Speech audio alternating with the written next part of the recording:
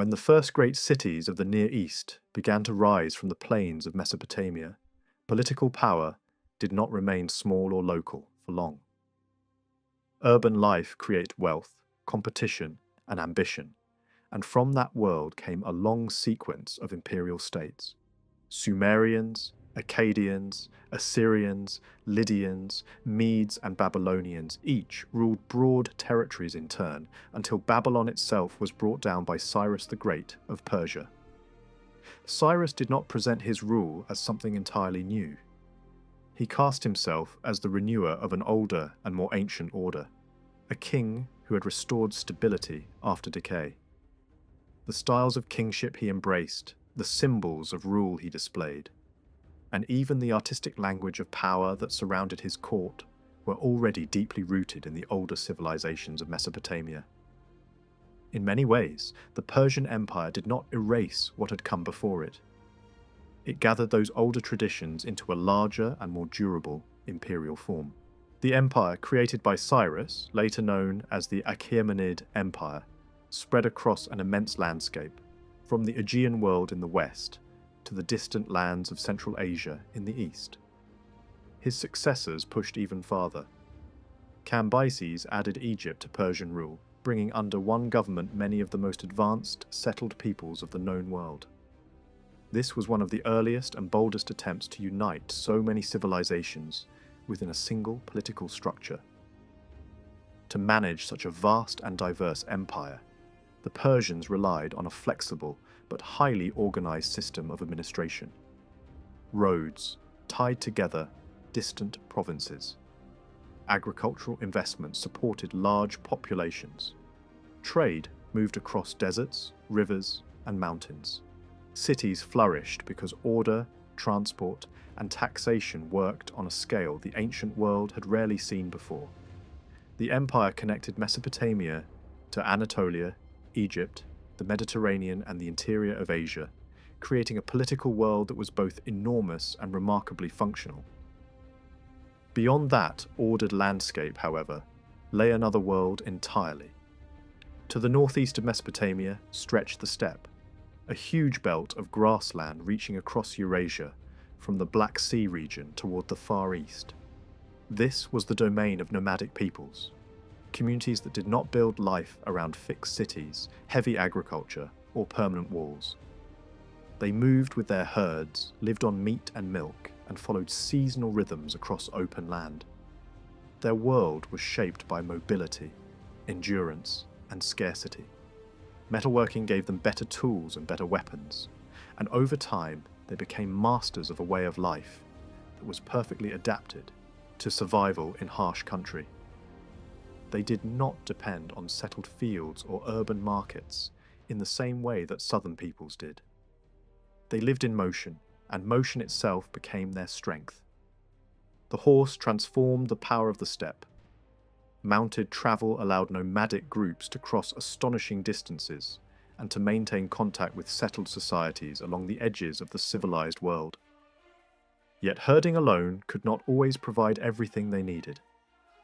Some groups practiced limited farming, but raiding often offered a far quicker path to wealth than waiting for crops to grow. At the same time, the expansion of settled states narrowed the grazing lands available to them.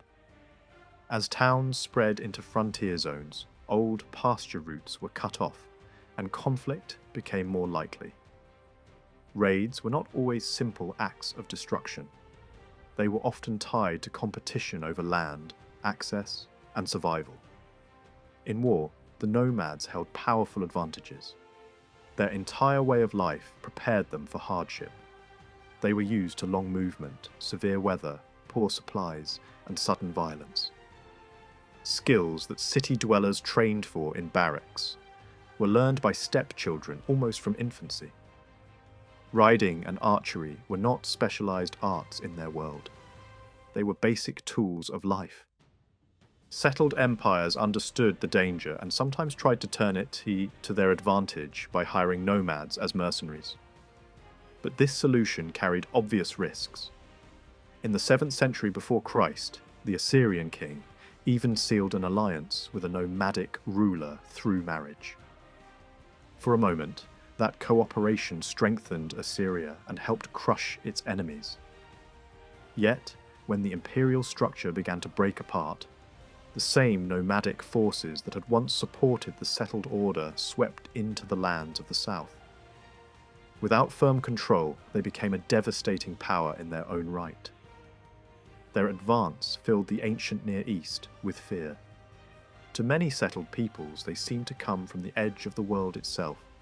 Fierce riders armed with bows and spears, moving like a storm and showing no sign of pity. Greek writers later called some of these northern invaders Scythians, and in the imagination of the ancient world they became the first great symbol of nomadic terror descending into civilized lands.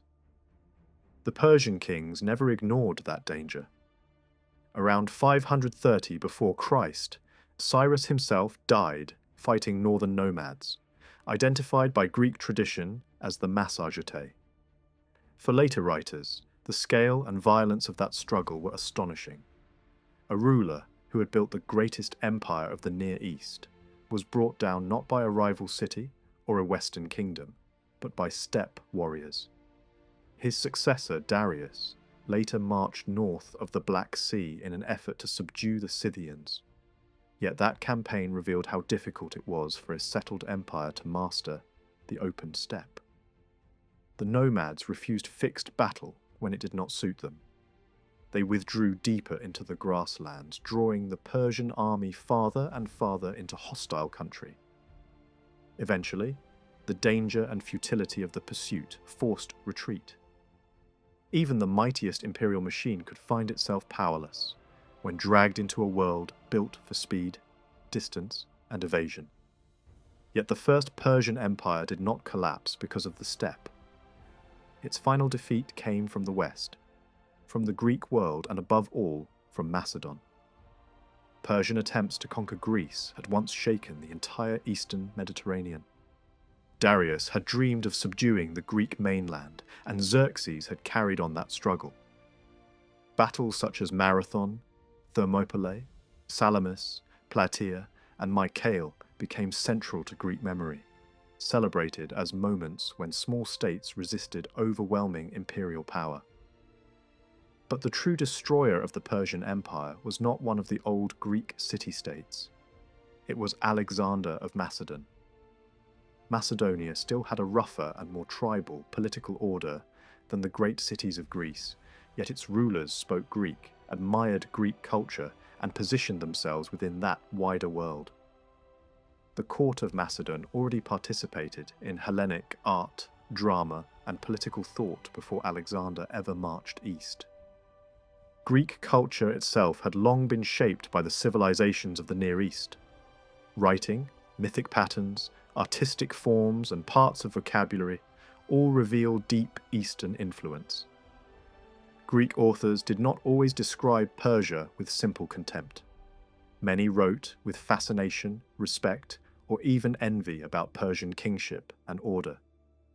So when Alexander conquered the Persian Empire, the result was not merely destruction. It was also a meeting, or perhaps a return, of connected worlds. Greek political and cultural forms spread across lands where civilization had first flourished, thousands of years earlier. In distant Bactria and beyond, cities appeared with schools, gymnasiums, baths, and theatres. Greek poetry and drama reached communities far from the Aegean. Stories circulated that people on the margins of the steppe knew Homer by heart, and that Greek epic had been translated into Eastern languages. Whether exaggerated or not, such claims reflect the scale of the cultural transformation. Alexander himself was later imagined as a ruler who wanted to bind Macedonians and Asians together, not only through conquest, but through marriage and shared future generations. One of his generals, Seleucus, married into an Iranian family of high rank, and from that union arose the Seleucid dynasty. After Alexander's death, the Seleucids inherited most of the old Persian lands. Yet they did not tear apart the imperial framework they had taken over. The administrative divisions, local customs, and much of the governing machinery of the old empire remained in place because they still worked. Seleucus founded a new capital, Seleucia, near the great rivers of Mesopotamia, and in time it eclipsed Babylon as the main metropolis of the region. Still, as the 3rd century before Christ unfolded, the center of Seleucid power shifted westward toward Antioch in Syria. Ties to the Mediterranean grew stronger while control over the eastern provinces weakened. That weakening opened the way for major change. Distracted by wars with Egypt and internal problems, the Seleucid monarchy gradually lost its hold on the east. Around the middle of the 3rd century before Christ, Bactria and Parthia moved toward independence. Then, fresh nomadic pressure transformed the situation. A people called the Parni, one branch of the wider Dahai Confederation, entered the vacuum. They lived near the eastern shores of the Caspian Sea and had a strong reputation as fighters. Earlier generations of these steppe warriors had served both Persian and Macedonian armies. Now one of their chiefs, known in Western tradition as Arsaces, seized the chance to found a new power. His own people did not leave behind a clear native name for the kingdom they created, but because they took control of Parthia, the outside world came to call them Parthians, and their royal line became known as the Arsacids. Over the next 2 centuries, as the Seleucid state continued to fragment, Parthia gathered strength from the ruins. The true architect of empire was not the founder but a later king, Mithridates I. Under him, Parthia became more than a frontier kingdom. It turned into a serious imperial state. He deliberately lowered the prestige of the Macedonian order and revived the memory of older Iranian monarchy. His coronation at Seleucia carried enormous symbolic meaning, and the ancient title King of Kings returned as a public claim of legitimacy. Not long after, Ctesiphon was founded nearby, a city that would grow into one of the great capitals of the Iranian world and eventually overshadow Seleucia itself. But expansion did not mean security. Parthia still faced danger from every direction. In 130 before Christ, the Seleucid king Antiochus VII was defeated, yet eastern threats soon became even more serious. Nomadic groups known as Sakas entered eastern Iran after conflict over unpaid military service and shifting frontier loyalties. Greek mercenaries in Parthian service even joined them, making the crisis worse. 2 Parthian kings died in the fighting, and the invaders pushed deep into Iranian lands. One region became so closely tied to them that it later took its name from them, becoming known as Saka land. Eventually, the great Suren family, one of the leading aristocratic houses of Parthia, took charge of defending the east. A Suren commander drove the Sakas onward toward regions farther southeast, but the cost of the struggle was severe. At the same time, trouble emerged in the south, where local rulers seized ports and river cities near the Persian Gulf and threatened Babylonian territory. These invasions were part of a much larger movement across Central Asia. Far to the east, the rise of Han China and the pressure of the Xiongnu set whole populations in motion. One displaced confederation, known in Chinese sources as the Yuezhi, and often linked in Western tradition with the Tocharians, was driven westward. After suffering further attacks in the Ili Valley, part of this people continued moving until they reached Bactria. There, they displaced earlier groups, including Sakas, and took over what remained of Greek power in the east. From these upheavals emerged the Kushan kingdom, one of the great states of Central Asia. In Iranian memory, such struggles were not forgotten. Later, epic tradition transformed these eastern wars into legendary battles between Iran and Turan. Names of real rulers and families entered the world of heroic poetry, and historical migration became mythic conflict. Parthia itself recovered under Mithridates II, who restored order after a period of disaster. The empire that emerged rested not on total central control, but on cooperation among powerful noble houses and subordinate kings. Families such as the Suren and Karen were already prominent, and others later claimed similarly ancient status. This aristocratic structure gave the empire strength, but also made it loose and sometimes unstable. Later, Persian royal tradition would look back on the Arsacid age with contempt, describing it as a time of rival kings and divided authority. Even so, the Parthian system was durable. It combined older Persian provincial habits with elements that may have come from tribal confederation. The result was a broad political order made up of kingdoms, principalities, and local rulers of different ranks. Some paid tribute. Some appointed their own officials. Some even kept local dynastic traditions alive under Parthian supremacy. It was not a tightly uniform empire. It was a layered and negotiated one. Rank within that world was expressed through visible signs of privilege. A ruler's status could be shown by his right to wear certain forms of headdress, use ceremonial weapons, display rings of office, receive elaborate acts of respect, occupy honoured places at feasts, or even sleep upon a golden couch. These distinctions created a highly formal society of aristocratic precedence.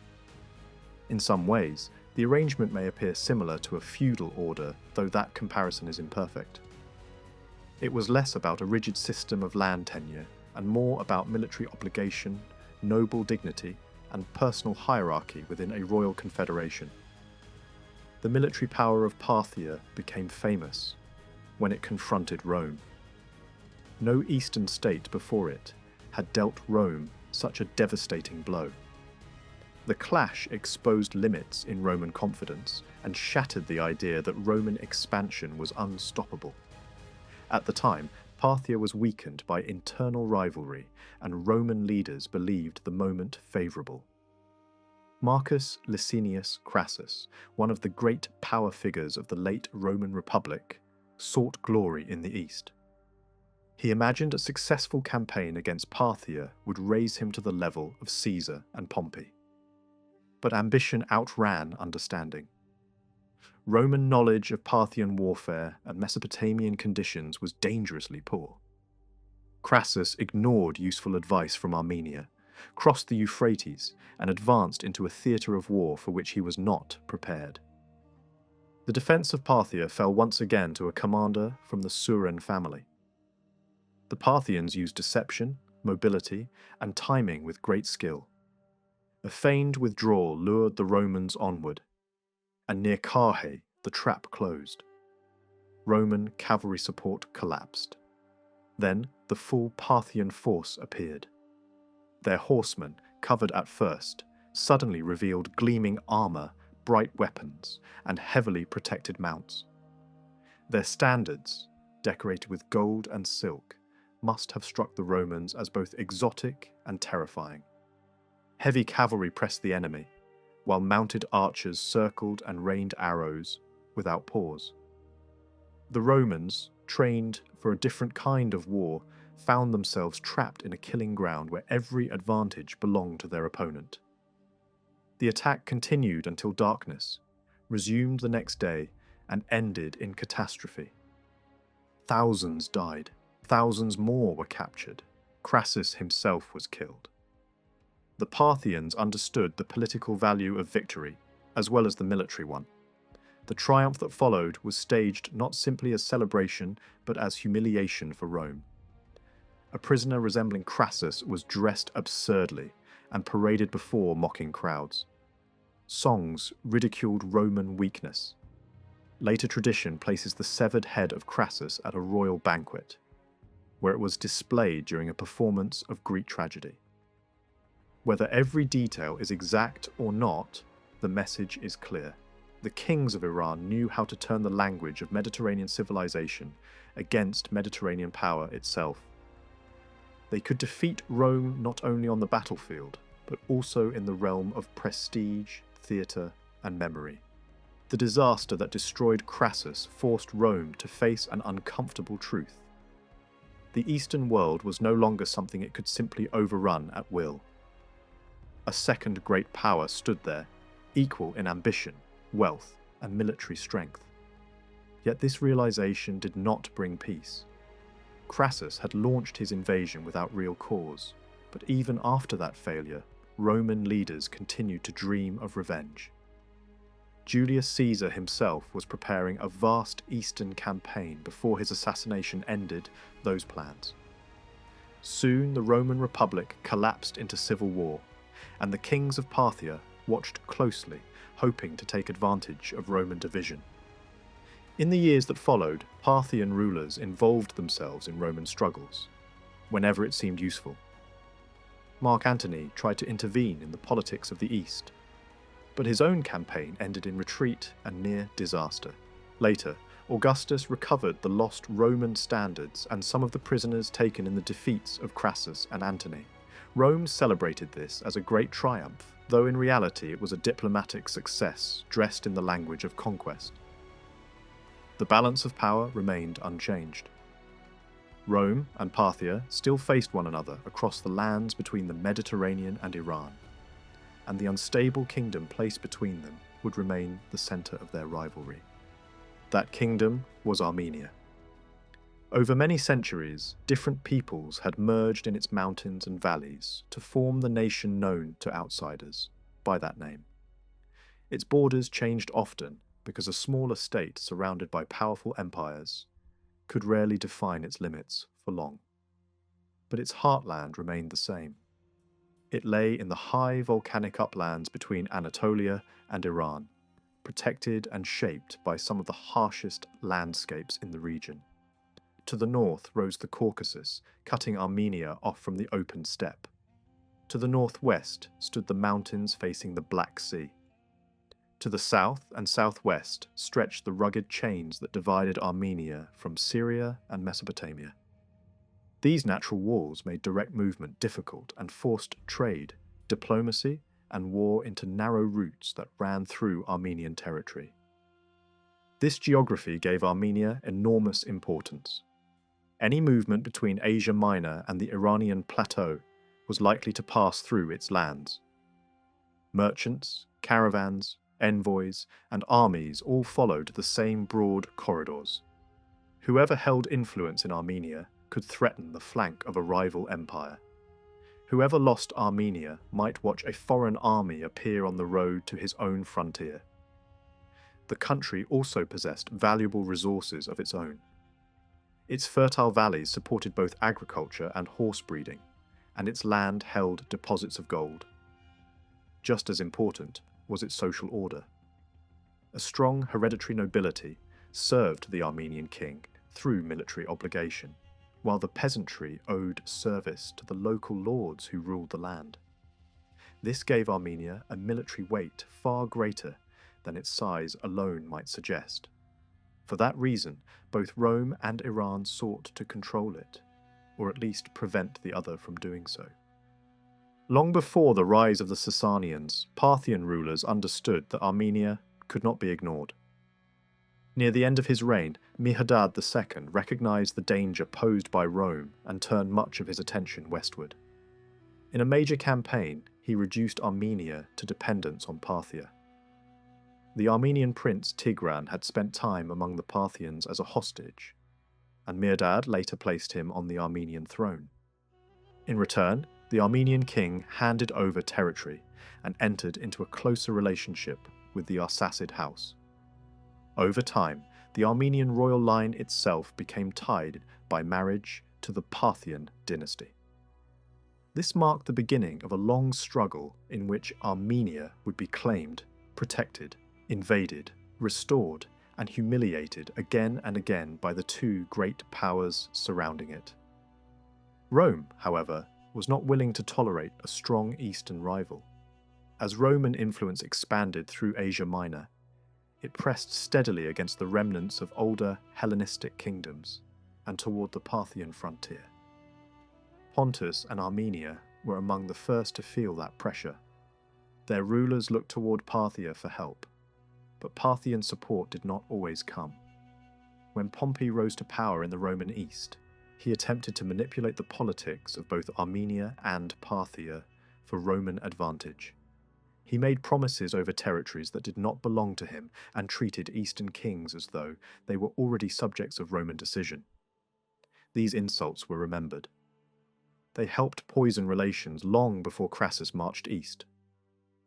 Still, open war between Rome and Parthia was delayed until Roman ambition finally brought it about. Under the Emperor Tiberius, Armenia again became the center of dispute.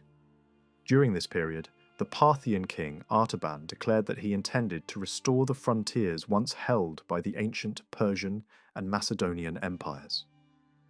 To Roman ears, such words must have sounded like arrogant fantasy. Yet they reveal something important about Eastern political thought. The memory of past universal empires still shaped how rulers imagined their own place in the world. Peace nevertheless survived for a time, until the reign of Nero brought Armenia back into open conflict. In the middle of the 1st century after Christ, the Parthian king, Wallagash, placed his brother Tierdat on the Armenian throne. Rome answered by sending the general Corbulo to defend its interests there. His army suffered terribly. Soldiers endured relentless training in summer heat and then faced the brutal snows of an Armenian winter. Discipline weakened, desertions increased, and some men died where they stood guard. Even so, the Romans captured and destroyed Artaxata, one of Armenia's great centers. That victory reflected not only Roman endurance, but also Parthian weakness, because Wallagash was distracted by revolts and internal unrest. Tierdat was driven out, and Rome installed a client king. But the conflict was not settled. Roman success proved temporary. Parthian counterattacks eventually restored Tierdat, though the arrangement was reshaped into a ceremony that allowed Rome to save face. Tierdat travelled to Rome to receive his crown from Nero in a performance of submission, wrapped in magnificence. In public ritual, the Armenian king appeared to acknowledge Roman supremacy. In reality, Armenia had returned to Arsacid hands. The spectacle satisfied Roman pride, but it solved nothing permanently. It was another compromise in a contest that neither side could fully win. Wallagash was the last Parthian ruler to project real greatness before the dynasty entered a long period of weakness. During his reign, Parthian culture became more visible in royal expression. The Parthian language appeared on coins, and a new city was founded near the twin centers of Seleucia and Ctesiphon. Yet while the monarchy tried to strengthen its identity, new threats emerged. From the northeast came the Alans, nomadic raiders who broke through the frontier, overran parts of northern Iran, and pushed into Armenia. They plundered widely and nearly overturned Tierdat's rule, but they had no interest in governing what they conquered. After gathering immense booty, they withdrew again into the steppe. The invasion exposed how vulnerable the Parthian state had become. By the 2nd century, dynastic conflict inside Parthia had become constant. In the year 114, the Roman Emperor Trajan launched a full-scale invasion, ignoring the warnings of earlier Roman defeats. His excuse was once again Armenia. The Parthian king had replaced its ruler without Roman approval. This was enough for Trajan, who was already eager for conquest. He marched into Armenia, refused to recognize its new king, and turned the kingdom into a Roman province. Then he pushed further, annexing western Parthian lands, capturing Ctesiphon and reaching the Persian Gulf. He is said to have stood there regretting only that age prevented him from going still farther in imitation of Alexander. Yet even this great campaign failed to destroy Parthia. Roman occupation shook the state but did not break it. Parthian authority revived. Local rulers threw off Roman control, and Trajan himself was forced into compromise. On the return march, he tried to take Hatra, but the siege collapsed under brutal heat, ominous signs, and relentless swarms of insects. Soon afterward he died, and his successor, Hadrian, abandoned most of the conquest. Armenia and Mesopotamia slipped back out of Roman hands. Once again, Rome had advanced dramatically into the east, only to discover that holding it was much harder than seizing it. For decades afterward, Parthia continued to weaken from within. Kings, pretenders, and usurpers followed one another in rapid succession. Northern frontiers were threatened by nomads, eastern regions faced pressure from the Kushans, and distant provinces slipped away. Then, in the year 161, the Parthian king Wallagash IV invaded Armenia and triggered another war with Rome. The result was disastrous. Roman forces struck deep into Mesopotamia and once more sacked Ctesiphon. Later, Septimius Severus repeated the humiliation in another campaign and again captured the Parthian capital. Each invasion left scars. The monarchy survived, but its prestige, wealth, and internal cohesion were steadily drained away. Even then, collapse was not inevitable. A united Parthian nobility might still have defended the empire, but internal conflict only deepened. The Emperor Caracalla invaded during yet another period of dynastic instability. He desecrated royal tombs and sought glory in the east, but his own murder cut the campaign short. Peace followed, though it was an uneasy peace over the corpse of a declining dynasty. The end of the Arsacid house was now close at hand. That end is one of history's ironies. The Parthian Empire had risen from a shadowy revolt and built a realm that lasted for centuries. Nomadic in origin, it had reunited vast parts of the Near East, humbled Rome in battle, and resisted repeated imperial invasions. At moments, its rulers imagined restoring an empire stretching from the Nile to the mountains of the east. Yet Parthia never fully achieved that vision. It endured triumphs, humiliations, and long decline. And when the final blow came, it did not come from Rome or from the steppe. It came from Persia. The dynasty that replaced the Arsacids emerged from a world of uncertainty, legend, and political invention. Ardashir, founder of the new line, was linked by tradition to two shadowy figures named Pabag and Sasan. Their exact relationship to him is difficult to recover because later, writers transformed the family's past into a tangle of heroic myths and dynastic propaganda. In some versions, Sasan was a noble descendant of ancient kings. In others, he was a shepherd. Sometimes Pabag was the key ancestor, sometimes Sasan.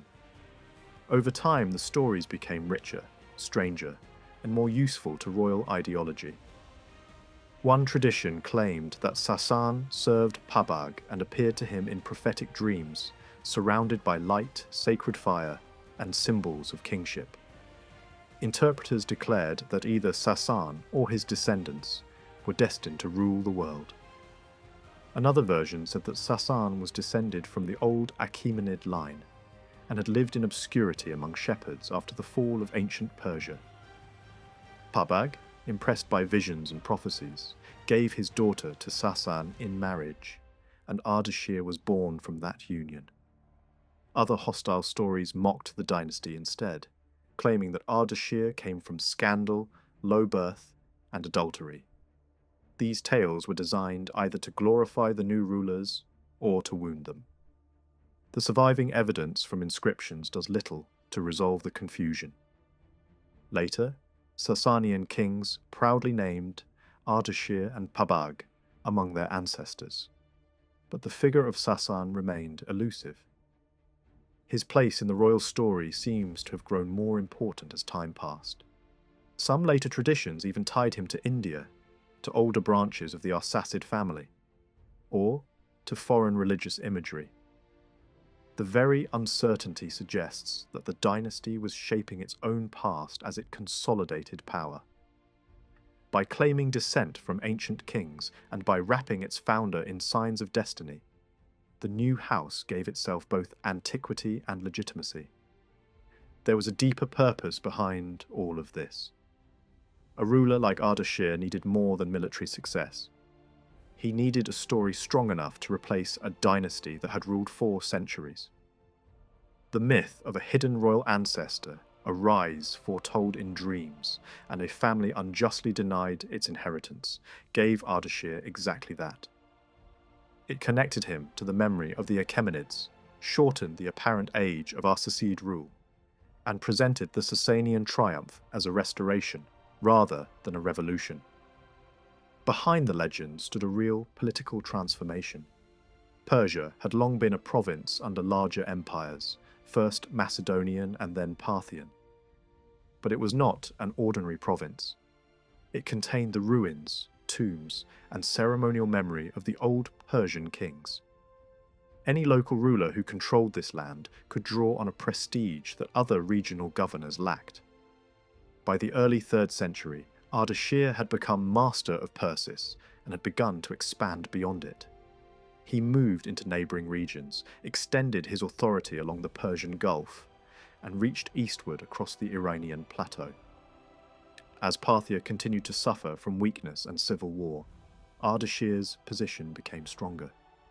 The final rise of Ardashir was helped by the chaos inside the Arsacid realm. The Parthian throne was contested by rival kings, and Rome was once again intervening in eastern affairs.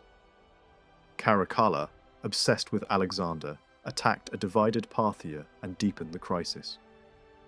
Although the Romans failed to achieve lasting conquest, their aggression exposed the fragility of the Arsacid state. At the same time, dissatisfaction with Parthian leadership appears to have spread among important noble families. Ardashir seems to have gathered supporters not only from Persia, but from elements within the wider Iranian aristocracy. Some families may have backed him because they hoped for renewed war against Rome and the recovery of lost prestige. Others may simply have believed that the Arsacid monarchy had become too weak to defend Iran. This change alarmed neighbouring powers. Armenian tradition suggests that news spread quickly that many Parthians preferred Ardashir to their own king. Such a shift in loyalty was decisive. Once enough nobles turned toward the Persian challenger, the Arsacid house was living on borrowed time. Ardashir defeated Artaban in battle and claimed the title of King of Kings. Even then, the overthrow was not fully complete in a single moment, because rival Arsacid claims lingered for several years. But the centre of power had shifted. A new dynasty had taken hold. The message of that new dynasty was bold. It did not present itself merely as the latest local power in Iran. It spoke in the language of inheritance, restoration, and world rule. Ardashir and his successors claimed rights not only to Persian memory but to the lands once held by earlier universal empires. Roman writers were startled by Persian demands that reached as far as the Aegean. To Roman minds, this sounded absurd. Yet Rome itself had long been fascinated by Alexander, and several emperors had tried to imitate him. In that atmosphere, Sasanian propaganda found a receptive kind of fear. If Rome dreamed of becoming Alexander, Persia now claimed to be his rightful heir. That was one of the greatest strengths of the new monarchy. It understood that power was not built by armies alone. It also depended on symbols, legends, ancestral memory, and the ability to make subjects and enemies alike believe that history itself was moving in a certain direction. The Arsacids had once humiliated Rome and dominated the Iranian world, but they had allowed their empire to rot from within.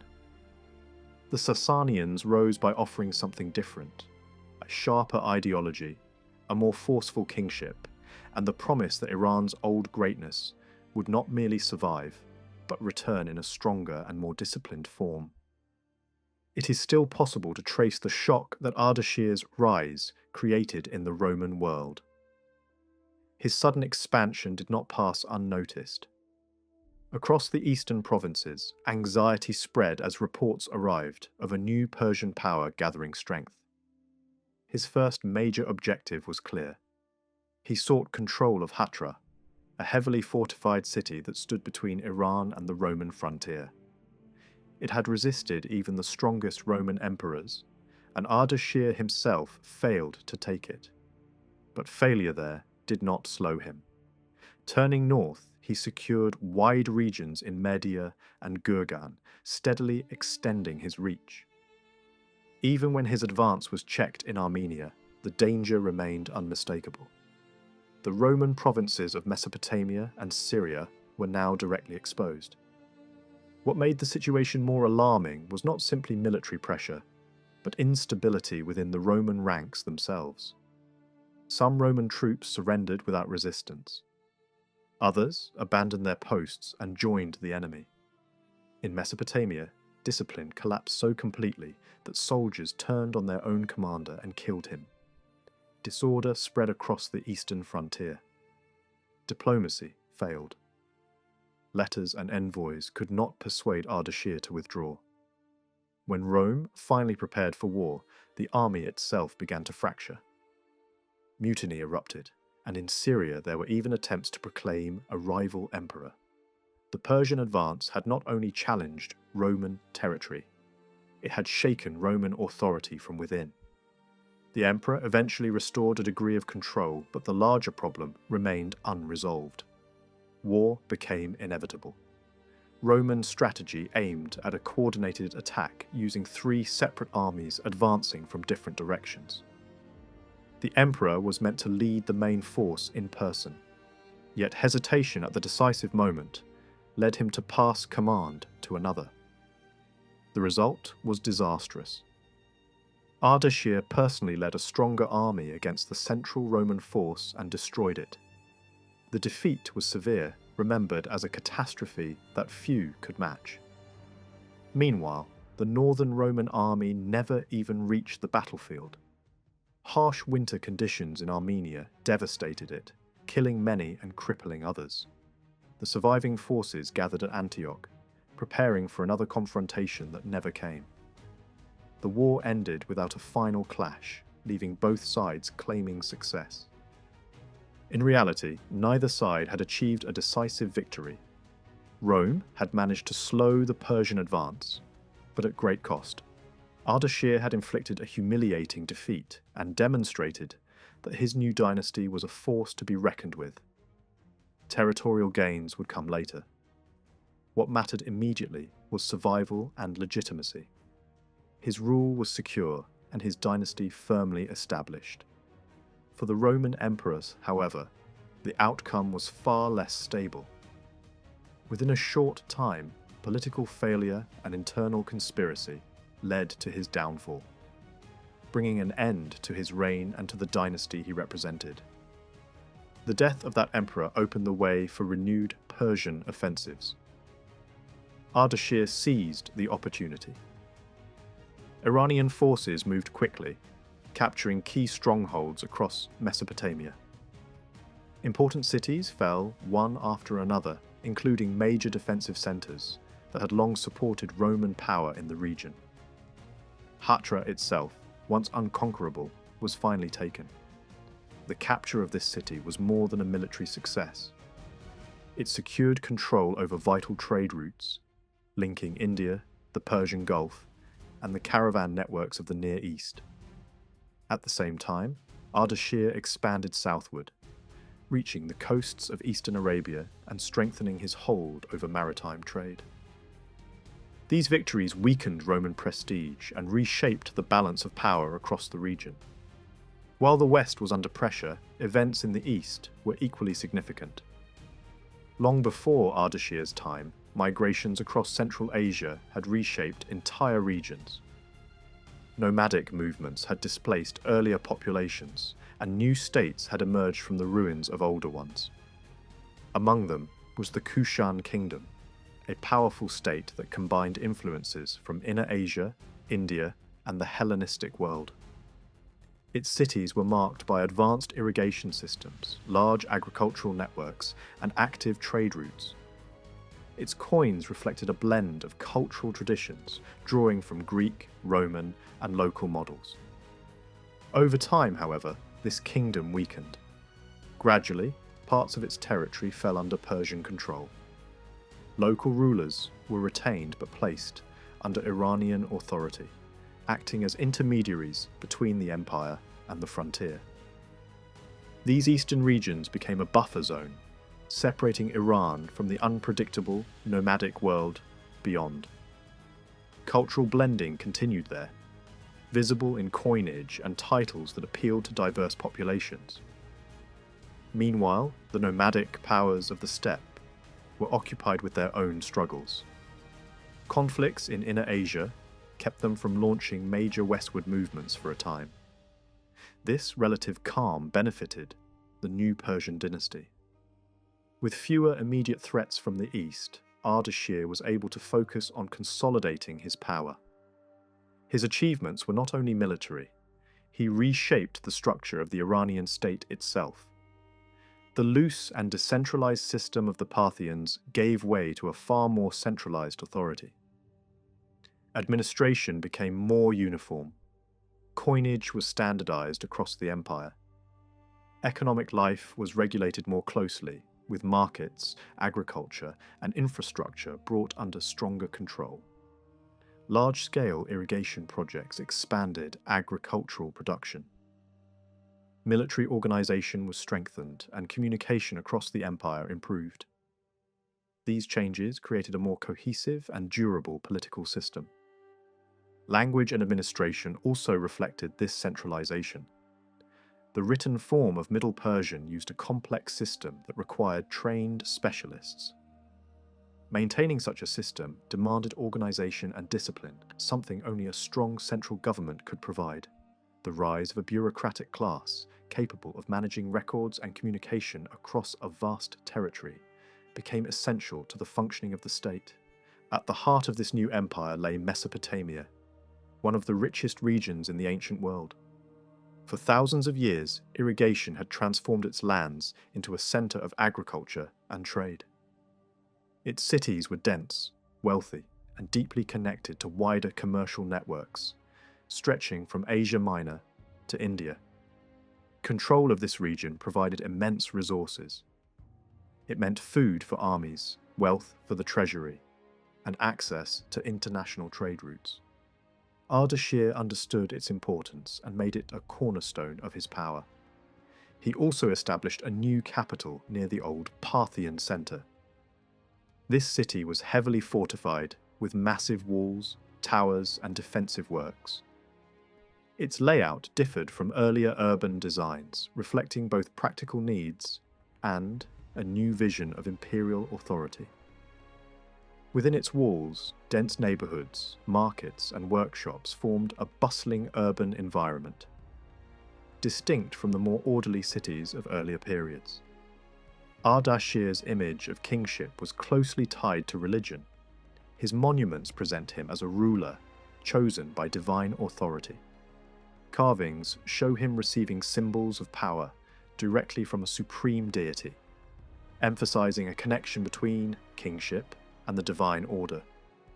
These images also communicate a broader message. The king is not only a political leader, but a central figure in a cosmic struggle between good and evil. The religious system associated with his rule drew on older traditions, but gave them new structure and importance.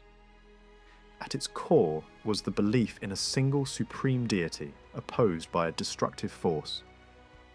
The world was seen as a battlefield between these two principles, with humanity playing a role in that struggle. Moral choice became central. Truth and righteousness aligned with the divine, while falsehood and disorder belonged to the opposing force. This vision of the universe gave religious meaning to political authority. The king was not simply a ruler, he was a defender of order in a cosmic sense. This religious identity was also tied to a broader sense of Iranian identity. The land itself was seen as a center of order, a place with a special role in the structure of the world. Religion, culture, and political authority became closely linked. Under the new dynasty, this connection was reinforced and expanded, giving the empire a strong ideological foundation. After Ardashir's death, his son Shapur inherited this powerful but still developing state. His origins were surrounded by legend, blending history with myth. Stories told of hidden births, royal intrigue, and dramatic revelations. Whether true or not, these accounts reflect the importance of legitimacy in a newly established dynasty. What is clear is that Shapur was carefully prepared for rule. He had fought alongside his father and gained experience in both war and governance.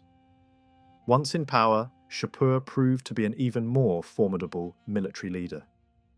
His campaigns extended across a wide range of regions, from the eastern frontiers to the Roman west. Early victories secured his borders and strengthened his position. But it was his wars against Rome that would define his reign. A Roman attempt to recover lost territory led to a major confrontation. In battle, Shapur defeated the Roman army, leading to the death of its emperor and the rise of a new ruler who quickly sought peace. That peace did not last. Renewed conflict followed, culminating in a series of devastating Persian offensives. Cities were destroyed, regions devastated, and Roman armies repeatedly defeated. The most striking moment came when a Roman emperor himself was captured. This event sent shockwaves through the ancient world. Never before had a Roman ruler suffered such a fate at the hands of a foreign power. The psychological impact was enormous. It marked a turning point in the long rivalry between Rome and Iran. Shapur made sure these victories would be remembered.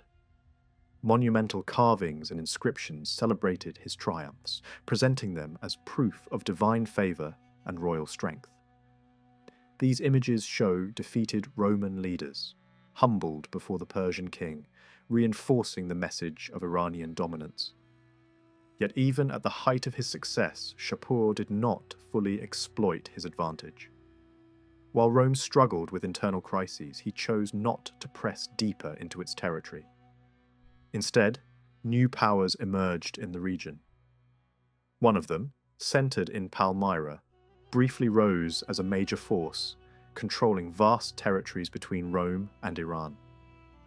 Its leaders challenged Roman authority but were eventually defeated. Shapur's later years raise important questions. Despite his victories, he did not form alliances that might have further weakened Rome. Nor did he launch a final, decisive campaign. It is possible that concerns closer to home influenced his decisions, or that stability seemed more valuable than continued expansion.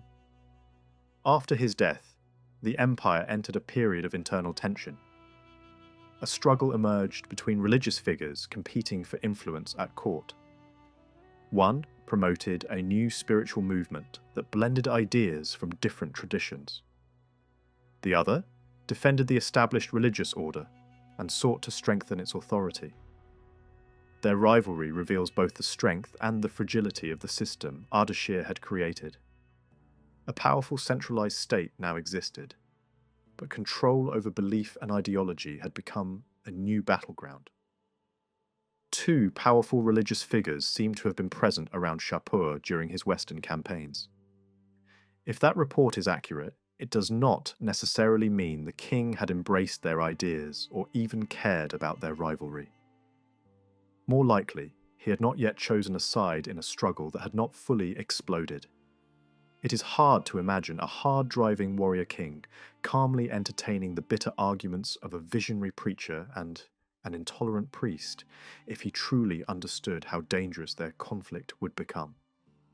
The simpler explanation is that Shapur either ignored what they were teaching or considered it unimportant. His son, Hormazd Ardashir, appears to have continued the same detached attitude. Years spent governing Armenia should have prepared him for a long and experienced rule, but fate allowed him almost no time. He sat on the throne for only a year. In that short reign, he founded a city in Khuzestan and may also have established a royal residence northeast of Ctesiphon. After his death, the crown passed to Bahram I, and with him the royal court abandoned its earlier distance from the struggle between Mani and Kherda. Bahram's brief reign was marked by a grand rock relief at Bishapur, designed in the tradition of the earlier monuments of Ardashir and Shapur. In that carving, the king receives the symbol of authority from Ahura Mazda in a scene that feels more balanced, more refined, and more confident than many earlier works of Sasanian art. It is one of the finest surviving examples of the dynasty's early sculpture, showing a court that still wished to project harmony and divine approval even while internal tensions were rising. By this time, Kürda had become too powerful to ignore. He persuaded Bahram to turn decisively against Mani. The prophet was arrested, brought before a formal hearing, and accused of religious crimes prepared in advance by Kürda and the priestly circle around him. Bahram shared the same uncompromising spirit and showed no interest in mercy. Mani was loaded with chains and thrown into prison, where he soon died. Later stories remembered his end in different ways. Some said he was simply executed. Others claimed he suffered a far more terrible death, and that his body was displayed as a warning. However it happened, Kürda had won. The prophet who had once moved freely in the orbit of kings had been silenced by the alliance of throne and priesthood. Kürda's career reveals a great deal about the religious direction of the early Sasanian state. Official opinion at court and among the priesthood increasingly presented the old Iranian faith as something that had once possessed perfect unity, but had later fallen into confusion. According to this view, the centuries between the fall of the Achaemenids and the rise of Ardashir had shattered the original order of Zoroastrian belief. In place of one clear tradition, there were now many local practices, many schools of ritual, many doctrines, and many competing claims to truth. There had been no supreme king to impose order, and no chief priest strong enough to enforce uniformity. In that vacuum, strange ideas, rival teachings, and countless regional customs had spread. When Ardashir founded the new monarchy, the political world of Iran could be brought under one ruler far more easily than its religious life could be brought under one discipline. The empire could never fully erase the diversity of belief that had grown over generations. What it could demand was outward conformity in ritual, public observance, and accepted religious behaviour. That became Kürda's mission. He likely felt urgency because the religious landscape around Iran was also hardening. Judaism and Christianity were taking firmer shape and spreading their influence more effectively. Kürda spoke harshly of rival communities, and he certainly moved against those he saw as threats. But his aim was not simply the destruction of every other faith. His deeper goal seems to have been the imposition of public obedience to the ritual order favoured by the state. Other communities could survive, but they were expected to acknowledge and participate in the sacred duties owed to the cosmic order of the Iranian world. Sun, moon, fire, water, and the wider circle of honoured divine beings all belonged to that order. Those who were forced into such compliance must often have accepted it bitterly. Even those who submitted would have done so with resentment. Yet from the perspective of Kürda and the court, this may have looked less like persecution and more like a demand for loyalty to the empire itself. Under Bahram II, who came to power in 274, the monarchy became weaker while Kürda's authority reached its greatest height. The king treated the high priest almost as a guide and saviour, rewarding him with titles, noble standing, and control over the great shrine of Anahita at Istakhr. That appointment was deeply significant. Later tradition tried to connect the ruling house itself with that temple, perhaps to justify royal influence over a sacred centre once associated with the priesthood. But if the dynasty had truly regarded that sanctuary as part of its own inherited claim from the beginning, then Kürda's authority there suggests how fragile royal power had become. The priest had entered spaces that should have belonged firmly to the crown, and while he tightened religious control, political disorder grew in the background. Rebellion broke out under a man named Hurmazd, the governor of Sakistan, who drew support from frontier peoples and nomadic groups. The revolt shook the empire seriously, though Bahram managed to hold on to his throne. At some point, he seems to have crushed the movement and placed his own son in authority over the troubled region. Even so, the rebellion showed how unstable the state had become beneath the outward language of divine kingship. This internal weakness invited Roman aggression. The Emperor Probus had already considered invading in 282, but he was killed before he could act. His successor, Cyrus, completed what Probus had only planned. He ended operations elsewhere, marched east into Mesopotamia, and advanced without serious resistance. Later, Roman tradition claimed that he captured Ctesiphon itself but went no farther because lightning struck him dead beside the Tigris. That story may preserve a real event, but it may also hide a mutiny, a failed advance, or simple fear among the troops at the thought of pushing deeper into Iranian territory. Whatever the truth, the campaign ended abruptly. Numerian, who followed Cyrus, withdrew from Mesopotamia and abandoned the gains without even pressing for a formal peace. Bahram II somehow recovered both his capital and the lost ground, yet the humiliation remained. Iran had regained its land, but not its prestige. For nearly 20 years after that, the relationship between the two empires drifted uncertainly between negotiation and renewed threat. A major turning point came when Diocletian used this lingering Sasanian weakness to restore part of Armenia to an Arsacid ruler in 290. Soon afterward, Teodat returned to power there. Bahram needed peace in the west badly enough to accept unfavorable terms, which suggests serious trouble inside Iran. After his death, a noble named Wahnam seized the moment and placed the young Bahram III on the throne. But another faction called upon Nasser to challenge this arrangement. Nasser responded. He raised the banner of revolt at Paikuli, where he later left a monumental inscription celebrating his rise. He even altered an older royal monument, replacing the name of a previous king with his own, and adding the image of a defeated enemy beneath the king's horse. It was a clear statement that a new ruler had overwritten the old order. Nasser invaded Mesopotamia, killed Warnam and the boy king he had sponsored, and seized the throne. At the end of his inscription, he declared that Caesar and the Romans were grateful, peaceful, and friendly toward him. That claim was not entirely false. Rome, at that moment, was deeply occupied with Diocletian's vast restructuring of imperial government.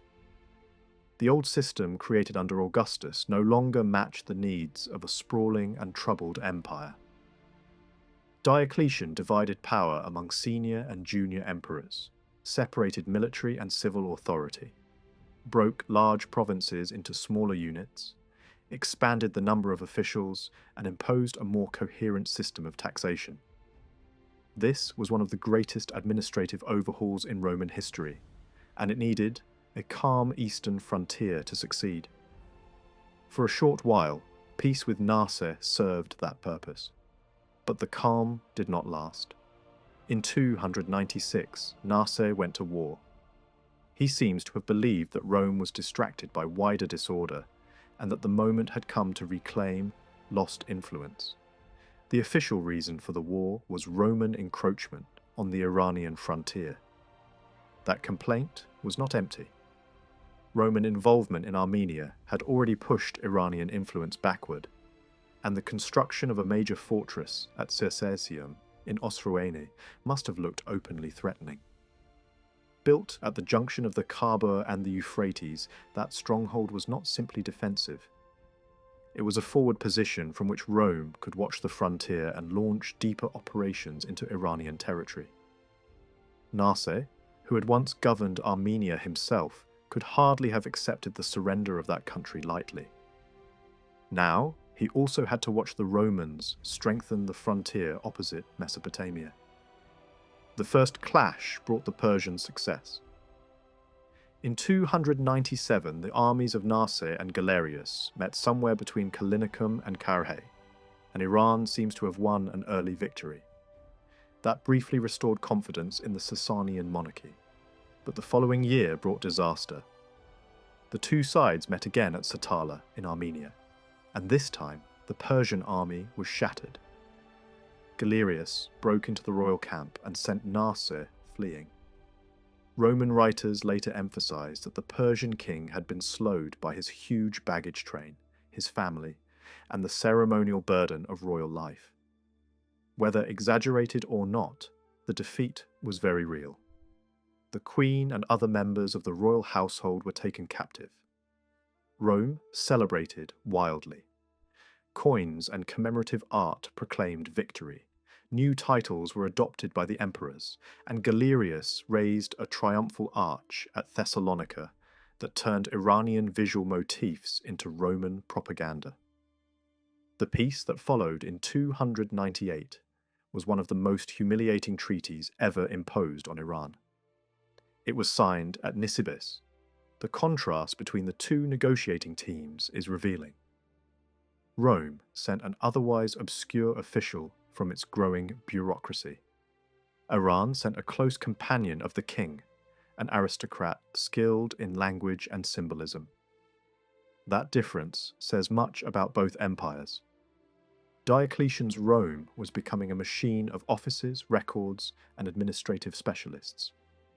The Sasanian monarchy remained more aristocratic, more personal, and more bound to the networks of noble loyalty around the king. The Persian envoy, Apharban, argued that the Roman and Persian empires were like two lamps or two eyes of the world, each shining beside the other, neither meant to destroy the other. Beneath the elegance of the metaphor was a serious political doctrine. Iran was insisting on equality. Yet Galerius was in no mood for elegant theories. When Apharban hinted that fortune changes, and that today's victor might tomorrow be humbled, the Roman Caesar exploded in anger and invoked the memory of Valerian, the emperor whom Shapur I had captured decades earlier. Rome had not forgotten that shame. Even now it burned like an old wound. Nasir may well have feared that his captive family would be abused in revenge. They were not. Roman custom prevailed, and they were returned unharmed, but the treaty itself remained brutally one-sided. The Roman representative later met Nasir in Media and presented terms that transformed the strategic map of the frontier. Iran surrendered a cluster of provinces that controlled the main routes from Mesopotamia into southern Armenia. Rome did not annex all of them directly. Instead, it left them under local rulers, creating a buffer zone that also happened to serve Roman military interests perfectly. This settlement gave Rome access to the approaches leading toward the Tigris and placed the easiest northern routes under Roman supervision. The empire fortified the region quickly. Any Persian movement through that zone would now be far harder to conceal. The treaty also dealt with Iberia and trade. Iberia was placed more firmly in the Roman sphere, another blow to Iranian influence in the Caucasus. Nisibis was designated as a centre for commerce between the two empires. That clause was probably unenforceable in practice across such a long and porous frontier, and Nasir resisted it. The Roman envoy answered in the cold language of official procedure, explaining that the embassy had no authority to alter that point, because the emperors had given no instructions. This was the voice of the new Roman state, orderly, rigid, bureaucratic, and increasingly remote. Diocletian may have considered the treaty a great triumph. In the short term, it was. Yet it also had consequences he could not have foreseen. By strengthening Roman influence in Armenia and Iberia, the settlement indirectly eased the northward spread of Christianity into regions long contested by Iran. The Syriac Christian world now reached more confidently across the Tigris. Tirdat of Armenia, restored through this wider balance of power, would become the first ruler to adopt Christianity as state religion. From Armenia, the faith moved quickly toward Iberia, further weakening Iranian prestige in the Caucasus. A diplomatic victory for Rome thus also became a religious and cultural advance that worked against Sasanian interests in the long run. By the end of the 1st century of Sasanian rule, the dynasty had already shown both extraordinary strength and dangerous fragility. Ardashir had founded it from modest beginnings, but Shapur I had turned it into a formidable imperial power. He had humbled Rome, devastated the eastern provinces of the empire, and claimed a title that proclaimed him king over both Iranians and non-Iranians alike. That title reflected the peak of Sasanian ambition, when Iranian power stretched over lands taken from Rome. Not all his successors could honestly claim the same breadth of power. Some seem to have used the title less confidently, or not at all. After Roman victories and years of internal turmoil, many people in Iran must have wondered whether the throne itself might be overturned. Strong kings had created the dynasty, but weak ones could still lose it. At the same time, the machinery of the state was growing. Shapur's great inscription lists an expanded court filled with more dignitaries than had stood around his father. Behind those titled men, there must also have stood a far larger population of servants, scribes, advisors, pages, eunuchs, priests, and other officials. The royal household and the state were becoming more elaborate. Shapur also seems to have rewarded talent and service generously, sometimes elevating individuals for reasons that may have looked whimsical from outside. One famous inscription recalls how a royal scribe created a bust of the king and was rewarded with gold, silver, slaves, women, land, and a garden. If a scribe could be raised so richly, countless others across the court must also have advanced through royal favour. Such generosity enlarged the elite and increased the number of people invested in the system. No government willingly shrinks itself, and under weaker rulers this growing apparatus may have expanded even further. Religious enforcement under Kirda, rival court factions, and repeated succession crises probably accelerated that process. The danger was obvious. A state built to serve the throne could one day smother it. A king might become little more than a figure at the centre of a machine controlled by priests, nobles, and officials. Nasser seems to have recognised at least part of that danger. One sign of this is the shift in policy toward the followers of Mani. At some point, the Sasanian court appears to have reached an accommodation with them, enough that Roman authorities later treated Manichaean activity in Egypt as something tied to Iranian interests. That could only have happened if the monarchy had partly stepped back from Kirda's hard line. Exactly what bargain was struck remains unclear, but it suggests that the crown was trying to restore some balance against the overreach of the priesthood. Very little is known about the next two kings after Nashe. His son Hurmuz II ruled for 7 years. Later, tradition says, his reign began with severity and ended in kindness. But it is difficult to know whom he punished or why. One doubtful report claims he raided Roman territory in revenge for Diocletian's treatment of Christians. If such attacks happened at all, they cannot have amounted to much because the peace of 298 held firm for 4 decades. After him came Adornase, who ruled for only a single year. Later, writers attached a dark omen to his childhood, saying that when his father asked whether he liked a tent made from animal skins, the boy replied that when he became king, he would make a finer one from human skin. Whether this story contains any truth is impossible to say. It does, however, fit the image of a ruler hated by some part of the nobility. He was removed quickly, and Shapur II took his place. These sparse notices conceal a larger reality. While the Sasanian court struggled with succession and internal politics, Rome, was transforming its eastern frontier. The disasters inflicted by Shapur I had taught the Romans that the old border system was too weak. It had allowed Persian armies to cross too easily and strike near major cities. Rome answered by creating a deeper and more resilient defense. Fortresses, camps, boundary posts, and military roads spread across the frontier. The famous road later associated with Diocletian linked key strongpoints from Damascus toward the Euphrates. In the south, long chains of forts and watchtowers stretched into the desert. Weapons factories at Edessa and Damascus supplied the armies that would guard this new line. Hormazd and Adornase can hardly have been blind to the danger of such a frontier. If they had even basic strategic sense, they must have begun strengthening their own defences in response. The accession of Shapur II was surrounded by legend. One tale says that the crown was placed on his mother's belly before he was even born, making him king while still in the womb. Another account says powerful nobles ruled in his name until he came of age. These stories almost certainly hide a hard political struggle. The supporters of the unborn heir cannot have known with certainty what child would be born, and there must have been rival claimants, ready to contest the throne.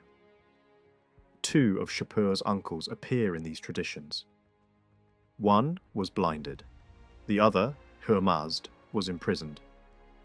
The faction that supported the infant king emerged victorious and governed effectively enough to keep the state running. Even during Shapur's early childhood, Iranian armies were still active. In the third year of his life, forces from Iran attacked and destroyed Maximianopolis in Osroene in response to Roman interference in Armenia. Whatever instability surrounded the succession, the machinery of government had not stopped. Yet the struggle was not over. One faction still held onto its hopes. Hormazd, the imprisoned uncle, eventually escaped. Later stories describe the escape in dramatic detail. In one version, a file was smuggled to him, hidden inside a fish. Food and wine sent by loyal women of the household helped put the guards to sleep. In another, his chains were secretly replaced with lighter ones, containing pearls so that he would have wealth during flight. However the escape happened, Hormazd made his way first to Armenia and then to the Roman Emperor Constantine. This was more than a personal rescue. It was a political move. A pretender to the Sasanian throne had entered the Roman world. It is likely that he hoped to secure Roman backing for his claim, just as Rome may have seen in him a useful tool against Iran. While Constantine and his rivals were tearing the Roman world apart, another threat emerged for Iran from the south. Bedouin groups from the Arabian desert crossed the Persian Gulf from Bahrain and plundered the district near Ardashir Khwara in Persis. Later narratives say that Shapur himself took revenge while still very young, though that detail is difficult to believe literally. More likely, the response was organised in his name by the ruling elite. Whoever led it, the campaign was harsh and effective. Iranian forces struck the southern desert of Iraq and the Arabian coast of the Persian Gulf. Wells were destroyed and routes were denied. The aim was clear: to push hostile groups farther back into the interior and prevent future raids from reaching the settled core of the empire. In doing so, the Sasanians tightened their control over both shores of the Gulf. This was the beginning of a more deliberate policy toward Arab affairs. Earlier experience had already shown how dangerous Arab powers could become. Cities such as Hatra and Palmyra had demonstrated that desert peoples were not simply marginal raiders. Under the right conditions, they could become wealthy, militarized, and politically decisive. Recent attacks from the south confirmed that the old frontier was too open. The Sasanian answer combined fortification with alliance. A major defensive network was established along the western edge of Mesopotamia. Watchtowers were planted across the desert approaches leading toward the Euphrates. Long lines of forts and towers were tied together by a massive trench, stretching from the region of Hit, and bending around the area later associated with Basra. Smaller forts linked the large installations and secured communications between them. These works protected the edge of the alluvial plain, where canal agriculture ended and the open desert began. This was a hard frontier shaped as much by water and terrain as by walls. At the same time, the Sasanians deepened their relationship with the Lakhmids. An earlier alliance may already have existed, but under Shapur II, the Lakhmid Arabs and their capital at Hira rose to much greater importance. Their role was to police northeastern Arabia and keep tribes in that zone under control. They formed the outer defensive layer of the Sasanian world in the southwest. A Persian noble was appointed to supervise the client kingdom and its defences, while the Lakhmid ruler was granted authority over other Arab groups allied to Iran.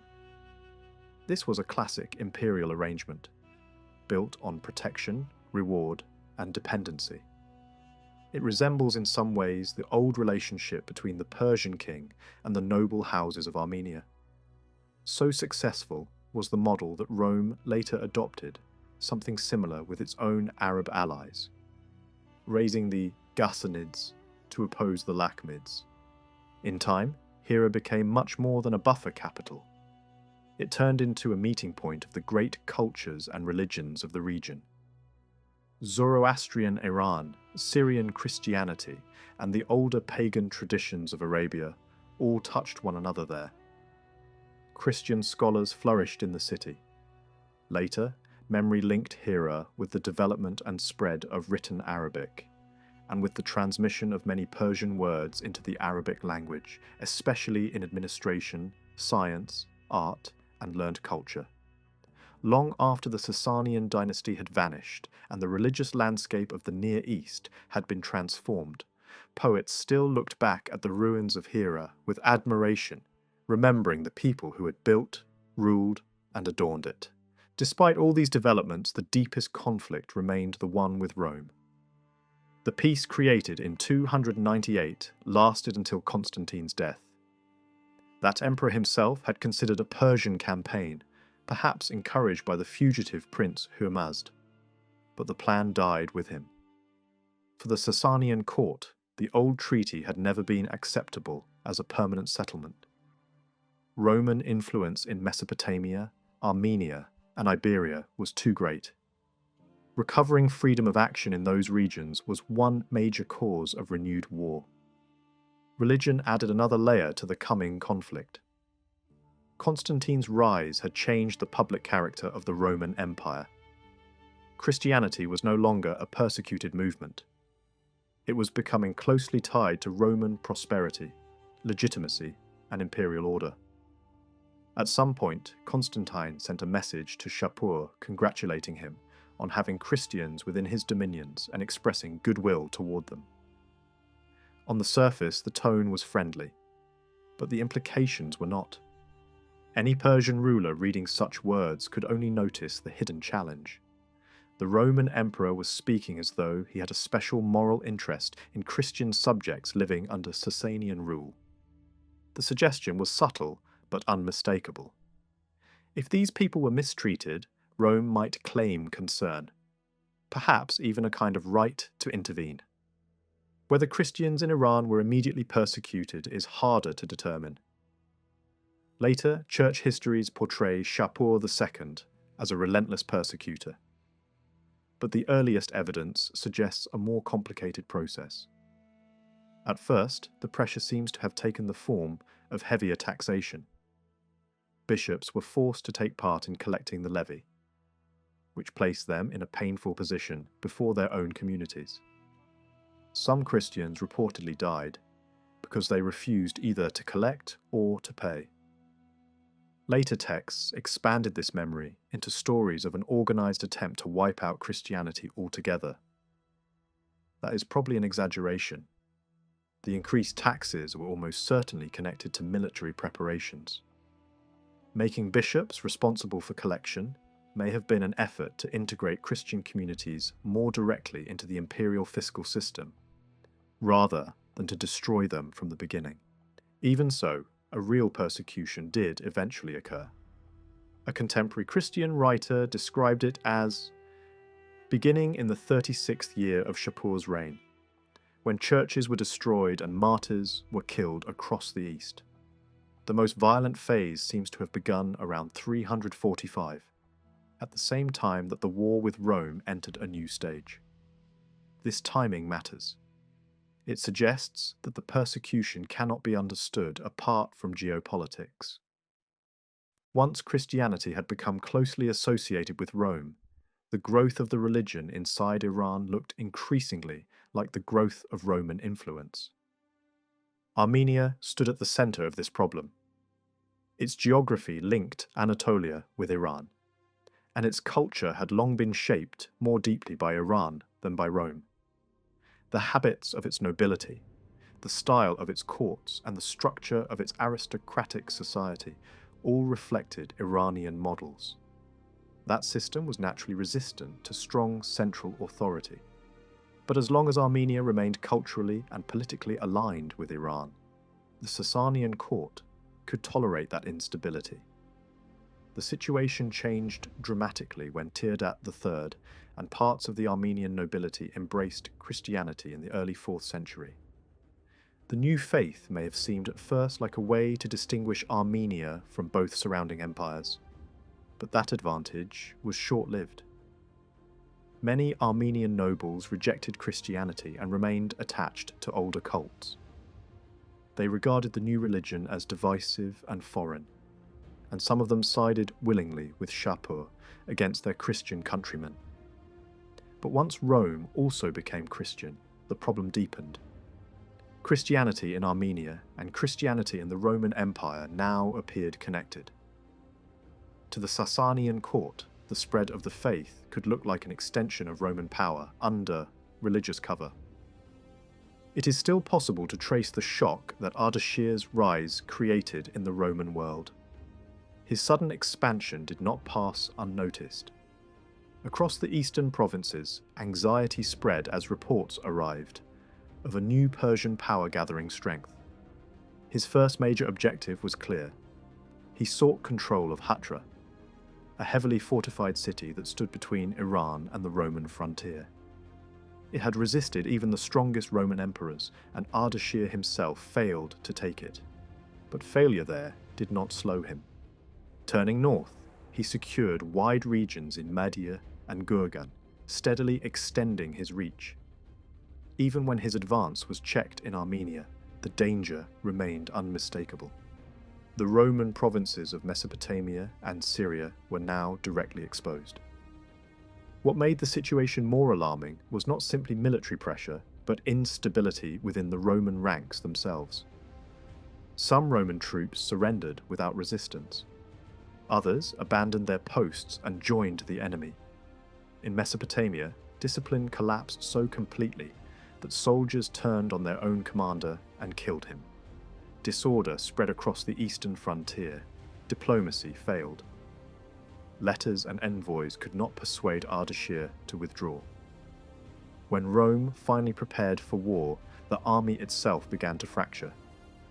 Mutiny erupted, and in Syria there were even attempts to proclaim a rival emperor. The Persian advance had not only challenged Roman territory, it had shaken Roman authority from within. The emperor eventually restored a degree of control, but the larger problem remained unresolved. War became inevitable. Roman strategy aimed at a coordinated attack using 3 separate armies advancing from different directions. The emperor was meant to lead the main force in person, yet hesitation at the decisive moment led him to pass command to another. The result was disastrous. Ardashir personally led a stronger army against the central Roman force and destroyed it. The defeat was severe, remembered as a catastrophe that few could match. Meanwhile, the northern Roman army never even reached the battlefield.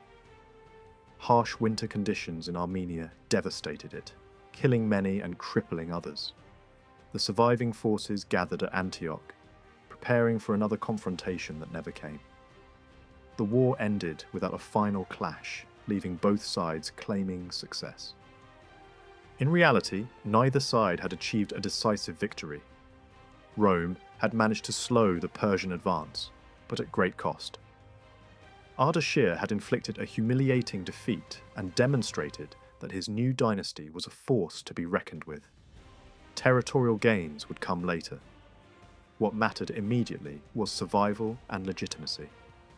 His rule was secure and his dynasty firmly established. For the Roman emperor, however, the outcome was far less stable. Within a short time, political failure and internal conspiracy led to his downfall, bringing an end to his reign and to the dynasty he represented.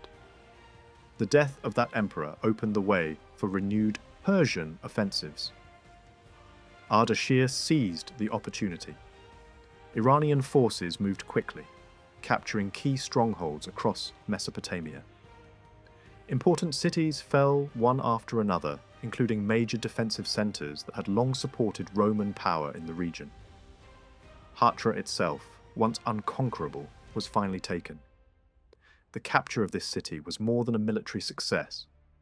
It secured control over vital trade routes, linking India, the Persian Gulf, and the caravan networks of the Near East. At the same time, Ardashir expanded southward, reaching the coasts of eastern Arabia and strengthening his hold over maritime trade. These victories weakened Roman prestige and reshaped the balance of power across the region. While the West was under pressure, events in the East were equally significant. Long before Ardashir's time, migrations across Central Asia had reshaped entire regions. Nomadic movements had displaced earlier populations, and new states had emerged from the ruins of older ones. Among them was the Kushan Kingdom, a powerful state that combined influences from Inner Asia, India, and the Hellenistic world. Its cities were marked by advanced irrigation systems, large agricultural networks, and active trade routes. Its coins reflected a blend of cultural traditions, drawing from Greek, Roman, and local models. Over time, however, this kingdom weakened. Gradually, parts of its territory fell under Persian control. Local rulers were retained but placed under Iranian authority, acting as intermediaries between the empire and the frontier. These eastern regions became a buffer zone, separating Iran from the unpredictable, nomadic world beyond. Cultural blending continued there, visible in coinage and titles that appealed to diverse populations. Meanwhile, the nomadic powers of the steppe were occupied with their own struggles. Conflicts in Inner Asia kept them from launching major westward movements for a time. This relative calm benefited the new Persian dynasty. With fewer immediate threats from the east, Ardashir was able to focus on consolidating his power. His achievements were not only military, he reshaped the structure of the Iranian state itself. The loose and decentralized system of the Parthians gave way to a far more centralized authority. Administration became more uniform. Coinage was standardized across the empire. Economic life was regulated more closely, with markets, agriculture, and infrastructure brought under stronger control. Large-scale irrigation projects expanded agricultural production. Military organization was strengthened, and communication across the empire improved. These changes created a more cohesive and durable political system. Language and administration also reflected this centralization. The written form of Middle Persian used a complex system that required trained specialists. Maintaining such a system demanded organization and discipline, something only a strong central government could provide.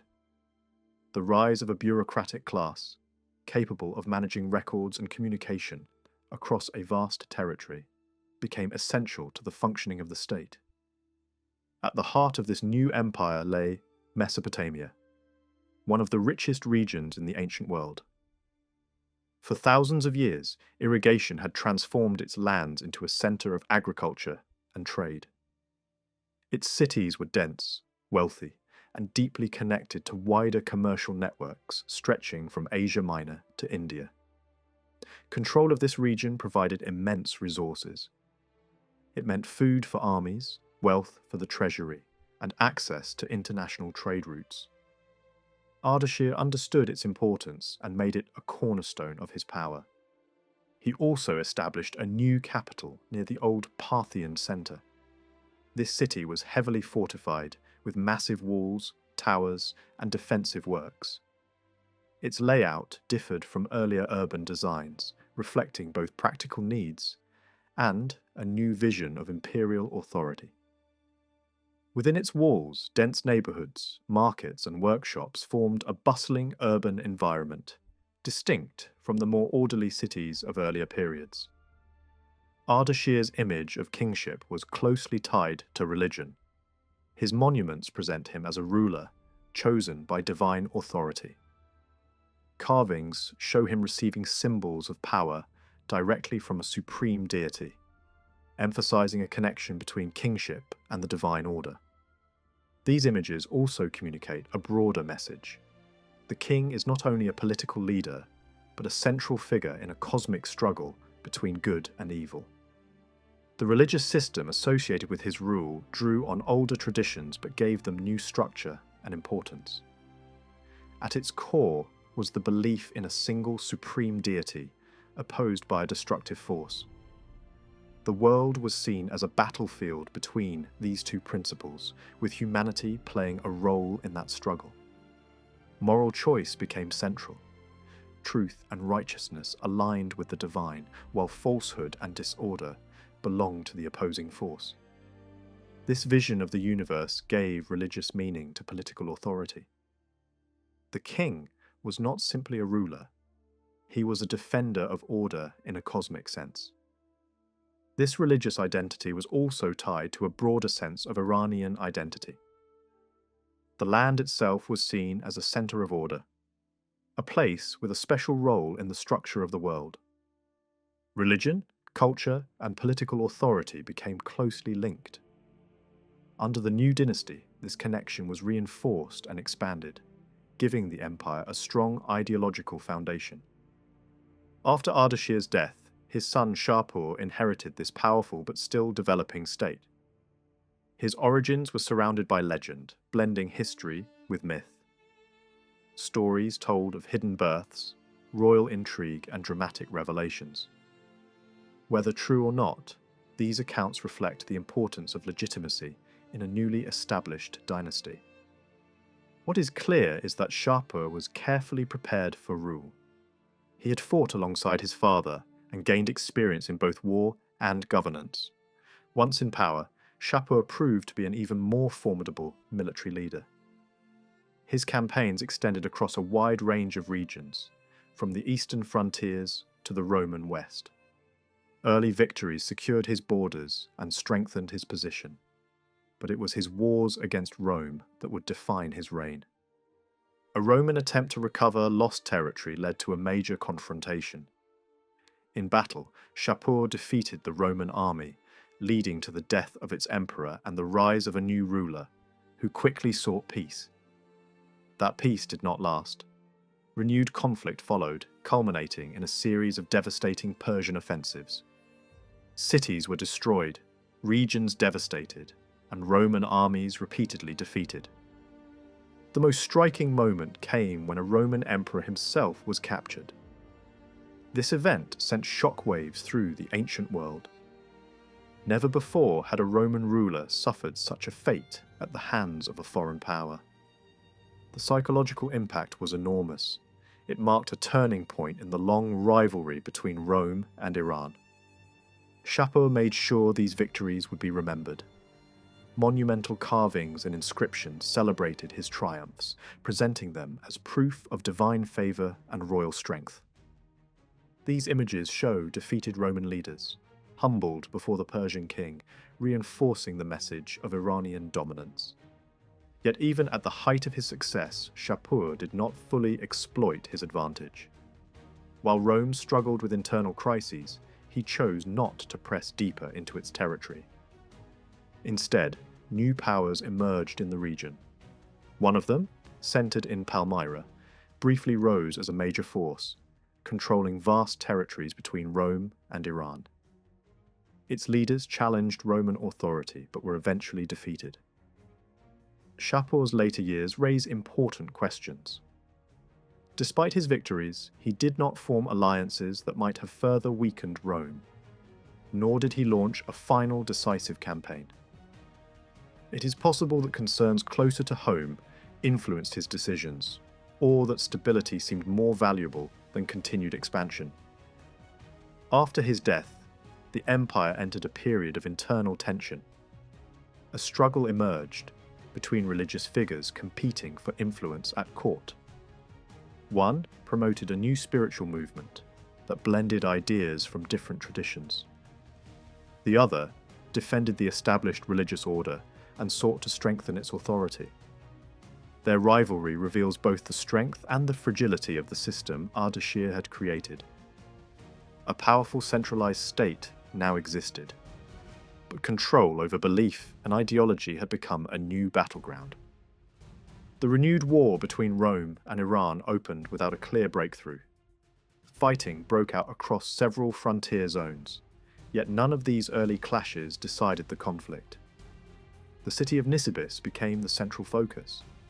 It was attacked again and again, enduring repeated sieges that drained the strength of the Persian army without delivering victory.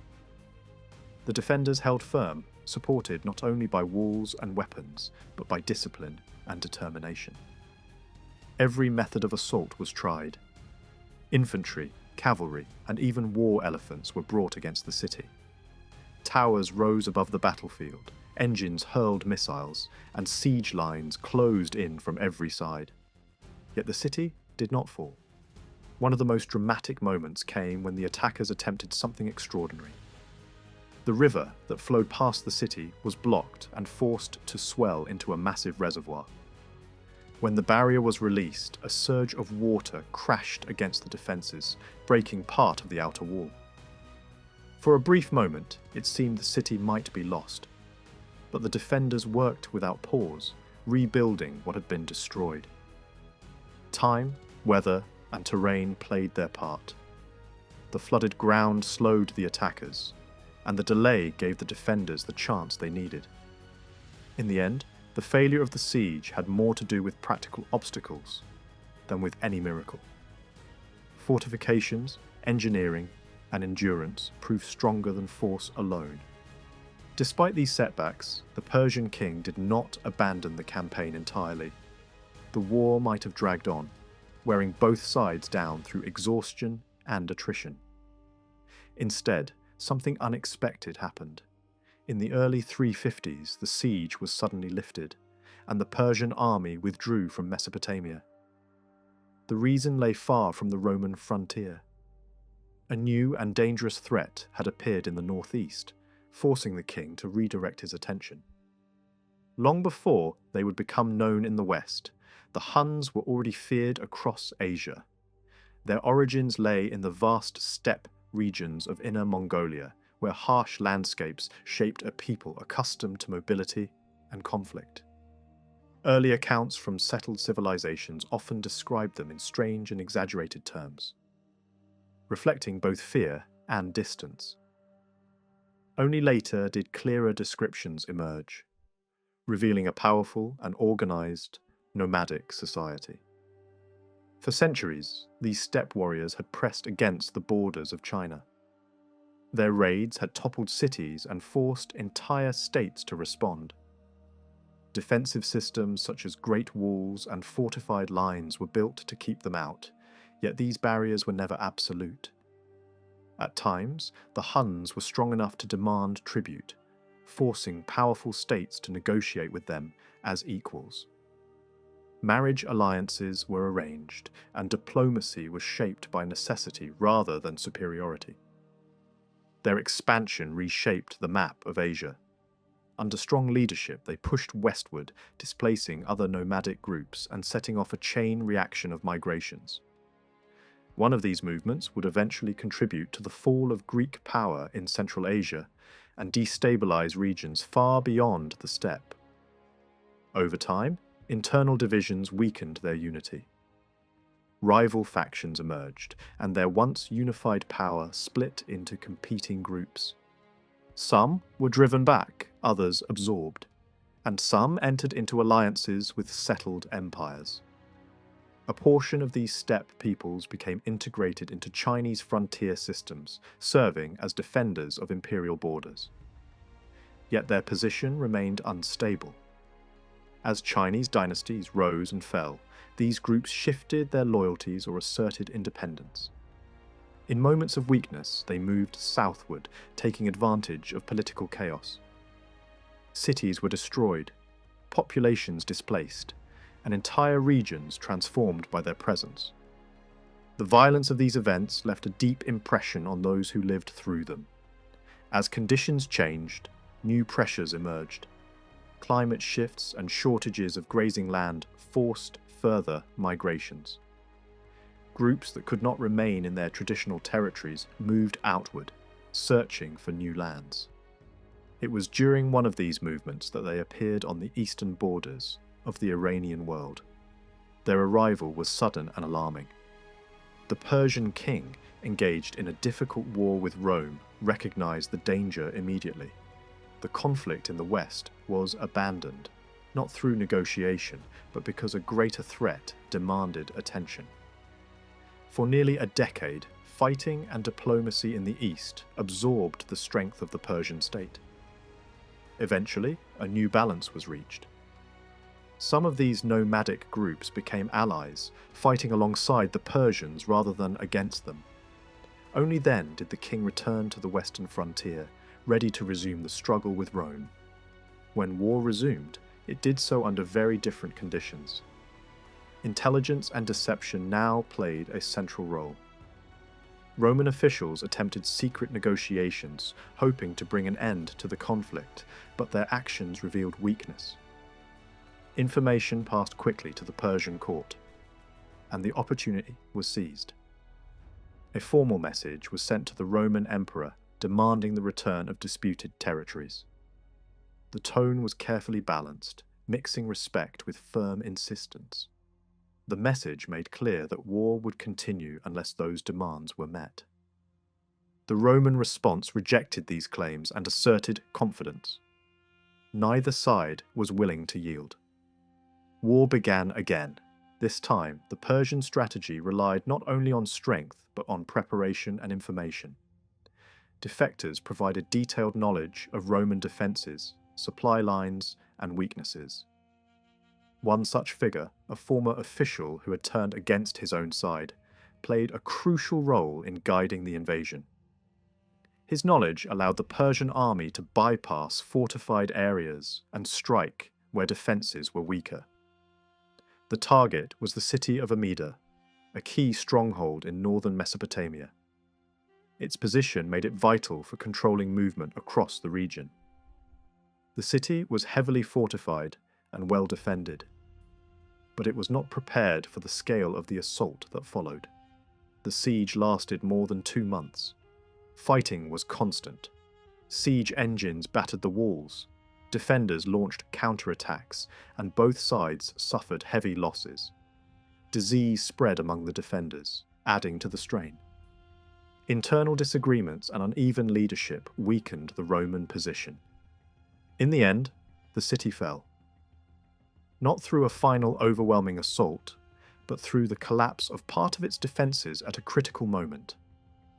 Once the walls were breached, the outcome was inevitable. The fall of Amida marked a turning point, exposing the vulnerability of Roman defences and strengthening Persian confidence. The war did not end there. More cities fell, and the Roman position continued to deteriorate. Internal instability made matters worse. Leadership struggles and political upheaval weakened the empire's ability to respond.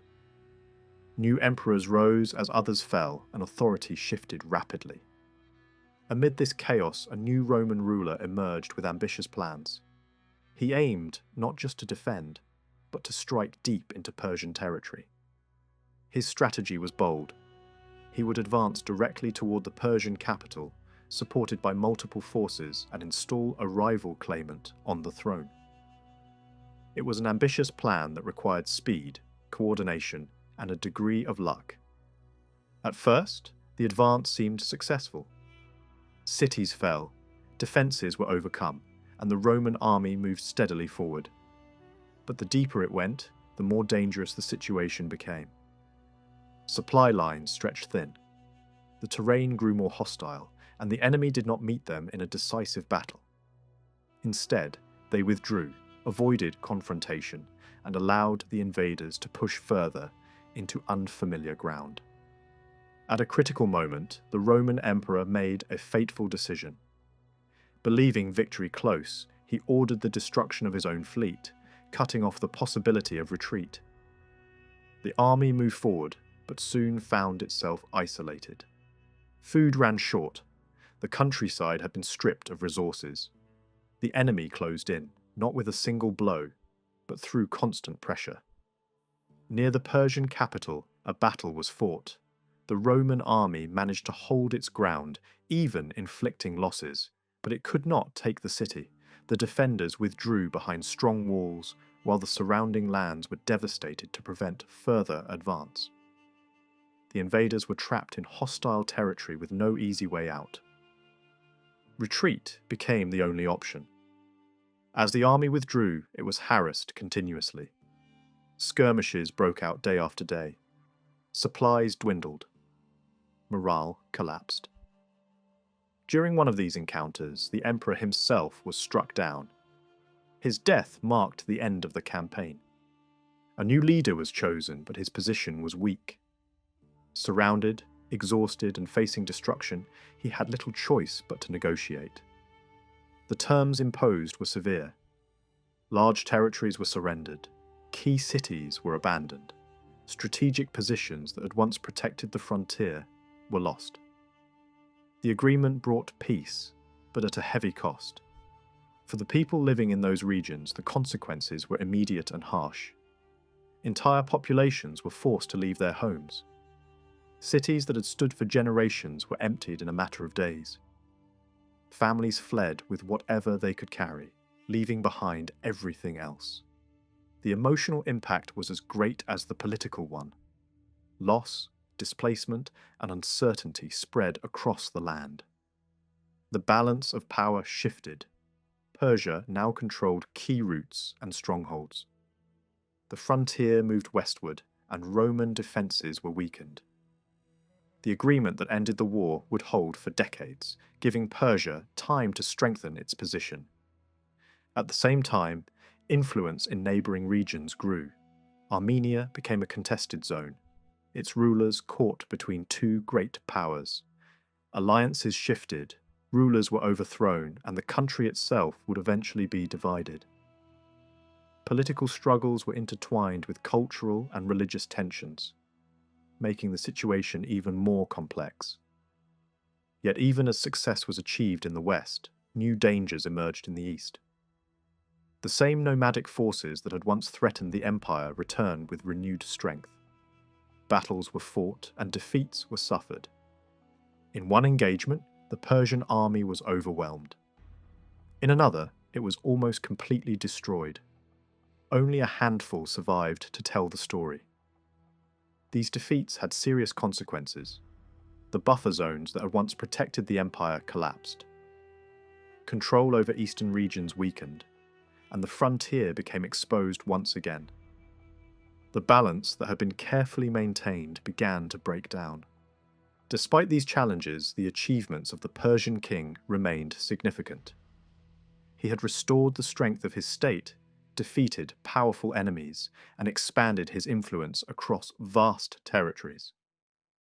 His victories reshaped the political landscape of the Near East. But those victories came at a cost. War had devastated large regions. Fields were destroyed, canals damaged, and entire areas left in ruin. Recovery would take time. After his death, a period of relative peace allowed for rebuilding. Infrastructure was repaired, defences strengthened, and the foundations of the empire secured once more. When the Sasanian rulers secured control over Iran, their first priority was to rebuild and protect the lands that truly sustained their power. Western Iran, especially the low plains of Mesopotamia, stood at the center of this effort. This region was not only the political heart of the empire, but also its economic foundation. Vast agricultural lands, fed by the great rivers, produced the wealth that supported the state and its army. The rulers understood that without these fertile lands, their empire could not survive. For centuries, the lands of Babylon had been known for their richness. The soil was incredibly fertile, but it depended entirely on human effort. Rain was scarce, so water had to be carefully directed through canals from the Euphrates and Tigris. Under Sasanian rule, this irrigation system became more advanced than ever before. Canals stretched across the land in complex networks, feeding fields of grain and sustaining entire communities. These systems were not simply maintained, they were expanded and refined on a massive scale. Agriculture flourished, and with it, the strength of the empire. At the same time, the Sasanians focused heavily on defense. The western frontier, which faced the Roman world, was fortified with great care. Natural barriers like rivers were reinforced with man-made structures. Strongholds rose along key routes, and cities were turned into defensive centers. Fortified lines guarded the approaches to the capital, ensuring that any invading force would face obstacles long before reaching the heart of the empire. The destruction caused by earlier conflicts had made these defenses even more necessary. Campaigns by Roman armies had damaged many fortresses, but these were quickly repaired and strengthened. Strategic locations along rivers and trade routes were secured, and former enemy fortifications were often taken over and reused. The goal was clear: to create a continuous and reliable defensive system that could withstand future threats. Beyond the western frontier, the empire faced another kind of danger. From the north and east came nomadic groups from the vast steppe. These were not settled societies, but mobile warriors, capable of sudden and devastating attacks. For a time, the Sasanians had focused mainly on their rivalry with Rome, but this new threat forced a shift in strategy. In the late 4th century, these nomadic invasions reached deep into the empire. They moved through mountain passes, crossed rivers, and spread destruction across wide regions. Villages were burned, fields were ruined, and people were taken captive. Even areas close to the capital were threatened. These attacks revealed a critical weakness. The natural defences of Iran were not enough. In response, the Sasanian state launched one of the largest defensive projects in ancient history. Massive walls, fortresses, and fortified passes were constructed across vulnerable regions. The Caucasus became a key focus. This mountainous area contained narrow routes that invaders could use to enter the empire. By blocking these passages with walls and strongholds, the Sasanians aimed to control movement and prevent large-scale invasions. These fortifications were not simple structures. They were enormous in scale and carefully planned. Walls stretched across valleys and along coastlines, reinforced by towers placed at regular intervals. Fortresses were built to house troops and serve as command centers. In some places, entire defensive systems were created, combining walls, moats, and natural terrain into a single barrier. One of the most impressive examples was a massive wall built along the eastern shores of the Caspian region.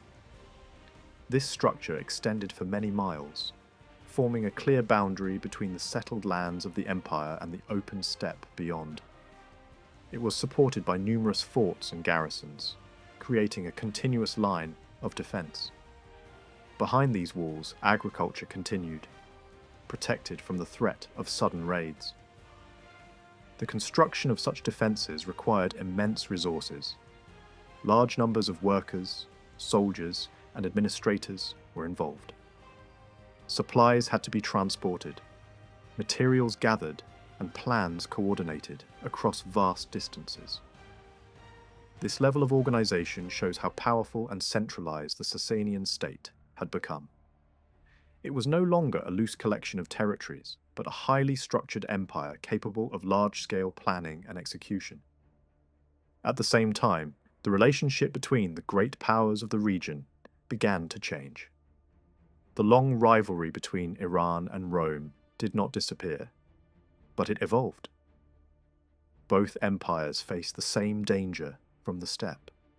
The nomadic invasions were a threat to all settled societies, and this created a new understanding between the two powers. Instead of constant warfare, there were periods of cooperation and stability. This shift can be seen in the relatively peaceful western frontier during certain periods. Agreements were made, trade was regulated, and conflicts were avoided. Both sides recognized that their real challenge lay elsewhere. The need to defend against external threats encouraged a more balanced relationship, even if tension never fully disappeared. Despite these efforts, the struggle against the nomadic forces was far from easy. Early encounters often ended in defeat. Powerful groups from the steppe proved to be formidable opponents, capable of defeating even well-organized armies. These defeats forced the Sasanians to adapt. They changed their strategies, strengthened their defenses, and committed more resources to the Eastern Front. Over time, the conflict with these groups became one of the defining features of the empire. It was not just a military struggle, but also a cultural and ideological one. The settled world of cities, agriculture, and structured government stood in contrast to the mobile and unpredictable life of the steppe. This clash shaped the identity of the Sasanian state and influenced its policies for generations. Internally, the empire also faced challenges. Religious divisions, political rivalries, and struggles for power created instability. Some rulers pursued policies of tolerance, allowing different religious communities to exist peacefully. Others enforced stricter control, leading to conflict and persecution. These internal tensions sometimes weakened the state at critical moments. Even so, the Sasanian Empire remained remarkably resilient. Its ability to rebuild, reorganize, and adapt allowed it to survive repeated crises. The combination of strong leadership, advanced infrastructure, and strategic thinking ensured that it remained one of the dominant powers of its time. By the 5th century, the transformation of the empire was clear. What had begun as a regional power had become a highly organized and militarized state. Its borders were defined by massive defensive systems. Its economy was supported by advanced agriculture, and its government was capable of coordinating complex operations across vast territories. After the death of Yazdgerd II, the Sasanian throne did not pass smoothly from father to son. Instead, the empire was drawn into a struggle between his two heirs. The elder brother, Hormazd, and the younger Peroz both claimed the right to rule. For a brief moment, Hormazd seems to have secured the crown, ruling for a short and uncertain period. Yet power in the capital may not have rested fully in his hands. There are hints that their mother, Daynak, held authority in Ctesiphon, while her sons contested control of the wider empire. Her role remains shadowy, but it suggests that the court itself was divided and unstable during this crisis. Even in the midst of this internal conflict, the wider political world did not stand still. The Caucasus continued to play an important role in imperial strategy. A marriage alliance between the Sasanian royal family and the ruling house of Iberia shows that diplomacy did not cease during the civil war. Such alliances reveal how vital that region remained, acting as both a frontier and a bridge between Iran and its northern neighbours. The struggle between the brothers cannot be described in detail, but its outcome is clearer. Peroz eventually emerged as the victor, and his success appears to have depended heavily on the support of one of the great noble families of Iran. The Mihran clan, one of the most powerful aristocratic houses, played a decisive role. Different traditions describe this involvement in different ways. Some suggest that a Mihran noble personally killed Hormazd and placed Perez on the throne. Others claim that a Mihran commander led the army that defeated Hormazd and then ensured his death. Despite these variations, the essential point remains the same. Without the backing of the Mihran family, Perez might never have become king. Evidence from distant eastern regions hints that the conflict was wider than a simple struggle between two brothers. Local rulers appear to have shifted their loyalties as the balance of power changed. Titles and honours were granted by both sides, suggesting that alliances were fluid and uncertain. These movements may reflect attempts by the rival factions to secure support from powerful groups beyond the core of the empire, including those who controlled the lands of Bactria. The role of steppe powers in this struggle is difficult to define, but it was almost certainly important. Later traditions claim that intervention from eastern nomadic forces helped decide the outcome in favour of Perez. Although these accounts are not always consistent, the involvement of such forces is entirely plausible. The eastern frontier had long been a zone of tension, and the rise of new nomadic groups created both threats and opportunities. It is likely that Perez, or those who supported him, sought alliances with these powers to strengthen his position against his brother. At the same time, the political landscape of Central Asia was undergoing rapid change. Older nomadic groups were being displaced by new confederations, and the balance of power was shifting. The collapse of earlier powers created space for new forces to emerge, and these developments affected the Sasanian Empire directly. Control over regions like Bactria became uncertain, with both Iranian and nomadic authorities claiming influence. Diplomatic missions and military campaigns were closely linked, each supporting the other in a complex struggle for dominance. While Perez secured his throne, tensions with Rome continued to simmer. Relations between the two empires remained fragile, shaped by suspicion and rivalry. At one point, a high-ranking Roman officer defected to the Persian side, encouraging an attack against his former masters. The plot was uncovered, and the Roman authorities acted quickly to neutralize the threat. Yet the incident revealed how far influence and intrigue could reach, even into the highest levels of the opposing state. In response to growing tension, the Roman Empire strengthened its eastern defences. Fortifications were improved, and strategic positions reinforced. Financial arrangements between the two powers also became a source of conflict. Payments that had once supported frontier defences were withdrawn, reflecting a breakdown in trust. At the same time, the question of key cities remained unresolved. Places that had been ceded in earlier treaties became symbols of rivalry, and their status continued to provoke disputes. Despite these pressures, full-scale war was avoided for a time. Diplomacy, negotiation, and careful manoeuvring prevented open conflict. Yet beneath the surface, both sides prepared for the possibility of renewed struggle. Inside the Sasanian Empire, Perez faced challenges that went beyond politics and war.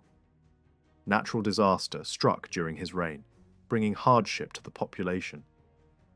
A prolonged drought reduced agricultural production and strained the resources of the state. Later accounts portray the king as managing the crisis effectively, distributing aid and easing the burden on his people. Whether these accounts are fully accurate is uncertain, but there is no doubt that the drought had serious consequences. Shortages of food forced populations to move, and some groups crossed into neighbouring territories in search of survival. These movements created new tensions along the frontier, bringing Iran and Rome close to conflict once again. Only careful negotiation prevented the situation from escalating into war. Opinions about Perez himself were sharply divided. Some traditions praise his leadership during difficult times, while others portray him as reckless and unwilling to listen to advice. Critics describe a ruler driven by impulse rather than careful judgment, a man whose decisions brought harm not only to himself, but to the empire as a whole. These negative views may reflect political rivalries within the elite, particularly between powerful noble families. But they also appear in sources outside the court, suggesting a broader dissatisfaction with his rule. Religious conflict added another layer of complexity. The Christian communities within the empire were deeply divided over questions of belief. Disputes about the nature of Christ had already shaken the Roman world, and these debates spread into Iran. Different interpretations competed for dominance, and each claimed to represent the true faith. One line of thought emphasized a clear distinction between the divine and human aspects of Christ. Another stressed the unity of his nature, focusing on his divinity. Attempts to reconcile these views often failed, leading to further division. Councils were held, doctrines proclaimed, and leaders condemned, yet no lasting agreement was reached. In this atmosphere of tension, religious leaders sought influence not only within their communities, but also at court. One figure in particular rose to prominence. A bishop associated with teachings that separated the divine and human aspects of Christ gained the favour of the king. His ideas, once condemned elsewhere, found acceptance within the Sasanian Empire. This shift had far-reaching consequences. It created a distinct religious identity that separated the Christians of Iran from those under Roman authority. Conflict between church leaders intensified. Rival bishops accused each other of heresy and betrayal. The struggle was not only theological but also political. Allegiances to different doctrines often aligned with loyalty to different powers. Those who appeared too close to Roman influence were viewed with suspicion by the Persian court. The dispute reached a dramatic conclusion when one leading church figure was accused of treason. A letter intended for the Roman emperor was intercepted, and this was used as evidence against him. The punishment was severe. His execution marked the triumph of his rival and the consolidation of a new religious direction within the empire. By the end of Peroz's reign, the Sasanian world had been transformed by conflict on multiple fronts. Civil war had reshaped the ruling elite. External threats had altered the balance of power along the frontiers. Natural disaster had tested the resilience of the state, and religious division had created lasting differences within its population. The execution of Baboy marked a turning point in the history of Christianity within the Sasanian Empire. With his rival removed, Barsauma rose to a position of extraordinary influence, drawing the Iranian church closer to the royal court than ever before. His teachings, which emphasized a clear distinction between the divine and human aspects of Christ, differed from the doctrines favored in the Roman world. At the same time, his rejection of strict clerical celibacy made Christianity appear less alien in a society shaped by Zoroastrian traditions. This combination of theological and social adaptation helped him gain the favour of the monarchy. Barsauma's vision extended beyond doctrine. He sought to align religious authority with royal power, creating a structure in which the church would serve the interests of the state. According to his opponents, he argued that as long as Iranian Christians shared the same beliefs as those under Roman rule, their loyalty would remain divided. A separation of doctrine, therefore, was presented as a necessity for political stability. Critics accused him of promising to reshape the entire Christian population of Iran, turning it into a force that would stand apart from, and even oppose, the Christians of the Roman Empire. Hostility toward Barsauma was intense, and much of what is known about his actions comes from those who opposed him.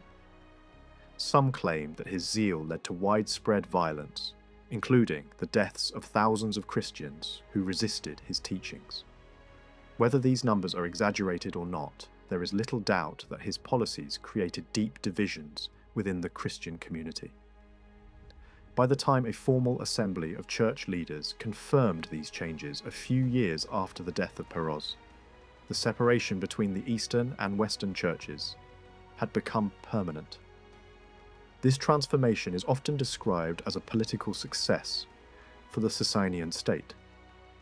By encouraging a distinct form of Christianity within its borders, the monarchy reduced the influence that the Roman emperor might claim over Iranian Christians. Yet this policy also carried significant costs. It undermined earlier ambitions to present the Sasanian ruler as a universal sovereign over all Christians, and it deepened internal divisions. In regions like the Caucasus, where loyalties were already fragile, these religious differences added another layer of tension. The Caucasus remained a region of constant unrest. The aftermath of earlier revolts had left cities damaged and populations divided.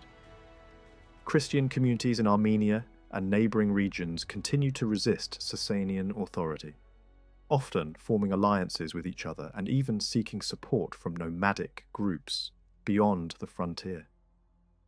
In some cases, these alliances proved effective enough to challenge imperial control directly. Fortresses were captured, garrisons destroyed, and key defensive positions lost.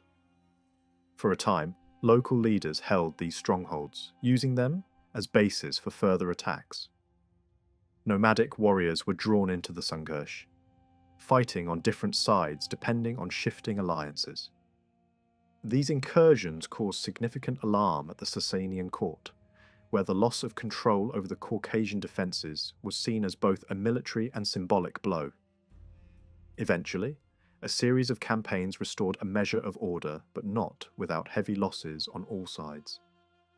Entire regions were devastated, and the cycle of violence left lasting scars. Despite this turmoil, the Sasanian government began to adjust its approach. There were moments of conciliation, particularly toward Armenian elites. Captives were released, financial support was offered, and attempts were made to rebuild trust. Over time, these policies hinted at a shift toward greater tolerance, although they did not immediately resolve the underlying tensions. Conflict continued to erupt, as seen in renewed violence during the final years of Peroz's reign, when local rulers clashed over both political loyalty and religious identity. Meanwhile, the greatest threat to the empire came from the east. Peroz launched repeated campaigns against the Hephthalite Huns, a powerful nomadic force that dominated Central Asia. These wars were marked by uncertainty and repeated setbacks. Early encounters ended in defeat, with the king himself captured and later released under humiliating terms. Agreements were made and broken, and each new campaign seemed driven as much by the desire to restore honour as by strategic necessity. One of these campaigns revealed the tactical skill of the Hephthalites. They used feigned retreats to lure the Sasanian army into dangerous terrain, nearly trapping the king and his forces. Only a timely warning prevented disaster on that occasion. Yet the pattern of conflict continued, and the fragile peace that followed each defeat did not last. The final campaign proved catastrophic. Determined to avenge earlier humiliations, Peroz marched deep into enemy territory with a large army and many of his own sons. The Hephthalites prepared a deadly trap, digging a concealed trench across the battlefield. As their forces pretended to flee, the Sasanian army pursued at full speed, unaware of the danger ahead. The result was devastating.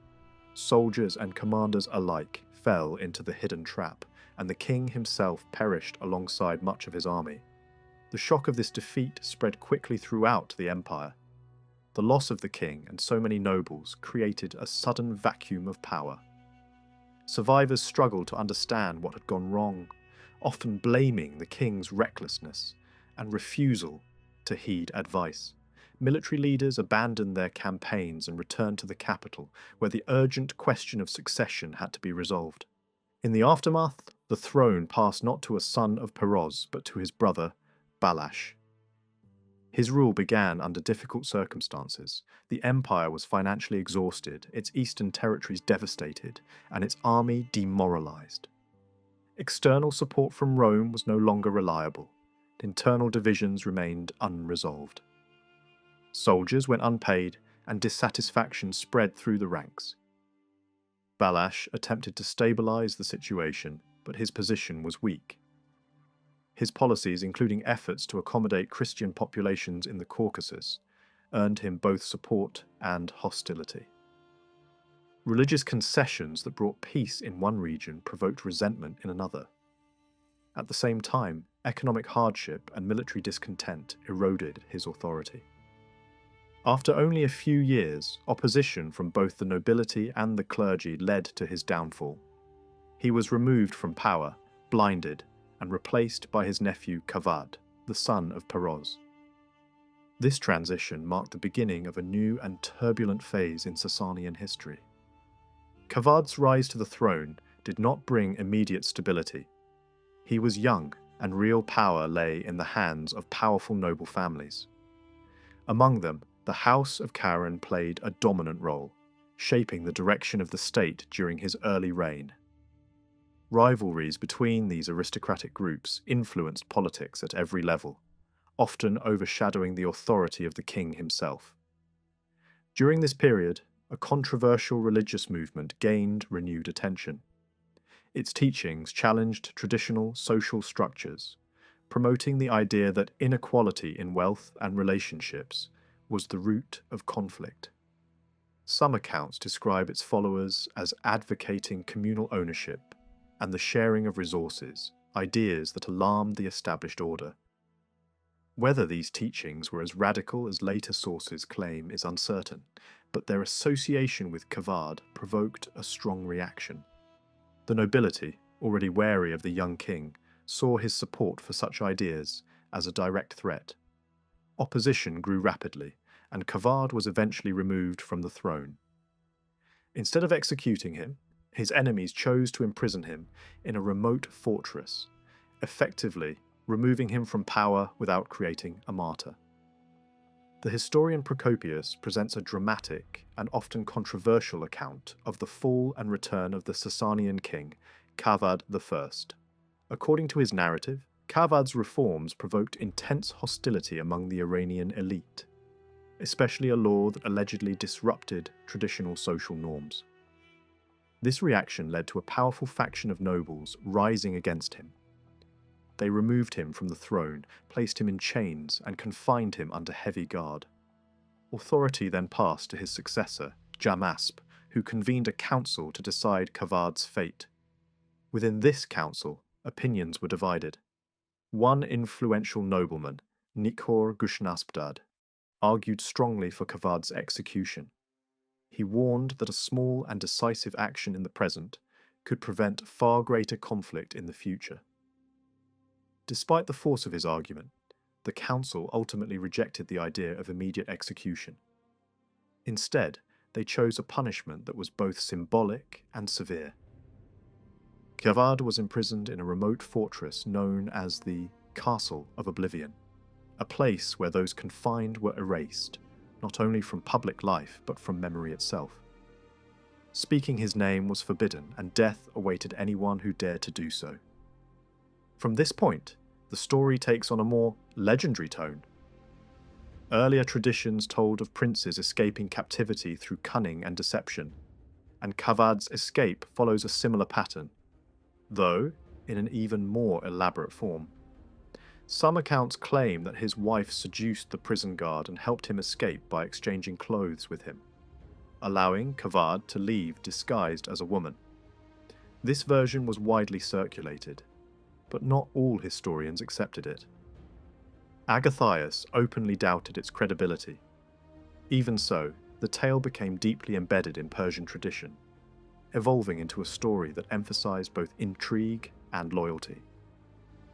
Behind the legend, however, there appears to have been a more practical reality.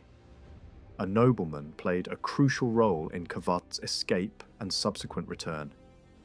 In Greek sources, he is called Sioses, while Persian tradition identifies him as Zamir. This figure organized the escape carefully, waiting near the fortress with horses and men prepared for a rapid departure. Once Kavad was free, they fled eastward to seek refuge among the Hephthalites, a powerful group often referred to as the Huns of Central Asia. In exile, Kavad negotiated an alliance that would ultimately restore him to power. A political marriage strengthened this agreement, and with the support of a large Hephthalite force, he returned to Iran. His comeback was swift and decisive. One of his first actions was to take revenge on those who had opposed him. Nikhor Gushnasbdad, who had once urged his execution, was put to death almost immediately. Others were removed or replaced, and the political order was reshaped to secure Kavad's authority. Jamasp, who had ruled in his place, was deposed and either blinded or forced to abdicate. Kavad did not forget those who had remained loyal. The man who had helped him escape and return was elevated to one of the highest military positions in the empire, becoming a leading figure in the royal court. This marked the beginning of a new phase in Kavad's rule, one characterized by renewed strength and determination. Contemporary observers described him as both intelligent and energetic, a ruler capable of restoring stability after a period of chaos. With his position secured, Kavad moved to strengthen the state. Later traditions claim that he and his successor carried out major reforms in taxation, land management, and the military. These accounts suggest a transition to a more organized system of taxation and the development of a permanent army. However, modern analysis indicates that many of these claims are exaggerated. The Sasanian Empire already possessed a complex economy and a capable military structure long before these supposed reforms. What does seem more certain is that changes were made to improve efficiency and control. Taxes began to be collected in a more systematic way, often in money rather than goods. This shift likely made administration easier and more predictable, though it may also have placed new pressures on farmers. Different social classes were taxed at different rates, reinforcing existing hierarchies within society. At the same time, efforts were made to reduce corruption by introducing oversight and documentation in tax collection. Military organization also appears to have evolved. Instead of relying on a single supreme commander, authority was divided among several regional generals. This allowed the empire to respond more effectively to threats on multiple fronts. Each commander oversaw a specific region and operated with a degree of independence while still remaining under the authority of the king. Evidence from seals, coins, and later geographical works supports the idea that the empire was divided into 4 main military zones. As Kavad consolidated his power internally, attention turned outward. For decades, peace had prevailed along the frontier with the Roman Empire. That stability came to an end early in the 6th century. The reasons for the conflict were complex and not entirely clear. Financial pressures played a major role. The Sasanian state was required to pay tribute to the Hephthalites, and securing the necessary resources became increasingly difficult. Diplomatic efforts to obtain financial support from the Romans failed, and tensions escalated rapidly. At the same time, the condition of Roman defences along the eastern frontier had deteriorated. Raids and reconnaissance missions revealed weaknesses that could be exploited. There were also broader psychological factors at play. Rumours, prophecies, and signs of impending disaster spread throughout the region, creating an atmosphere of fear and uncertainty. Natural disasters and economic hardship only added to this sense of crisis. When war finally broke out, it was anything but minor. Kavad assembled a diverse and powerful force, drawing in various groups that had previously opposed him. Some were coerced into joining, while others were attracted by the promise of plunder. The campaign began with a rapid advance into Roman territory. Cities fell quickly, often due to weak defences or internal betrayal. The invasion created widespread panic, and the scale of the operation demonstrated the renewed strength of the Sasanian state under Kavad's leadership. The course of this long and complex conflict is difficult to reconstruct with certainty. Later, writers describe a prolonged struggle that may have begun early in the 6th century, when northern regions of Iran were threatened by incursions from steppe peoples. Yet the surviving accounts focus less on this opening phase and more on events in the Caucasus, where shifting alliances and local ambitions shaped the course of war. One episode reveals how fragile control over that region had become. An aging Hunnic ruler, nearing death, approached the Roman emperor with an unusual proposal. In exchange for money, he offered to hand over key fortresses and the strategic passes that guarded the Caspian frontier. The offer was tempting, but also dangerous. Such distant positions would have been difficult for the Romans to defend, and accepting them would almost certainly provoke Iran. The emperor refused. After the ruler's death, his sons inherited these territories, only to lose them when Kavad moved swiftly against them and brought the region under his control. This victory did not mark the end of Eastern threats. The groups defeated in the Caucasus were not the same as the powerful Hephthalite Huns who dominated Central Asia. These northern tribes were likely part of a different confederation, remembered by historians under the familiar name of Huns, but distinct in origin and power. Even so, their defeat helped stabilize the frontier, and at roughly the same time, signs emerged that Iran had regained control over important eastern provinces that had long been contested. These developments were made possible in part by events far beyond Iran's borders. The Hephthalites, who had once imposed their dominance on the Sasanian state, were increasingly drawn into conflicts elsewhere. Their expansion carried them deep into Central Asia and even into northern India, where they played a role in the collapse of established kingdoms. At the same time, new pressures arose along their northern frontier.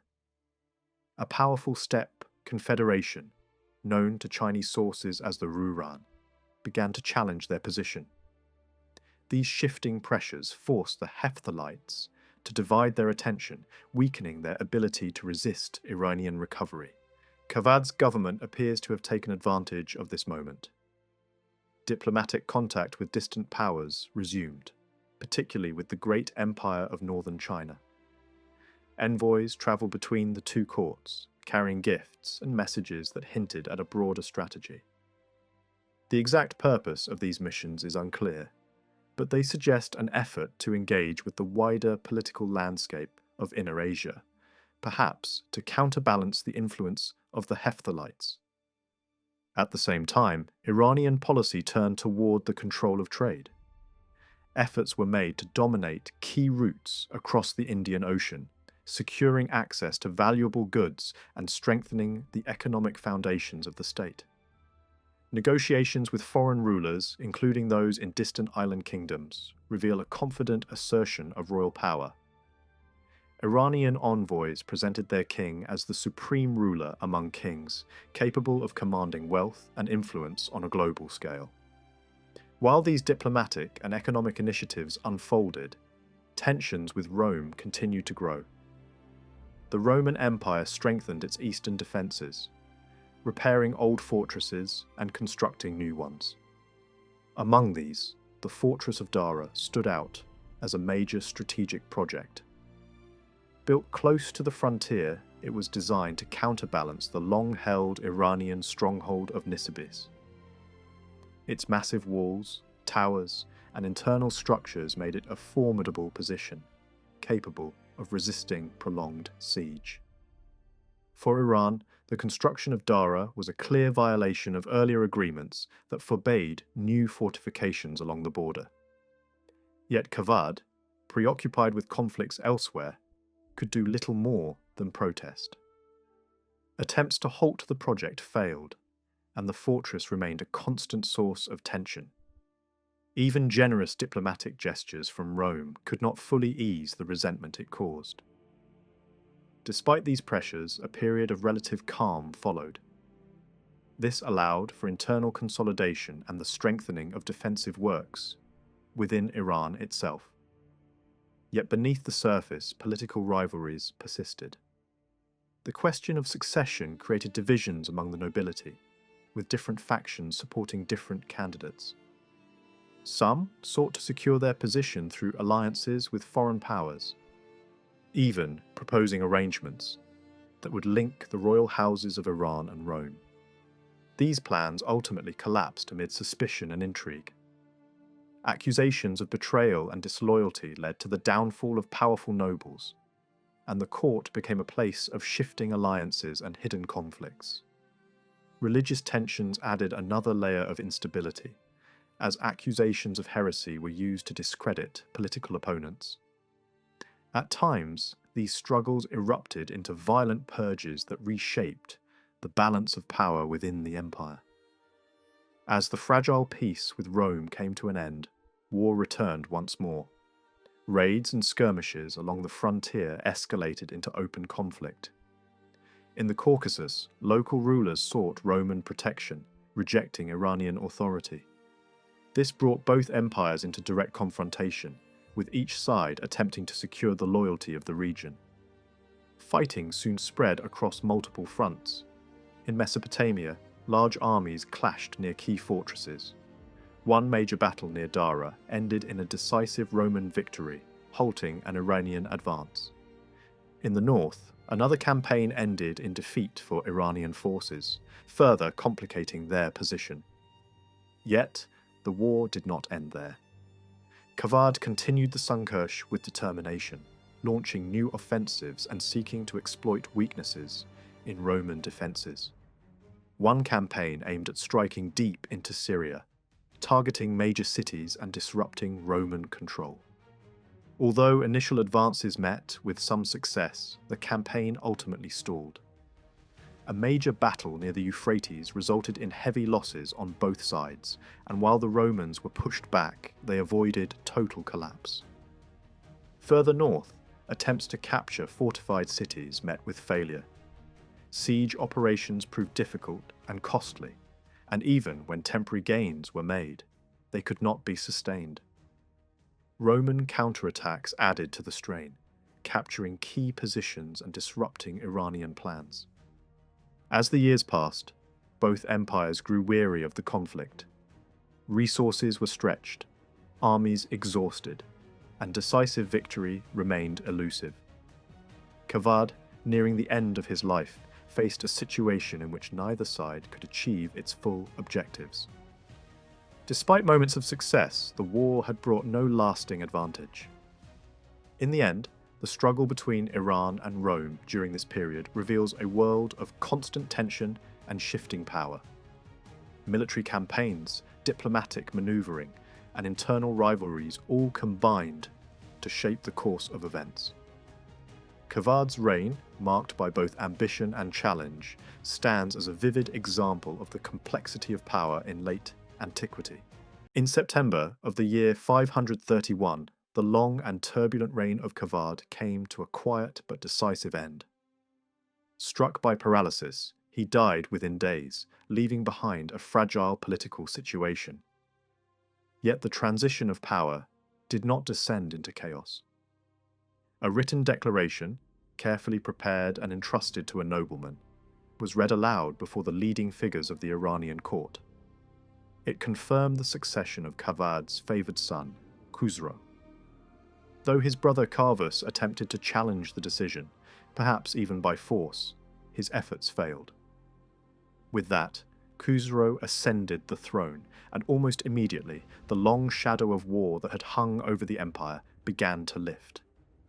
Both Iran and the Roman Empire, exhausted by years of conflict, turned toward diplomacy.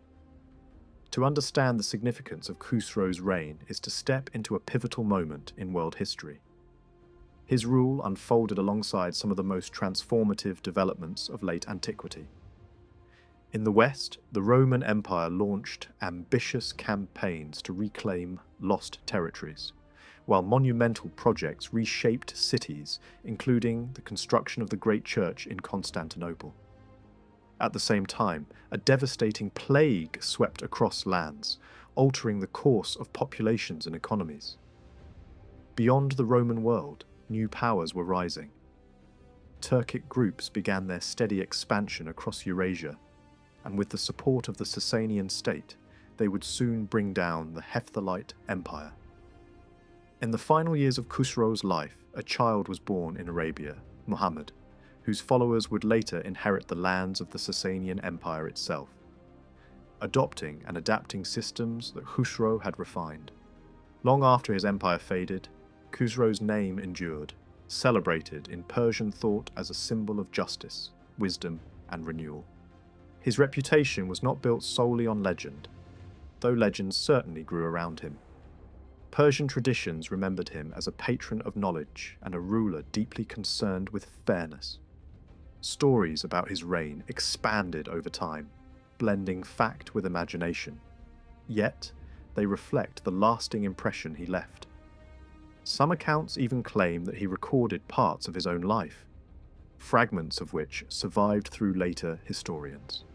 Whether entirely authentic or not, these narratives suggest a ruler aware of his place in history.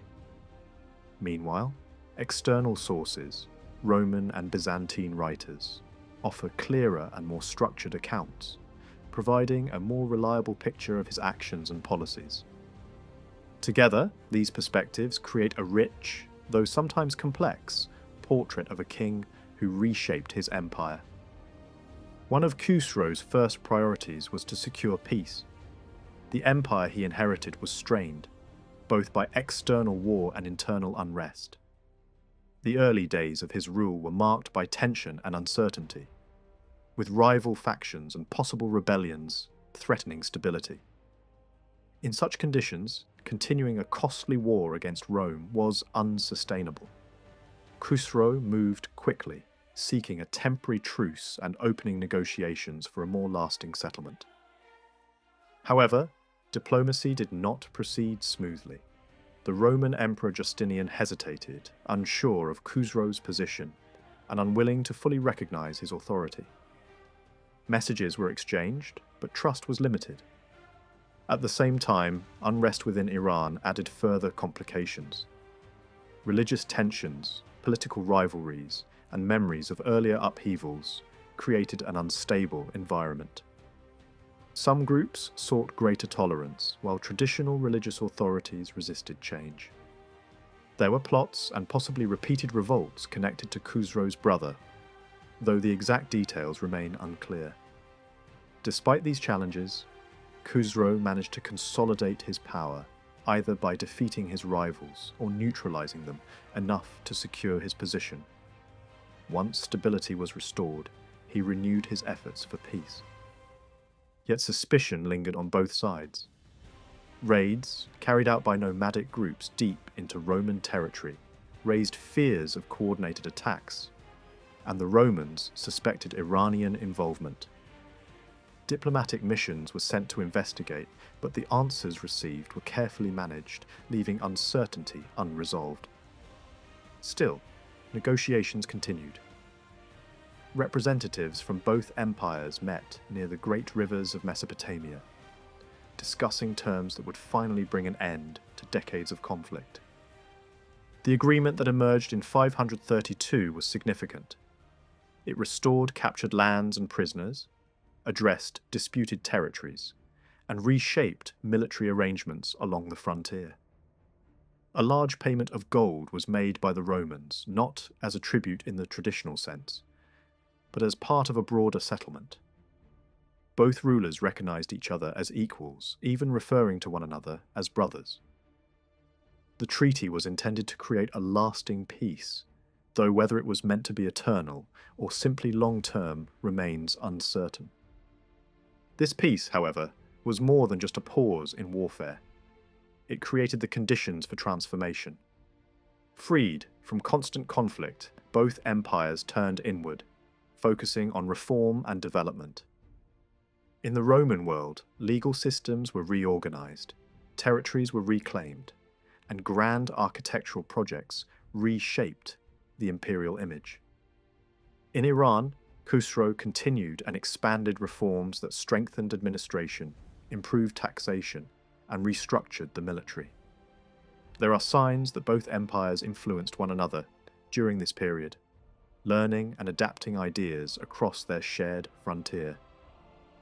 Khusro also showed a deep interest in law, governance, and intellectual life.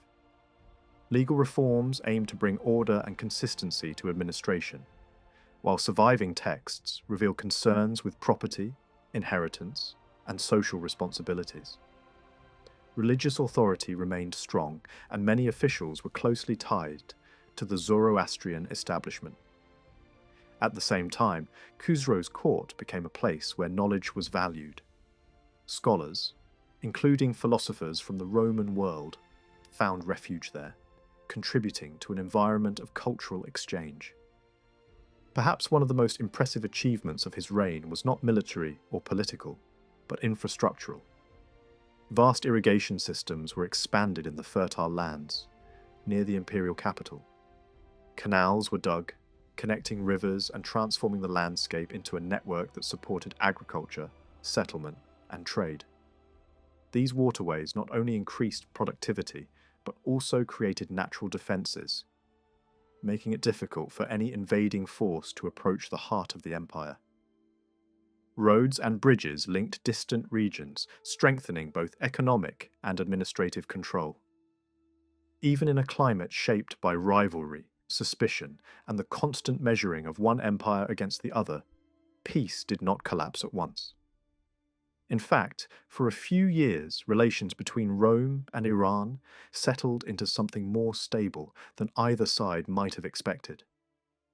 The calm was real enough that people living near the frontier could almost imagine that the border had softened. One striking episode captures that atmosphere clearly. A Monophysite bishop named John of Tella, a fierce opponent of the Chalcedonian position, fled from Roman lands into Iranian territory. His enemy, Ephraim of Antioch, wanted him seized at all costs and persuaded the authorities at Nisibis to arrest him in the winter of 537.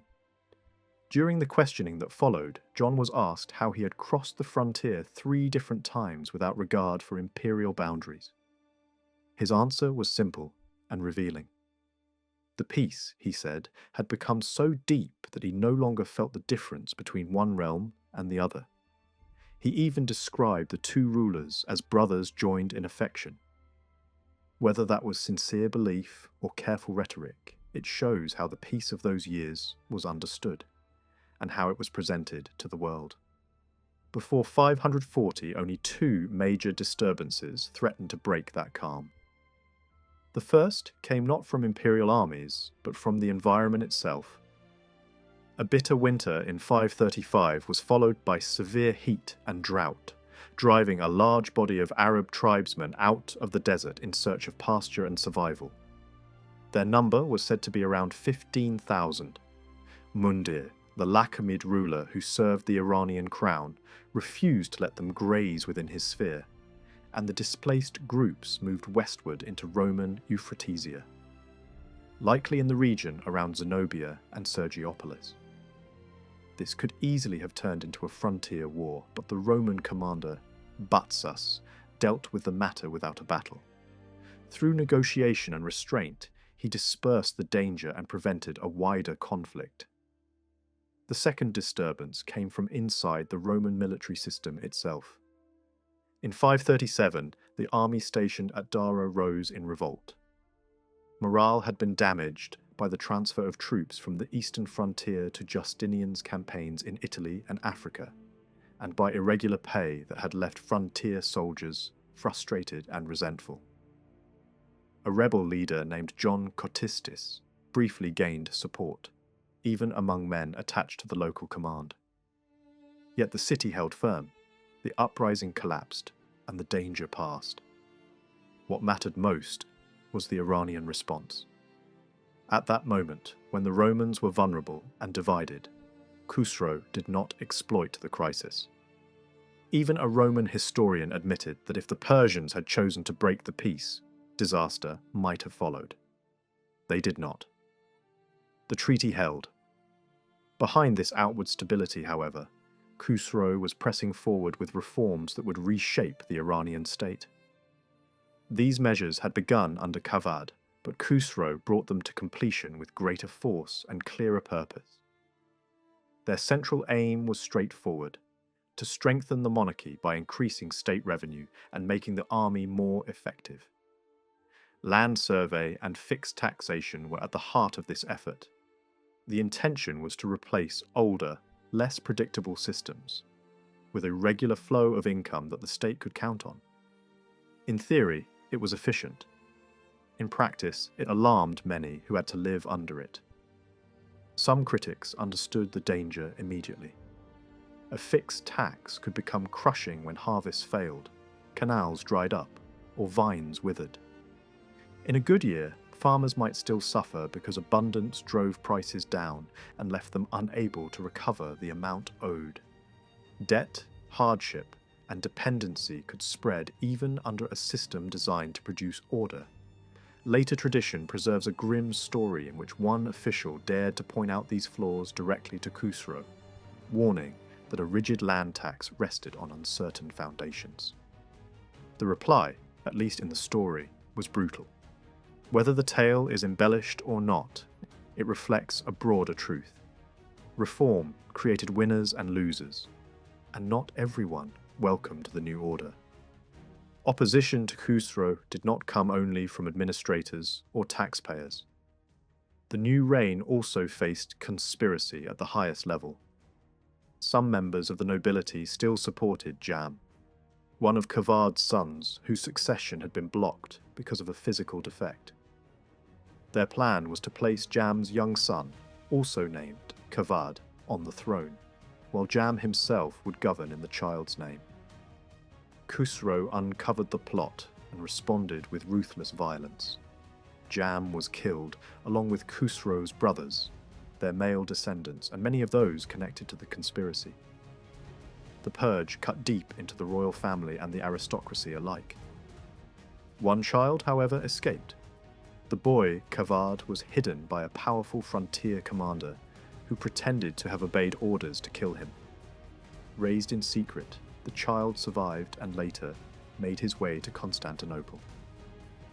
According to one account, this fact was only revealed years later by the son of the man who had hidden him. That revelation then led to yet another killing, as Khusro allegedly arranged the death of the very commander who had once protected the boy.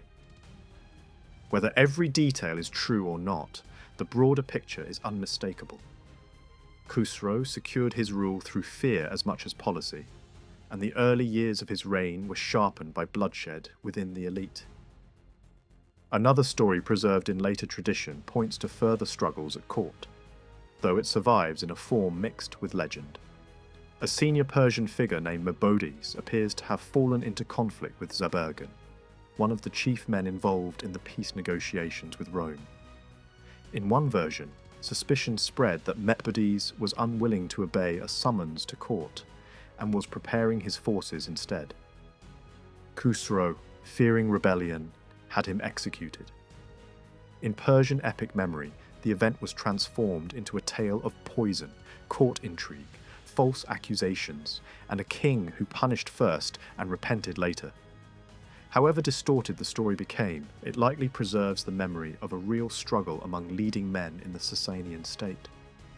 It may even hint that some factions opposed the peace with Rome, viewing it as an obstacle to war, glory, or their own influence.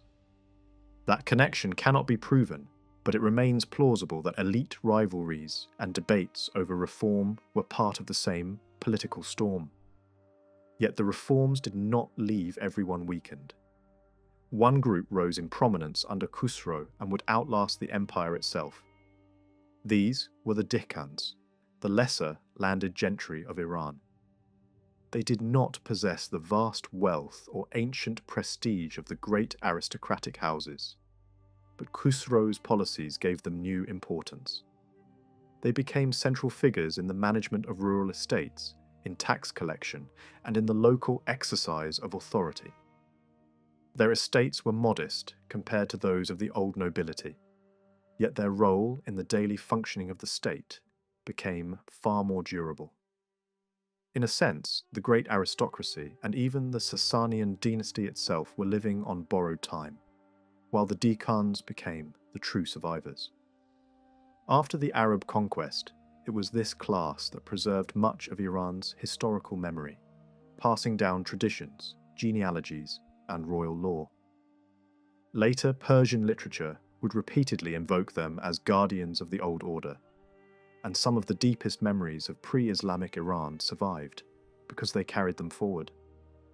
By the end of the 530s, the peace established in 532 was beginning to crack. In 539, 2 embassies reached Khusro's court, and together they helped push events toward war. One came from the Gothic world in the west, the other from Armenian nobles. Both presented Justinian's government as aggressive and overreaching.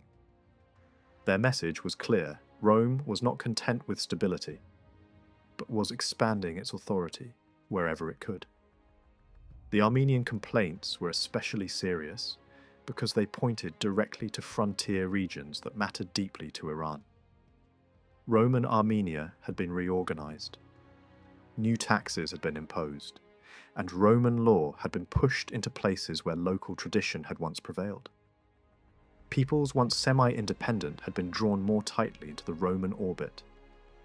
Roman authority was growing in Lazica and among neighbouring groups of the Caucasus. Roman interest in Bosporus suggested another attempt to outflank Iran from the north. Even the Red Sea became part of the complaint, as Roman diplomacy and alliances with southern kingdoms seemed to challenge Iranian influence far from Mesopotamia. Justinian was also accused of trying to undermine Khusro's Arab allies and of encouraging northern nomads to harass the Iranian realm. Whether every accusation was true mattered less than the overall impression they created. To Khusro and his advisors, Justinian no longer looked like a ruler keeping the peace. He looked like a rival preparing the ground for strategic encirclement. At the same time, the Roman side advanced its own argument. According to that version, the real trouble began among the Arab allies of the two empires.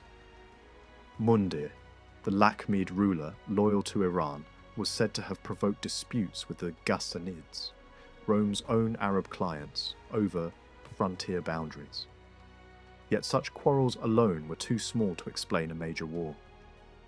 The deeper cause lay elsewhere, in the growing pressure of Roman expansion and the belief in Iran that waiting any longer would only make matters worse. One argument attributed to the Armenian envoys captured this thinking with brutal clarity. The first side to draw swords was not necessarily the one guilty of breaking the peace. The true violator was the one found plotting against a neighbour while a treaty still stood. Khusro accepted that logic. The decision was made for war, and it would be a war launched not in reaction to a battlefield defeat, but as a calculated effort to prevent a more dangerous future. The strategic goal of the Iranian government was centered on the Trans-Caucasus. Control over Iberia, Swania, and especially Lazica mattered enormously. Lazica was the key. In theory, it could give Iran access to the Black Sea and place pressure on Constantinople from a direction the Romans did not want to defend. Yet when war began in 540, Khusro did not open in the north. Instead, he struck hard in the south, moving into Roman Syria and Mesopotamia with speed and precision. The campaign was designed not only to seize wealth, but to damage Roman prestige and force Justinian to confront a new crisis while his armies were already stretched in the west. Khusro's most famous successes came in this first phase. Cities were intimidated into payment, Antioch was stormed, and its population was deported and resettled near Ctesiphon. These victories echoed loudly across the region. In Lazica, however, Iranian success would prove more temporary. Supply problems and new threats in the east would eventually weaken that northern effort. In Persian memory, the Caucasian struggle faded. The great raids in Syria did not. Those remained fixed in royal tradition and were celebrated long after the events themselves. Later, Persian storytelling gave the beginning of this war a deeply ceremonial tone. Before the campaign began, Khusro was said to have gone to the Great Fire Temple in Azerbaijan, where elaborate rites were performed for victory. Priests chanted sacred words. Nobles cast jewels into the air. Others fell into the dust in devotion, and the king himself prayed before setting out. Whether the details were embellished or carefully arranged by court propaganda, the message is clear enough. The coming war was presented not as naked aggression, but as a righteous struggle backed by sacred order and legitimate rule. The image of Khusro entering war beneath the authority of religion was politically useful, and it framed the invasion as something more than strategy. It was justice, duty, and kingship acting together. The first blow fell in the spring of 540. Khusro moved up the Euphrates and bypassed Circesium, choosing instead to strike at Sura. The city resisted for a day, and its commander was killed in the fighting. A bishop attempted to negotiate, but while talks were underway, the Persians forced their way in. Sura was devastated. Its treasures were stripped away, and its people were killed, enslaved, or carried off. A Roman bishop then arrived offering gold in exchange for Khusro's withdrawal, but the king refused to leave. From Sura he advanced to Hierapolis and extracted a large payment to spare the city from assault. Then he marched on Beroea, where he demanded an even greater sum. When the city could not satisfy him in full, it too was burned. Its defenders were weakened not only by fear but by unpaid soldiers and disaffection within the ranks. Some men even defected to the invader. Antioch was the greatest prize of the campaign. Its walls were not strong enough for what was coming, though reinforcements from nearby cities gave the population a brief sense of hope. Some citizens fled, carrying away what wealth they could. Khusro's army camped beyond the Orontes and sent an envoy demanding payment. The people of Antioch refused, and from the walls they mocked the Persian king and shot arrows at his messenger. The next day the assault began. At a weak point where Roman defenders had made a clumsy structural alteration between two towers, the Persians found their opening. The defences there gave way.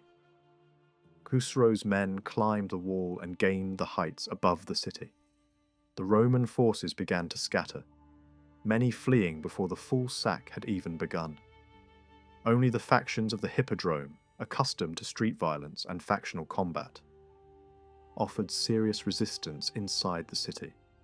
Their courage could not save Antioch. The city was overwhelmed. What followed was one of the most brutal moments of Khusro's reign. Antioch was plundered, burned, and emptied.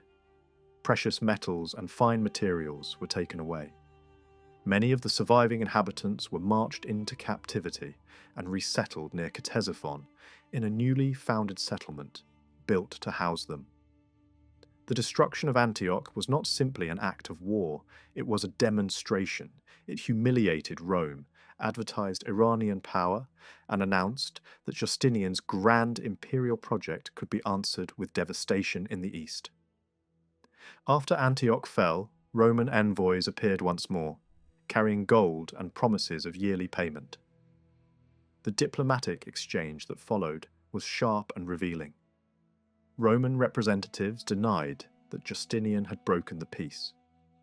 Khusro answered by accusing the Roman court of stirring up Arabs and northern nomads against Iran.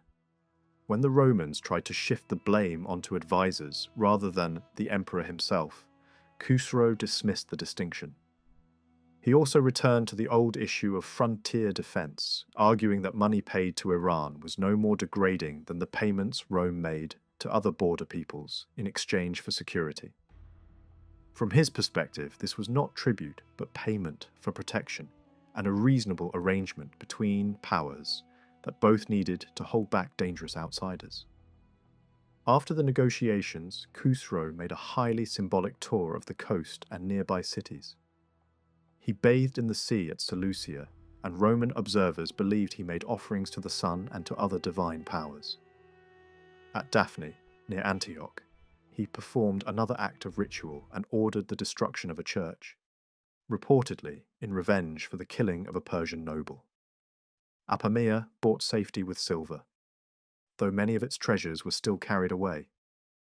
There, in a gesture meant to mock Justinian personally, Khusro presided over a chariot race and openly favoured the Greens over the Blues, the faction associated with the Roman emperor. One story even says he interfered to ensure the result.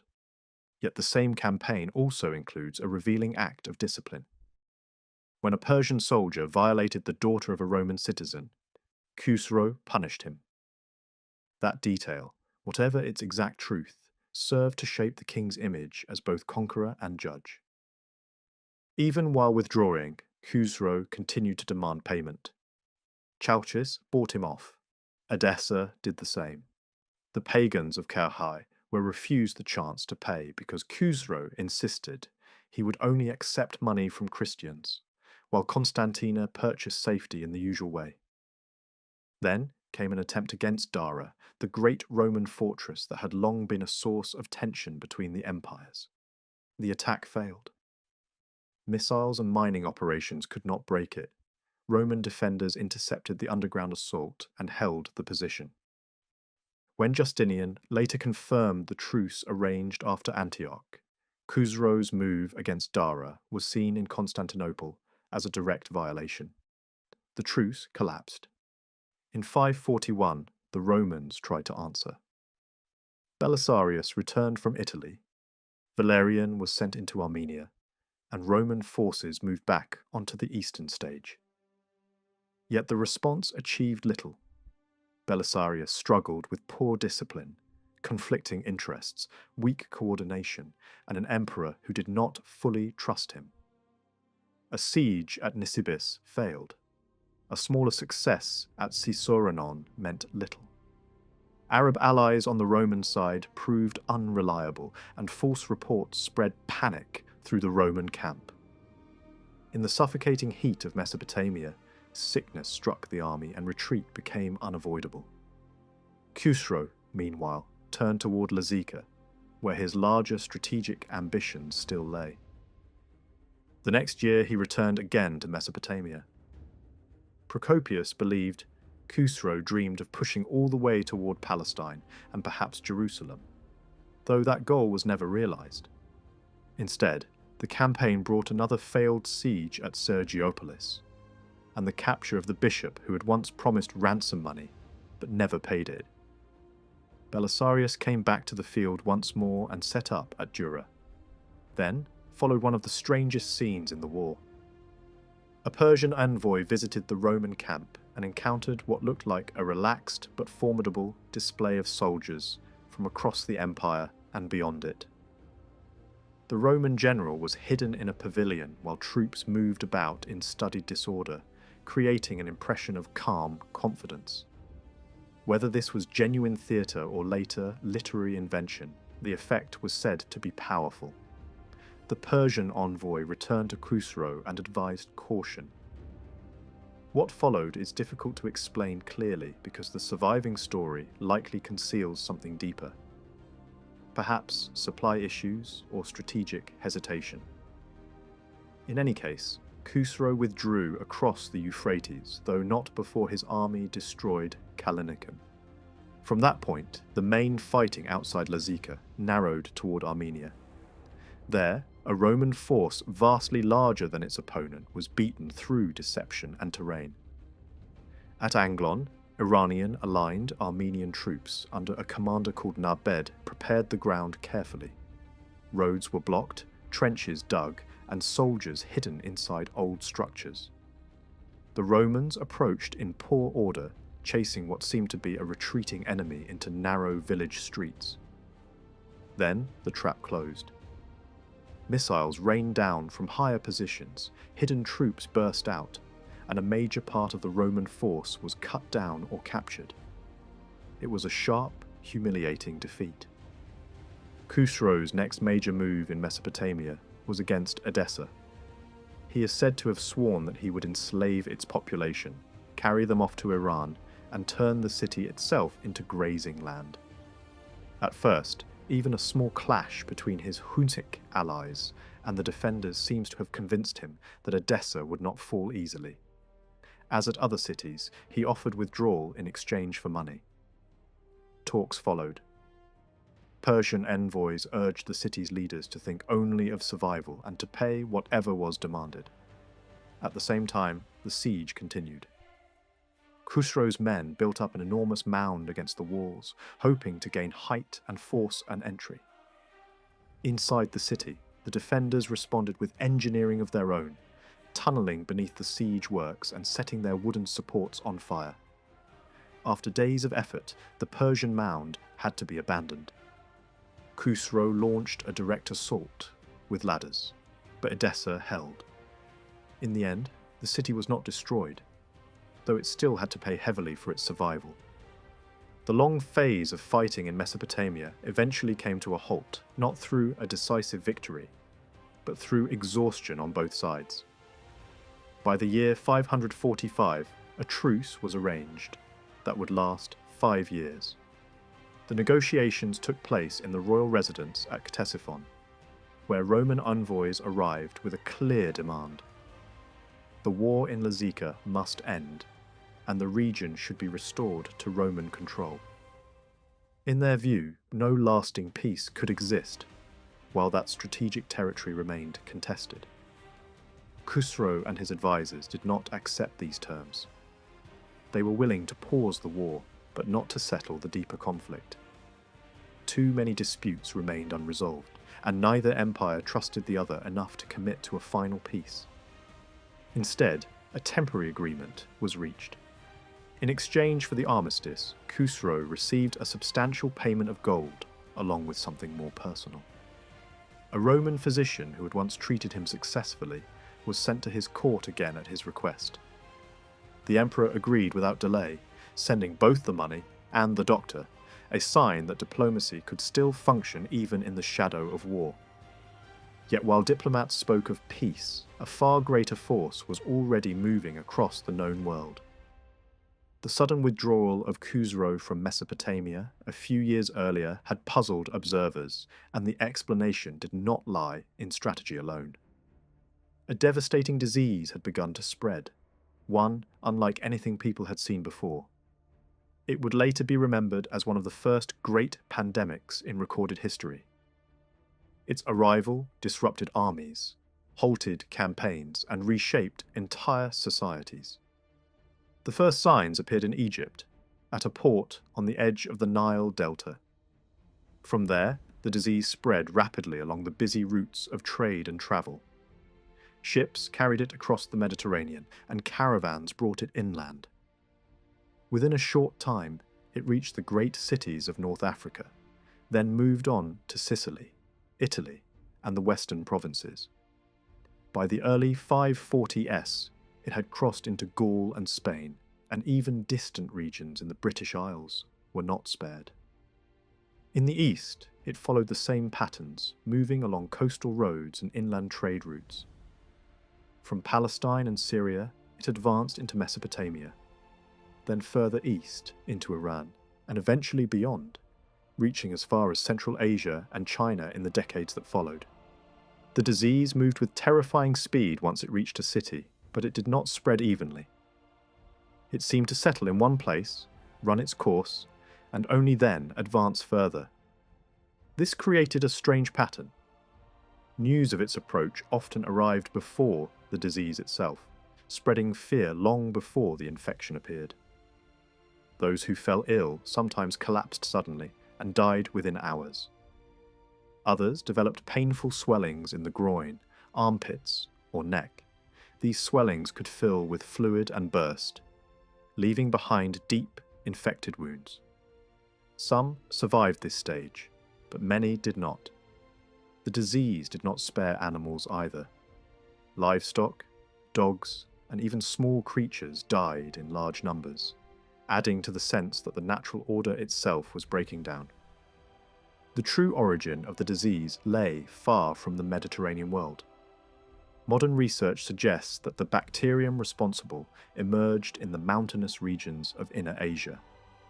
From there, it spread gradually across the vast land routes that connected the continents. Trade played a crucial role in its movement.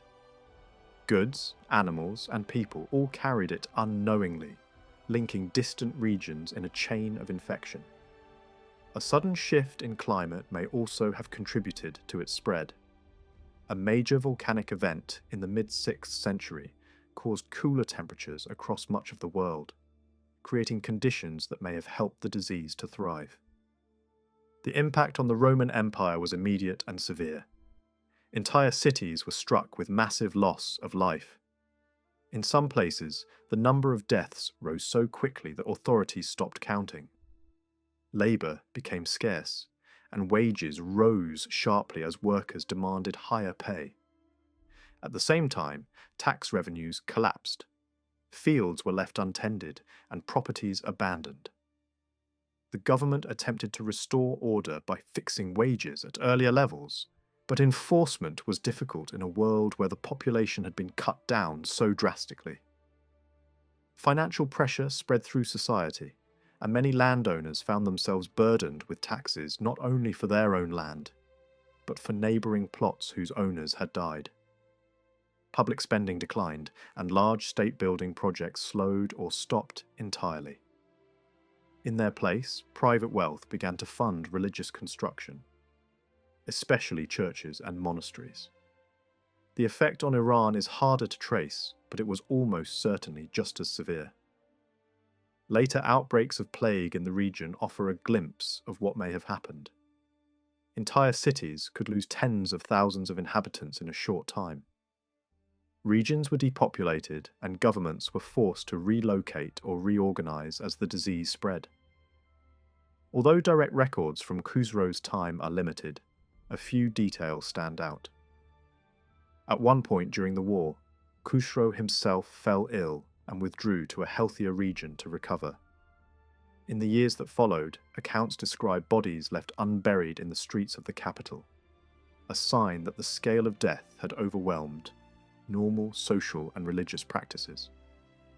It is possible that the population of major cities was reduced by nearly half. The long-term consequences were far-reaching. A reduced population meant fewer soldiers and less revenue for the state. In response, Khusro appears to have strengthened his army by recruiting new groups from the frontiers. Some communities were subdued and resettled within the empire, where they were integrated into military service. Other traditions describe the relocation of entire peoples, suggesting an effort to rebuild strength after heavy losses. There are also stories of widows being remarried and orphaned, children taken into new households, measures that may reflect attempts to stabilize society after widespread death. Changes in inheritance laws may have been designed to prevent the collapse of noble families whose leaders had died in the epidemic. The crisis also created political instability. One of the most serious threats to Khusro's rule came from within his own family. A rebellion broke out led by his son, Anush-Zad. The uprising appears to have been triggered by rumours that Khusro had died from the plague. Believing the throne to be vacant, the prince emerged from exile and gathered supporters. Some traditions describe him as having strong ties to the Christian population of the empire, and his revolt may have drawn support from those communities. He seized control of important territories and prepared to advance further. The rebellion was short-lived. Loyal forces defeated him, and he was captured. In order to prevent any future claim to the throne, he was physically disfigured. Different traditions remember this event in very different ways. Some portray Anush-Zad as a tragic figure, even a martyr, while others reduce the story to a brief and almost incidental uprising. What is clear is that the rebellion revealed the strain placed on the empire by disease and war. Even the rumour of the king's death was enough to spark a serious challenge to his authority. The episode also left a lasting impression among Christian communities within Iran, who saw in Anushzad the possibility of a ruler who shared their faith. That hope would linger long after the rebellion itself had been crushed. While internal unrest shook the empire, the struggle for Lazika continued without pause. This region, located along the eastern coast of the Black Sea, had become the central focus of the war. Its importance lay not only in its resources but in its position. Control of Lazika offered access to key routes and the possibility of projecting power into the wider region. For both Rome and Iran, it was too valuable to abandon. The conflict there was shaped by difficult terrain. Dense forests, narrow passes, and rugged mountains made large-scale operations slow and uncertain. Early in the campaign, Khusro's forces managed to enter the region and secure the submission of its king. A major Roman stronghold at the coast resisted at first, but eventually fell after determined effort. With that victory, Iran established a firm presence in the area. For several years it maintained control, but holding the region proved more difficult than conquering it. Local resistance grew steadily. The population found Iranian rule restrictive and economically damaging. Trade patterns shifted and ties with the Roman world weakened. Religious differences also played a role, as local communities resisted the influence of Iranian customs and beliefs. Discontent spread, and eventually the local ruler turned back toward Rome for support. This shift triggered a new phase of the war as Roman forces returned in strength to challenge Iranian control. The fighting that followed was intense and often indecisive. Fortresses were besieged, supply lines attacked, and alliances shifted. Control of the region depended as much on logistics as on battlefield success. Armies struggled to feed themselves in the difficult terrain, and even large forces could be rendered ineffective by shortages. Some Iranian commanders achieved notable successes, while others faced defeat or death. One of the most capable generals died during the campaign, a loss that weakened the Iranian position. Roman efforts eventually began to gain ground. Key strongholds were retaken, and Iranian defences were pushed back.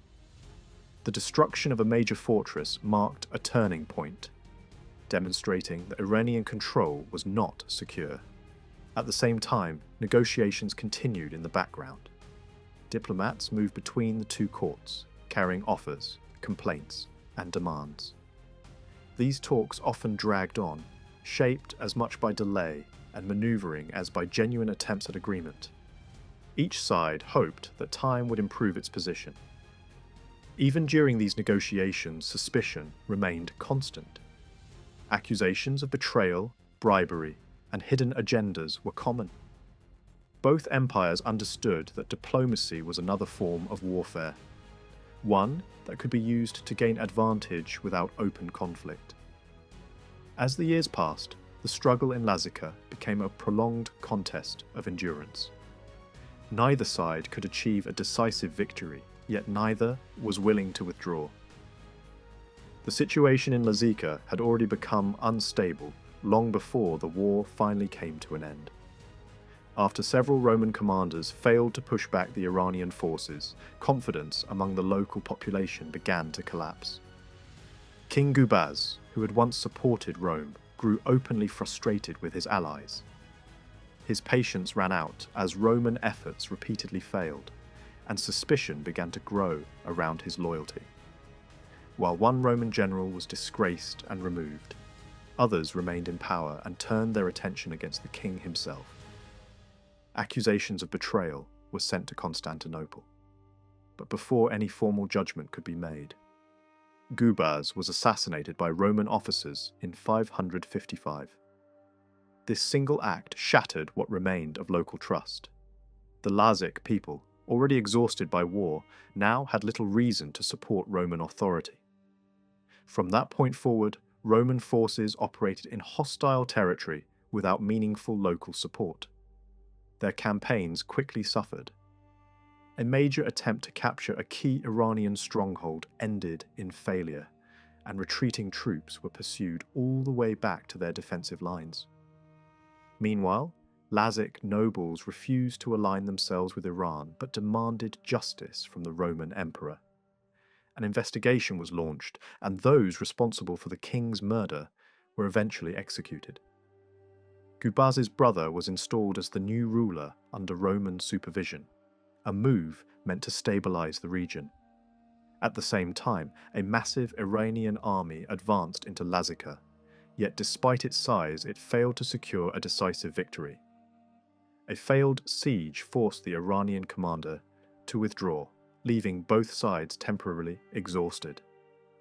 The final phase of the war revolved around control of smaller tribes, whose loyalty could shift the balance.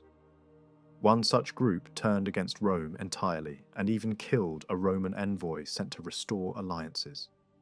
This triggered a last series of campaigns, but by the winter of 556, the Iranian position had collapsed in that region. Their forces withdrew, and Roman troops took control. The defeat was so severe that the Iranian commander responsible was brutally executed by his own king, a punishment meant to restore discipline through fear. With this, the long and bitter conflict in Lazica came to a grim close. Not long after, diplomacy replaced warfare.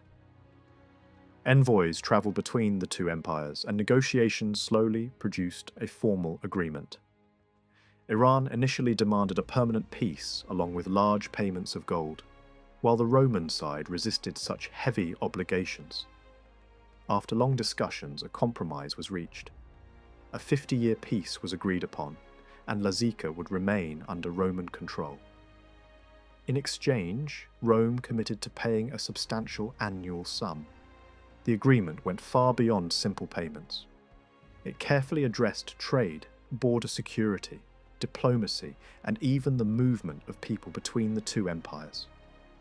Both sides agreed to restrict military expansion near their shared frontier and to settle disputes through controlled negotiations rather than open conflict. The treaty also reflected the realities of a connected world. Trade routes were tightly regulated, and merchants were limited to specific crossing points. Smuggling was treated as a serious crime, and even defectors were handled according to strict rules, depending on whether they fled during war or peace. The agreement attempted to eliminate every possible cause of conflict, showing how deeply both empires wished to avoid another prolonged war. Behind these negotiations lay an important economic reality. The repeated demand for gold from Rome was not simply a matter of greed or financial weakness. Instead, it reflected the structure of long-distance trade.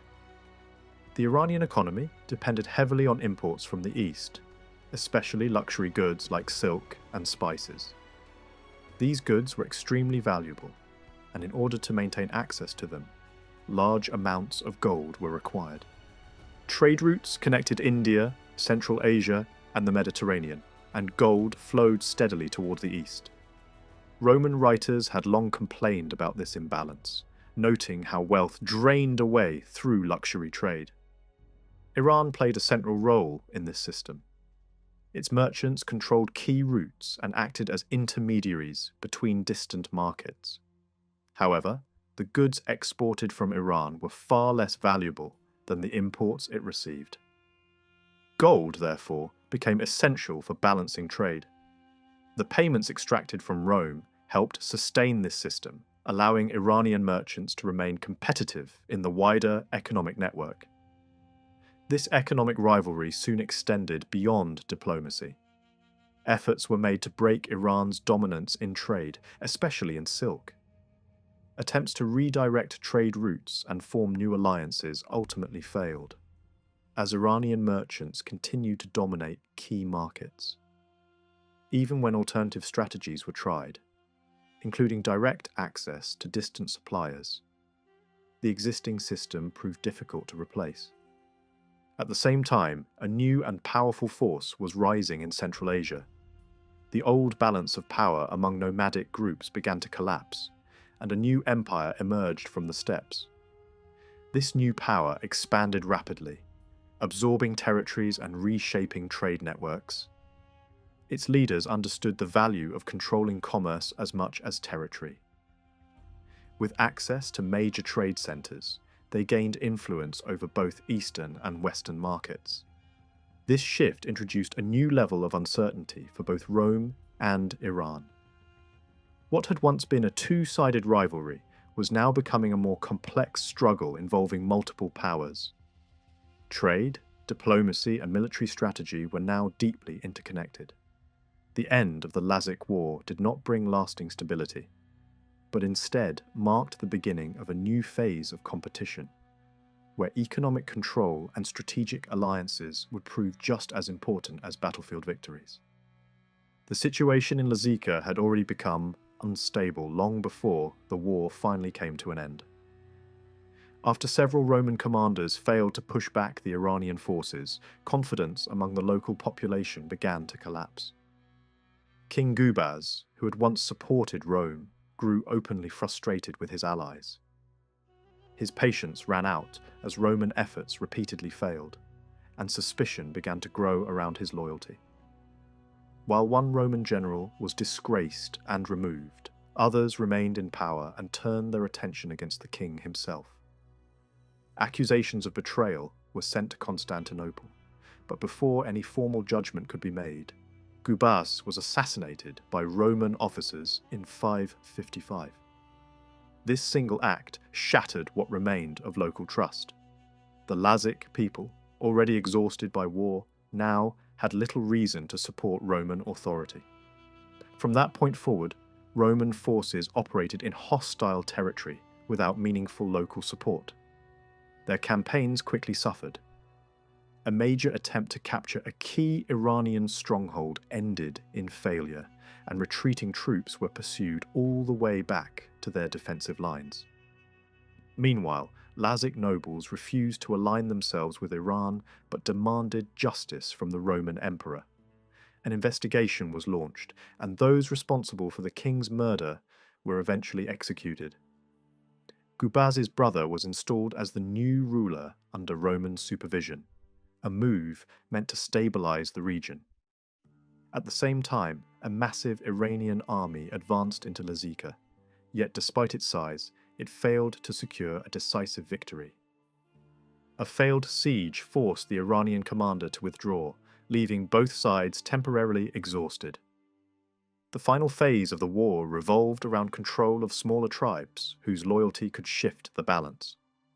One such group turned against Rome entirely and even killed a Roman envoy sent to restore alliances. This triggered a last series of campaigns, but by the winter of 556, the Iranian position had collapsed in that region. Their forces withdrew and Roman troops took control. The defeat was so severe that the Iranian commander responsible was brutally executed by his own king, a punishment meant to restore discipline through fear. With this, the long and bitter conflict in Lazica came to a grim close. Not long after, diplomacy replaced warfare.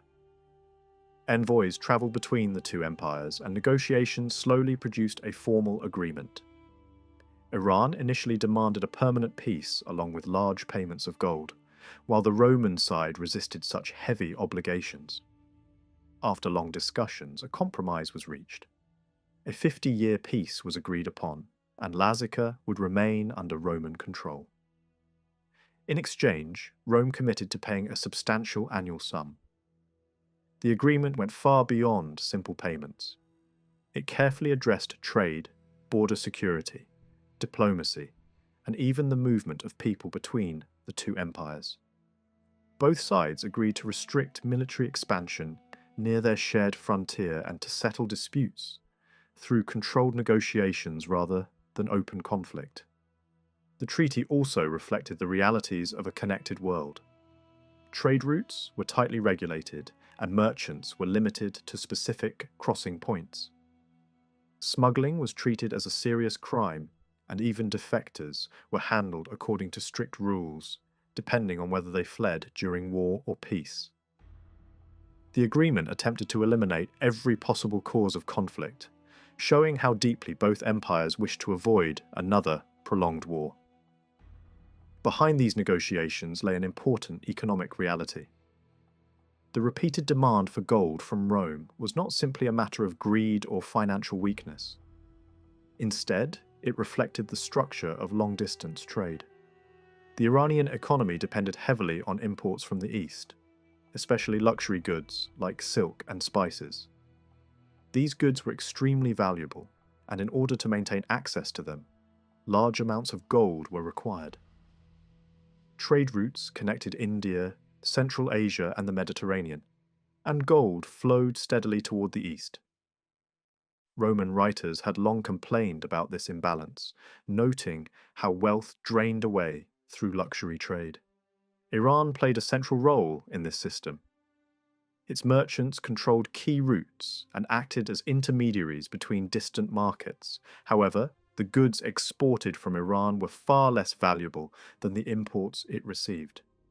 Gold, therefore, became essential for balancing trade.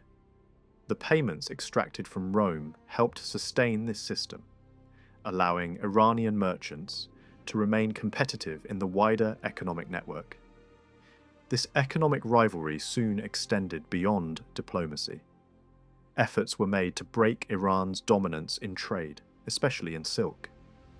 Attempts to redirect trade routes and form new alliances ultimately failed, as Iranian merchants continued to dominate key markets. Even when alternative strategies were tried, including direct access to distant suppliers, the existing system proved difficult to replace. At the same time, a new and powerful force was rising in Central Asia. The old balance of power among nomadic groups began to collapse, and a new empire emerged from the steppes. This new power expanded rapidly, absorbing territories and reshaping trade networks. Its leaders understood the value of controlling commerce as much as territory. With access to major trade centers, they gained influence over both Eastern and Western markets. At the outbreak of the new war, the eastern frontier of Iran appeared secure. Strong garrisons at key cities guarded the approach from Central Asia, supported by large cavalry forces ready to respond to any sudden invasion. Further north, a massive defensive wall stretched across the landscape, reinforced by towers and fortifications that seemed impossible to breach. Stories later spread that even the sight of this barrier discouraged potential attackers, and it is likely that diplomacy, including payments and negotiations, helped delay any serious threat from the steppe. With the eastern frontier stabilized, the focus shifted westward, where Roman forces had begun to gather in Mesopotamia. The first year of fighting brought little success for Rome.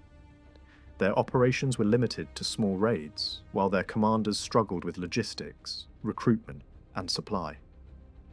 A larger offensive had to wait, and this delay gave Iran time to prepare a coordinated response. When Roman troops finally advanced, the following year, they targeted major frontier cities, hoping to break through fortified defenses. Although they achieved a minor victory in open battle, their siege efforts failed, and resistance forced them into retreat after only a short campaign.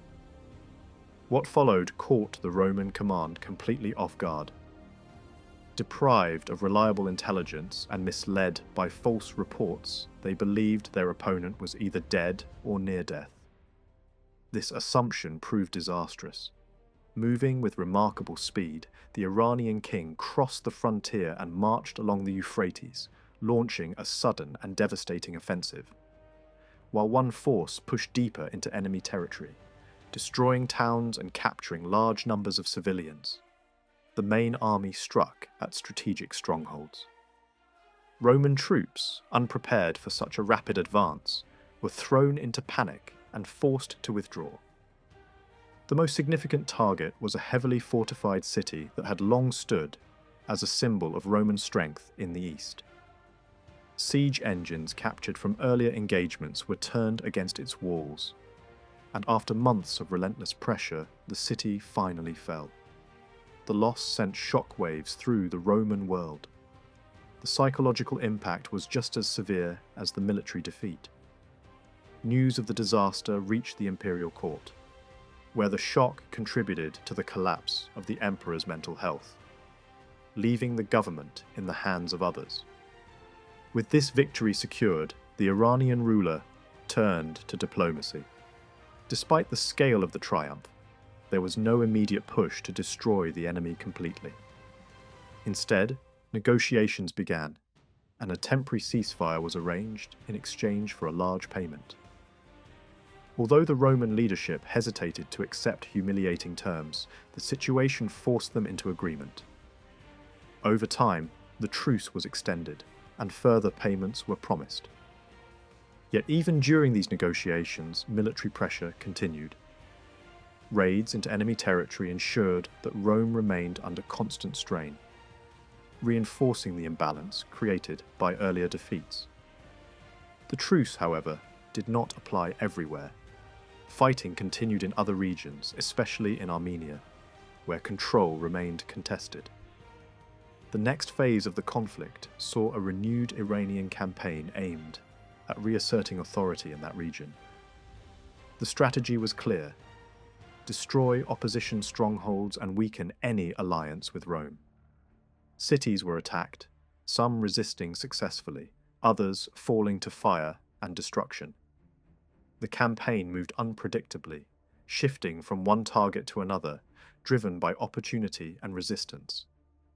At first, the offensive achieved success. Several cities were devastated, and the advance pushed deep into contested territory. But the rugged terrain of the region soon turned against the invading army. Narrow passes and mountainous landscapes limited movement, and Roman forces used this advantage effectively. In a sudden reversal, the Iranian army found itself surrounded. Supplies were captured, and the situation deteriorated rapidly. A retreat became unavoidable. The withdrawal turned into chaos.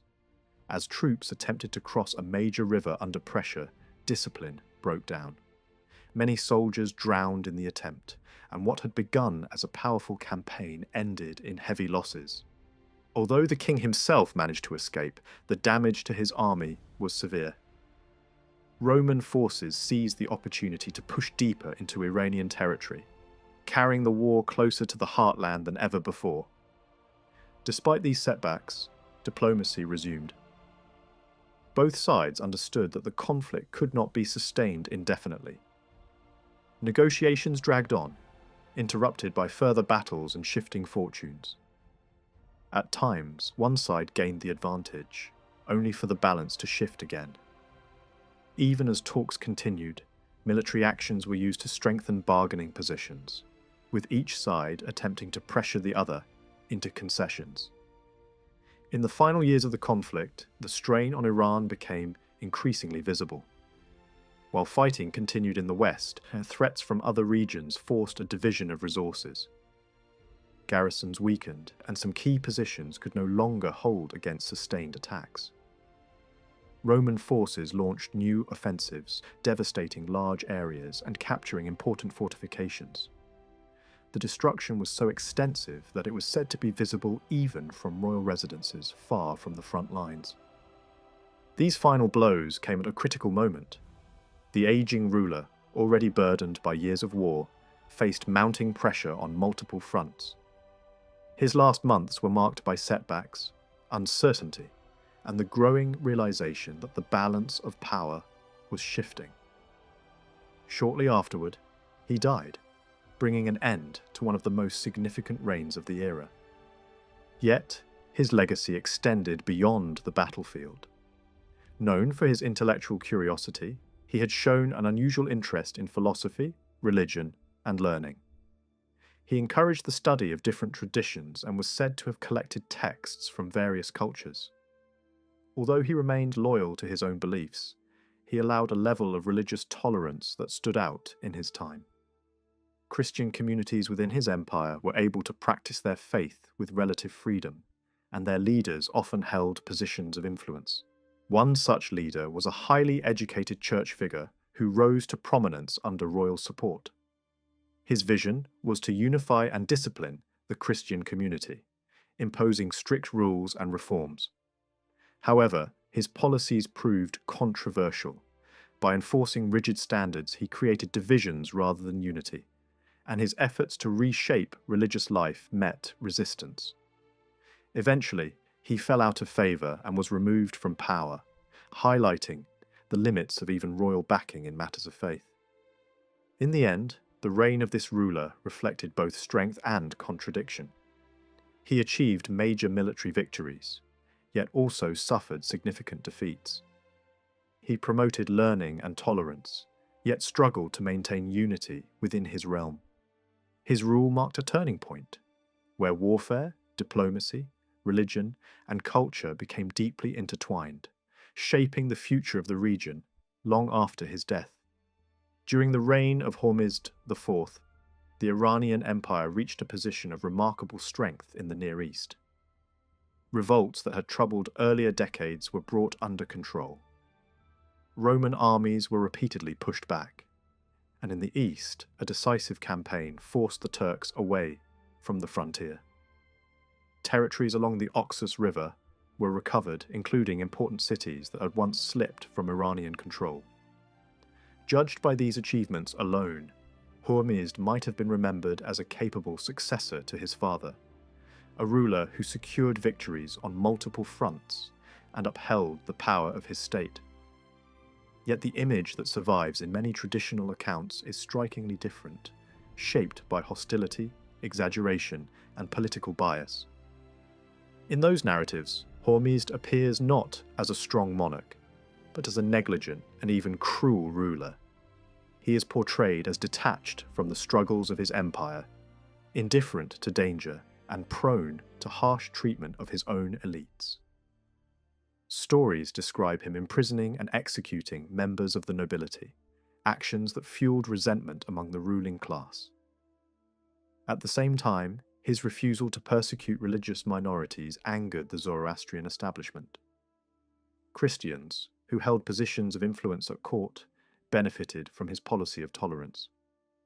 According to later tradition, the king himself argued that a kingdom could not stand if it alienated large segments of its population, especially those who followed different beliefs. Such a stance earned him praise in Christian sources, but it also deepened tensions with powerful religious authorities, who expected a more rigid defense of tradition. One accusation, however, appears in both Iranian and Roman accounts and may reflect a genuine problem. Hormizd is said to have alienated parts of his own army, particularly its officers. While ordinary soldiers continued to receive sufficient pay, the higher ranks were allegedly deprived of resources and privileges. This imbalance created resentment within the military leadership. Other accounts claim that overall pay was reduced, worsening morale across the ranks. The consequences of this discontent would become clear when rebellion broke out later in his reign, threatening the stability of the entire empire. Another controversial claim concerns Hormizd's ancestry.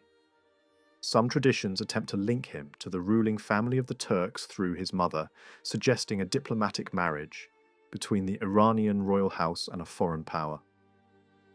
This idea later became a tool of political propaganda used by rebels to question his legitimacy. Yet, when examined closely, the story begins to unravel.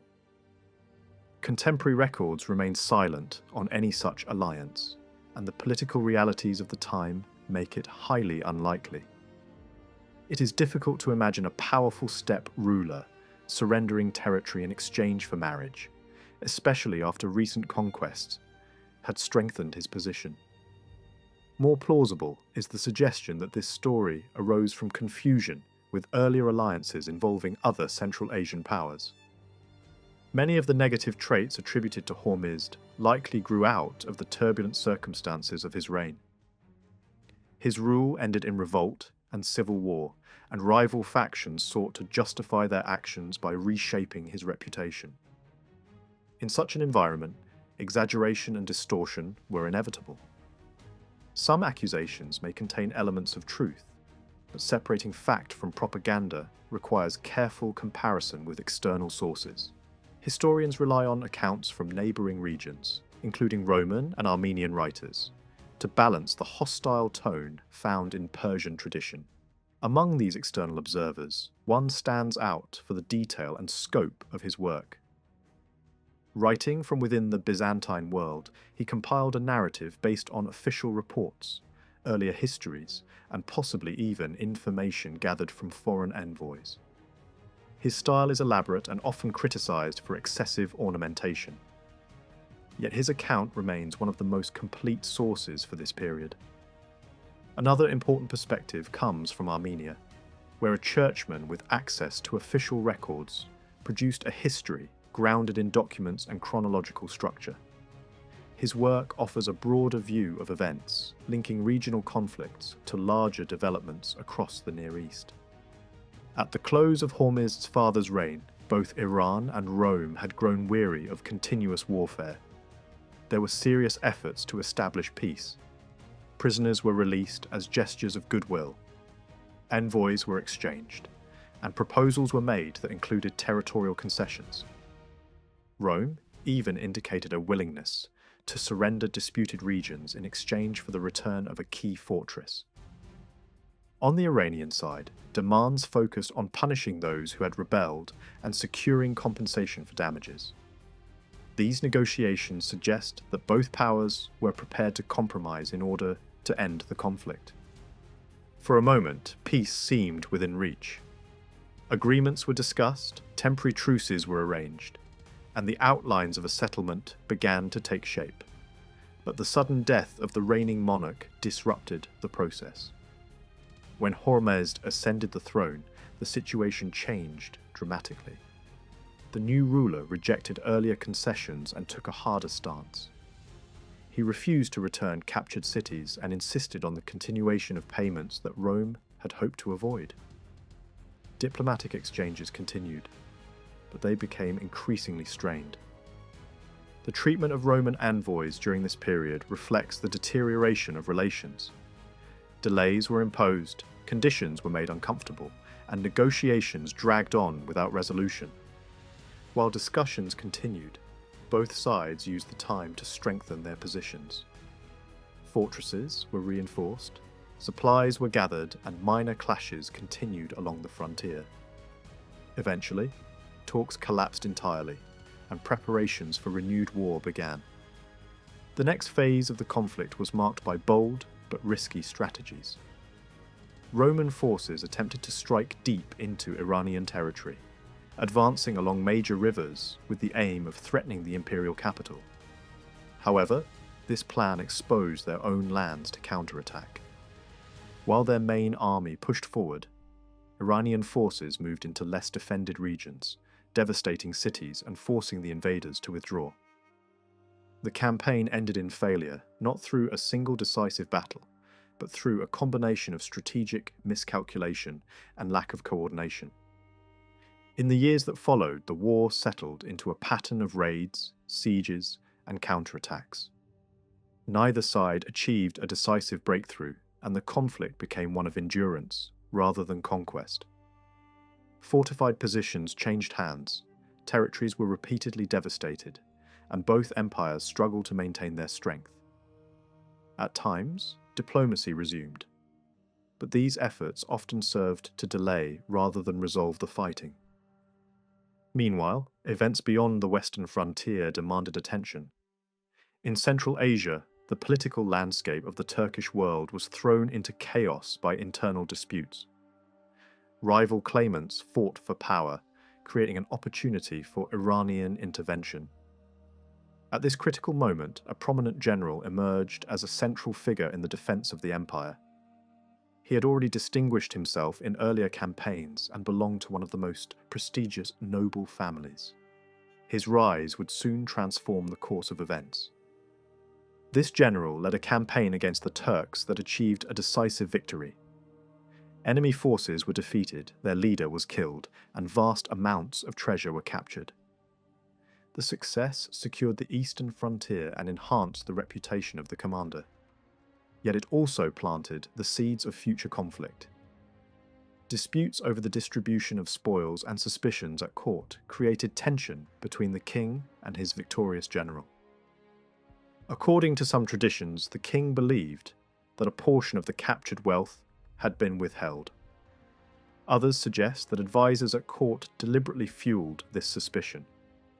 The response was both symbolic and insulting. The general received gifts intended to question his loyalty and honour. Such gestures, whether exaggerated in later retellings or not, reflect a breakdown in trust between ruler and commander. The result was rebellion. The general, once a defender of the empire, now turned against it. His revolt was not a minor disturbance, but a serious challenge to royal authority. Supported by troops loyal to him and by those dissatisfied with the king's rule, he launched a movement that aimed to overthrow the existing order. The conflict that followed would reshape the political landscape and bring the reign of Hormizd to a dramatic and violent conclusion.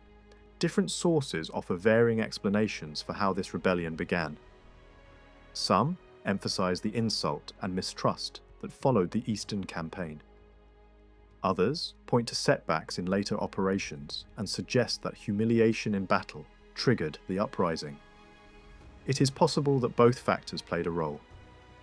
What is clear is that the story of this rebellion was later transformed into a mixture of history and legend, blending real events with dramatic embellishment.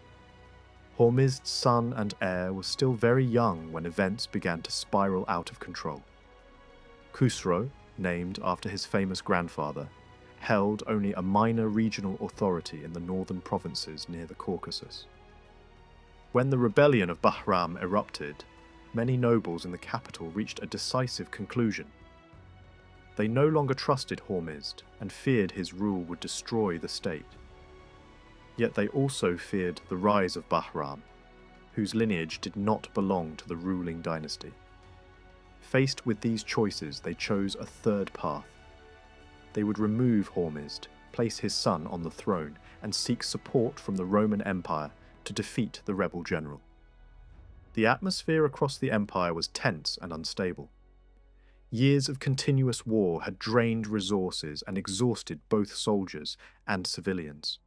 The army, once a pillar of stability, had grown restless. Rumours spread that the king intended to punish troops for failures in distant campaigns. At the same time, reductions in pay and the manipulation of official decrees deepened suspicion among the ranks. Many soldiers believed they had been betrayed by their own ruler.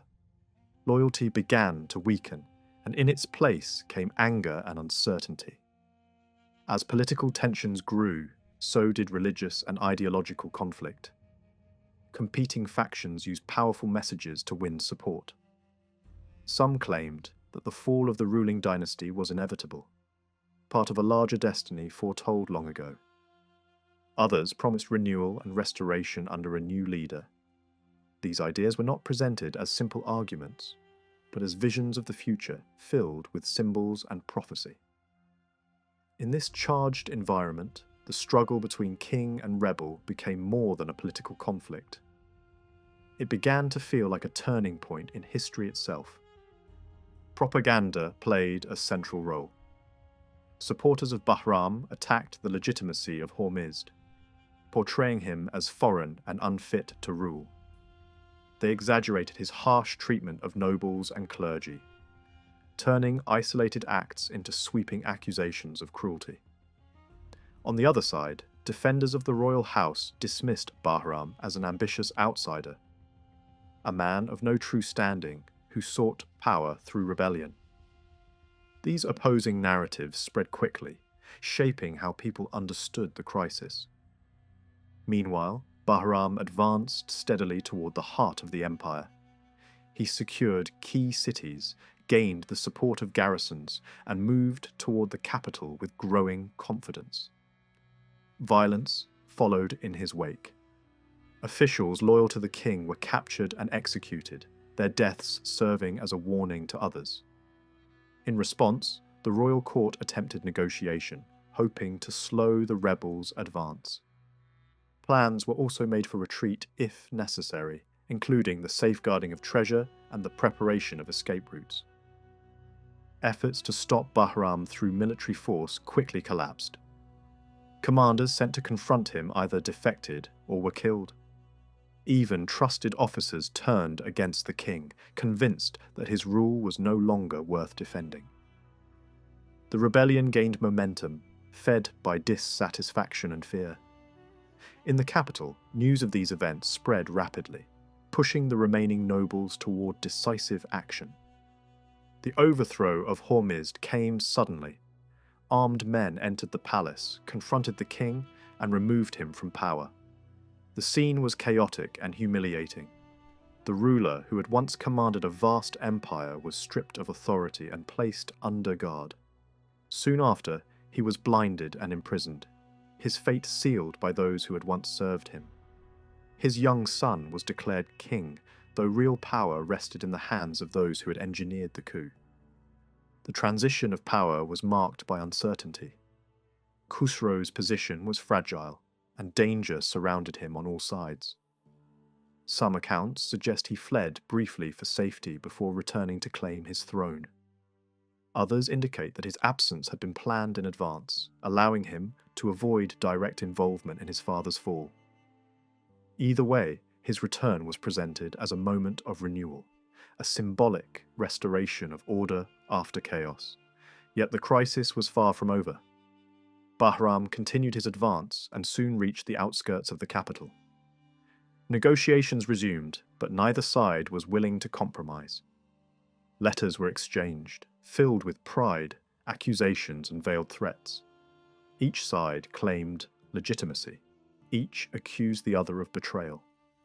Behind these words lay a simple truth. The conflict would be decided by force. As armies gathered, morale became a decisive factor. The forces supporting Khusro were hastily assembled and lacked the discipline of Bahram's veterans.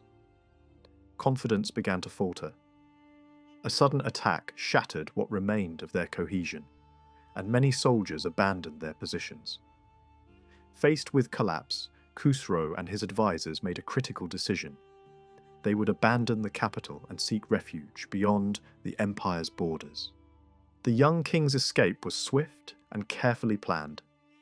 Moving westward with a small group of followers, he crossed into territory controlled by Rome.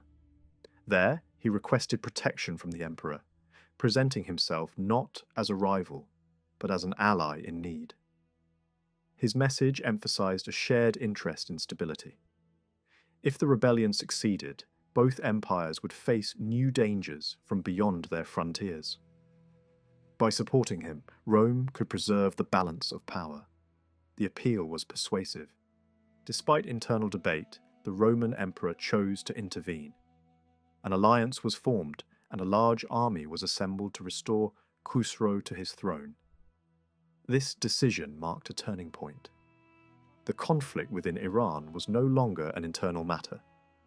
It had become part of a larger struggle involving the greatest powers of the region. With Roman support, Khusro returned to reclaim his kingdom. The price of this assistance was high. Strategic territories were surrendered, and influence shifted in favor of Rome. Yet for Khusro, survival and restoration were more important than territorial loss. The combined forces of his allies advanced, drawing Bahram away from the capital and forcing a decisive confrontation. The final battles were intense and unpredictable.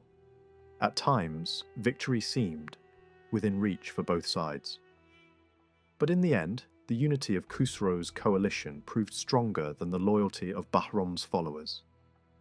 Many of the rebels' troops deserted him, and his position collapsed. Defeated, he fled eastward, seeking refuge among former allies. With Bahram gone, Khusro secured his throne, but his rule began under a shadow. Questions remained about his role in the events that had brought him to power. Suspicion lingered among the nobility, and tensions within the empire did not disappear. In the years that followed, new conflicts would emerge, testing the strength of the restored monarchy. The fall of Bahram did not bring immediate stability. Another rebellion soon followed, led by a powerful noble who challenged Khusro's authority, and claimed a greater right to rule. This uprising spread across northern regions, drawing support from diverse groups and threatening to undo the fragile order that had been restored. Once again, the empire faced internal division. Khusro responded with determination. He eliminated rivals, rewarded loyal supporters, and strengthened his position through both force and diplomacy. At the same time, he sought to present himself as a ruler favoured by divine power. Stories circulated of visions and supernatural guidance, reinforcing his claim to legitimacy. Whether believed or not, these accounts helped shape his image. Religion also played an important role in his rule. Though he remained committed to his ancestral faith, he showed tolerance toward other beliefs. Christian communities in particular received protection and support. Churches were built, leaders were honoured, and religious diversity was allowed to flourish. This policy helped maintain peace with Rome and strengthened internal stability. Khusro's reign would become one of the most dramatic in the history of the empire. It began with rebellion, exile, and foreign intervention, but it would rise to a period of great power and expansion. Yet beneath that success lay unresolved tensions. The same forces that had brought him to the throne would continue to shape his rule, ensuring that his story remained one of both triumph and fragility. Sabrichau's rise to the patriarchal seat of Seleucia Ctesiphon was linked to the belief, whether true or embellished later, that he had played some part in helping Khusro. That connection became the excuse for his elevation, and the ceremony surrounding his appointment revealed just how far royal favour toward Christianity had advanced. In the year 596, on the third Friday of Lent, a synod gathered, and although there was resistance among the bishops, the king imposed his choice. Sabrichau was elected and installed as patriarch. The spectacle that followed was so grand that it astonished even the Zoroastrian religious elite. Crowds packed around the church in such numbers that the new patriarch could barely make his way out. Soldiers were sent with the king's own horse to carry him from the church through the mass of people. Sabrichau tried to refuse this public sign of courtly honour, claiming he was not skilled at riding, but the soldiers ignored him, lifted him onto the animal by force, and attempted to lead it forward. According to the story, the horse would not move when Sabrichau spoke, and only after the crowd had been driven back with clubs could the procession continue. He was then escorted into the royal court, where attendants from the household of Shirin came out with candles and incense to receive him. Writers from the period present this moment as proof of the extraordinary respect Sabrichau enjoyed. One tradition even places dramatic words in Khusro's mouth, saying that earlier patriarchs had served the royal house like dependents, but that he himself now stood before Sabrichau almost as a son, while Shirin appeared as a daughter. Whether every detail is exact or not, the message is clear. The patriarch had become a figure of immense prestige at court. The Roman Empire also seems to have welcomed his elevation and Khusro's Christian leanings. Maurice sent a painter to produce a portrait of the Persian king, while relics were exchanged across imperial borders. The bones of Iranian saints and the head covering of the new patriarch were sent west, and in return a fragment of the true cross was presented to Sabrichau and, by Khusro's command, passed on to Shirin. Hindsight, that gift seemed to foreshadow the far greater role the cross would soon play in the coming war. This period created the impression that Christians and Zoroastrians were entering a new era of cooperation. Churchmen celebrated the peace between the two great empires and saw it as a sign that divine power had worked through Khusro himself. Old religious hostility appeared to soften. In 596, a bishop from Chalcedon travelled to Ctesiphon and took part in the liturgy before the Persian king, while Khusro answered by sending a bishop from Sennar to Constantinople. The Patriarch of Seleucia Ctesiphon opened correspondence with Maurice, and that exchange led to the return of prisoners who had remained in captivity since the reign of Hormazd IV. Even the spread of plague in southern Mesopotamia was drawn into this atmosphere of religious blending. During one outbreak near Kashgar, Zoroastrian priests reportedly gathered outside a Christian school and begged a holy man inside to pray for relief. The disease was then said to have vanished through his intercession. At the same time, the religious imagination of the age began to blur the lines between Iranian and Christian traditions. The story of the Magi who had once honored the infant Christ offered an easy way to draw connections between the two faiths. Figures from biblical history were woven into Iranian legendary memory, while ancient heroes of Iran were identified with names from sacred scripture. Old cultural myths were not abandoned, they were reinterpreted. Later, Persian tradition identified Jamshid with figures descended from Noah, and some even equated him with Solomon. Faridun, the slayer of the Dragon King, was connected with Nimrod. Under Khusro II, another story claimed that the prophet Daniel's body rested inside a bronze container in the royal treasury at Susa. When the Romans requested the relic, Khusro refused, saying it was precious to Shirin and the Christians around her. Yet even here, the boundaries of belief remained uncertain, because devout Zoroastrians were said to think the body in the bronze vessel belonged not to Daniel at all, but to the legendary Khusro. The blending of sacred histories did not stop there. One of the boldest claims of the age insisted that Ardashir, founder of the Sasanian dynasty, had himself once been converted to Christianity. In older Iranian tradition, the conversion of King Gushtasp to the faith of Zoroaster was linked to a miraculous healing of his horse. In a Christianized version of the story, a holy apostolic figure came to Ardashir's court, read the gospel in secret at night, and restored the king's favourite horse after it had died. His influence then supposedly led to the baptism of Ardashir himself. Historically, the story is impossible. Politically, however, it was powerful. It suggested that Christianity could grant royal legitimacy, that Christians in Iran could be loyal to the ruling dynasty, and that the history of Christianity in Iran could be explained in forms familiar to a Zoroastrian elite.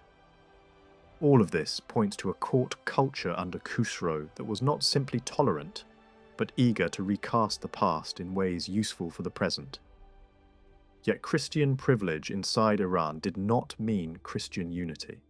Beneath the outward harmony, doctrinal and ecclesiastical rivalry remained fierce.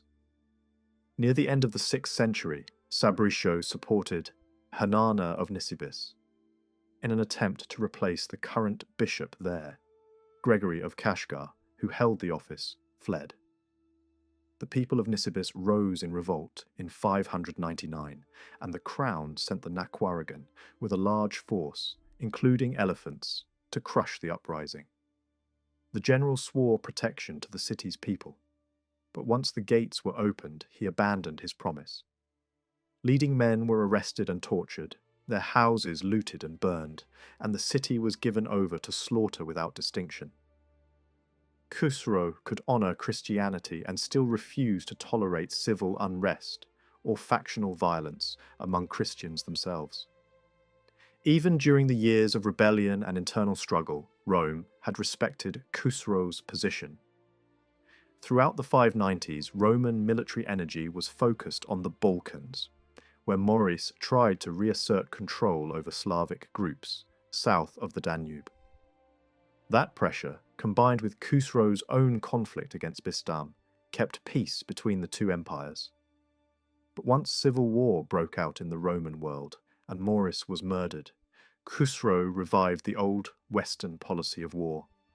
The crisis began in November 602, when Maurice ordered the Balkan army to winter north of the Danube.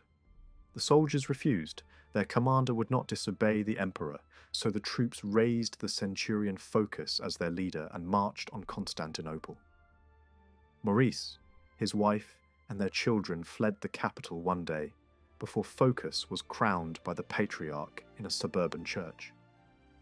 2 days later, Phocas entered the city unopposed. Maurice and his family were soon captured near the Propontis and taken to Chalcedon, where nearly all of them were put to death. In Constantinople, the severed heads of the fallen emperor and his children were displayed as a signal that the usurper had triumphed. But one absence mattered. The head of Maurice's eldest son, Theodosius, was nowhere to be seen. Word spread that he had escaped and fled east, to Khusro's court. Whether Theodosius truly survived or whether later propaganda inflated the story, Khusro found in him the perfect cause for intervention. The Persian king, who had once fled a usurper himself, either sincerely pitied the young prince or used him with deliberate calculation. Theodosius was welcomed with honour. Sabrichot performed a coronation in Roman fashion, and in the royal church at Ctesiphon, by Khusro's command, the supposed rightful emperor of Rome received a crown from the hand of a Nestorian patriarch. The symbolism was extraordinary. Almost as soon as the ceremony ended, preparations for war began. The official break came when a Roman embassy arrived months later. Lilius had been sent to announce the reign of Phocas, but Khusro refused to recognize the killer of Maurice. The ambassador was thrown into prison. At the same time, the Roman world was collapsing into disorder. Rival circus factions fought in the cities. The eastern commander Narses rejected Phocas and rebelled in Edessa. In North Africa, the family of Heraclius was preparing its own challenge. Phocas tried to crush Narses by sending troops from Dara, but Narses appealed to Khusro for aid. The Persian king saw exactly what was happening. Civil war was tearing the Roman Empire apart, and he chose to move. He presented himself as the avenger of Maurice and the protector of legitimate order, but behind that language stood a clear decision to launch a vast new war. The mood of the time was darker than in earlier centuries. The confident classical historians were gone. In their place came writers who saw history through the lens of apocalypse, judgment, and divine punishment. Armenian accounts of the age are filled with urgency and dread. George of Pisidia, writing close to the court of Heraclius, celebrated war in poetry shaped by religious anxiety and a growing sense of human weakness before the power of God. At the same time, the earliest proclamations of the Quran spoke of cosmic upheaval, the end of the world and the coming day of judgment. Across different lands and languages, the age felt unstable. It was a time when military disaster, political collapse, and religious expectation merged into one atmosphere. The invasion began in the spring of 603. Persian armies assembled on both the northern and southern approaches to the Taurus range. Khusro himself took command in the south and entered Mesopotamia. His first objective was Dara. After beginning the siege there, he split his forces and marched with a smaller body toward Edessa. A dawn assault caused panic. Some defenders leapt into the river, others fled, and the city opened its gates. There, Theodosius was presented to the inhabitants as the rightful Roman emperor. Khusro then returned to Dara, where the siege dragged on for a year and a half. In the summer of 600, 4 mines brought down the walls. Persian troops flooded into the city, and the population was massacred. The captured wealth of Dara was immense, and was carried back to Ctesiphon. At the same time, a Roman effort to retake Edessa collapsed. Narses fled, was captured, taken to Constantinople, and burned alive on the orders of Phocas. After Dara fell, the war widened. In the northwest, Persian armies pushed beyond the old frontier, formed by the Araxes and Euphrates. The campaigns there were harder than those in the south. Early setbacks gave way to victories in Armenian districts, followed by renewed advances and temporary withdrawals. By 606, the Persians paused, to recruit and increase their numbers. Khusro himself then returned to the capital and entrusted future operations to his generals. One of them, better known by the title Shah Baraz, was sent toward Roman Mesopotamia and Syria. Another moved through Armenia together with Theodosius. Khusro's instructions were harsh but practical. Those who submitted were to be treated well and kept in peace. Those who resisted were to be destroyed. With the supposed Roman heir at their side, Persian forces secured the surrender of key cities, including Theodosiopolis, and then drove deeper into Roman Armenia, taking one fortress after another. Farther south, from 607 to 615, nearly every Roman city east of the Euphrates fell. The exact order is uncertain, but the result is not. Roman defences east of the Great River collapsed. Refugees poured westward.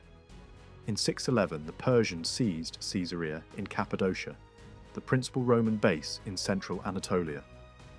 Antioch fell the next year. Asia Minor now lay open. Heraclius tried to negotiate peace and failed. He attempted a counter-offensive and failed again. A siege of Caesarea nearly starved the Persian garrison, but the defenders broke out, crushed the Roman army, and burned the city. Another Roman expedition was destroyed in 613. By the following year, Persian control extended through Syria and Palestine.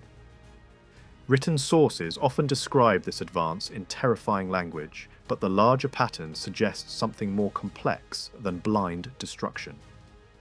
Khusro's orders imply a strategy of submission and incorporation as much as annihilation.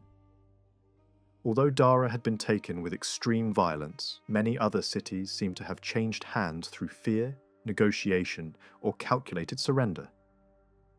Archaeological evidence in several regions points to less devastation than literary accounts suggest.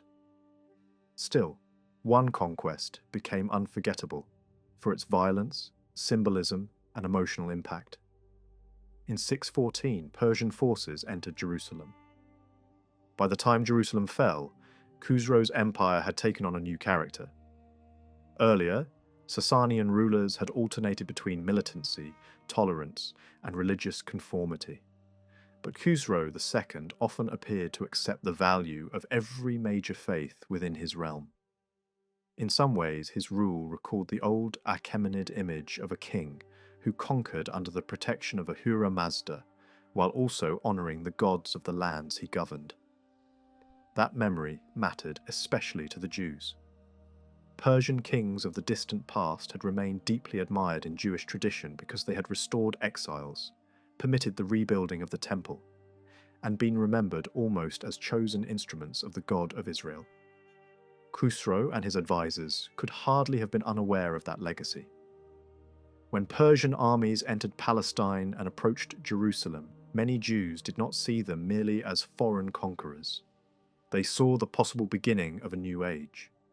The wider context helps explain why Jewish uprisings accompanied the Persian advance in several Roman cities.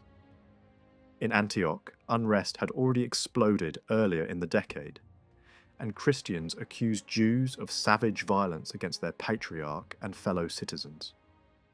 Elsewhere, Jewish and Samaritan groups reportedly joined the Persian army as it moved south. In cities such as Acre and Caesarea, some local Jews appear to have supported Persian rule, or at least accepted it readily. Later, one Jewish notable would tell Heraclius openly that rebellion had been justified, because the Roman Christians had long been enemies of his people. Jewish hopes at this moment were not merely political. They were apocalyptic. Liturgical poetry and visionary writings from the period speak of the downfall of oppressive kingdoms, the cleansing of Israel, the coming of the Messiah, and the reopening of Jerusalem as a holy center. Some texts imagine that under Persian protection, a sacred altar would be rebuilt, and ancient offerings restored on the Temple Mount. One figure associated with these expectations, Nehemiah ben Hushiel, seems to have emerged briefly as a leader before being executed by Persian authorities. That execution may mark the point when Jewish hope gave way to disappointment. Jerusalem itself fell amid violence, local conflict, and shifting alliances. During the unrest between Jews and Christians in the city, Persian forces were first called in to restore order. For a moment, the tension eased. Then Christian youths reportedly killed Persian officials and fighting resumed. Jewish survivors who had escaped Christian retaliation sent word to the Persian army at Caesarea. Shah Baraz responded by marching on Jerusalem and besieging it for 19 days. Once a section of the wall was broken by mines, the city was stormed and for 3 days exposed to killing and fire.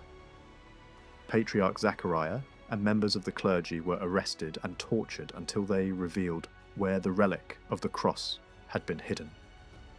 It was dug up from a garden and sent east as a trophy, eventually destined for Khusro's court and for the Christian Queen Shirin.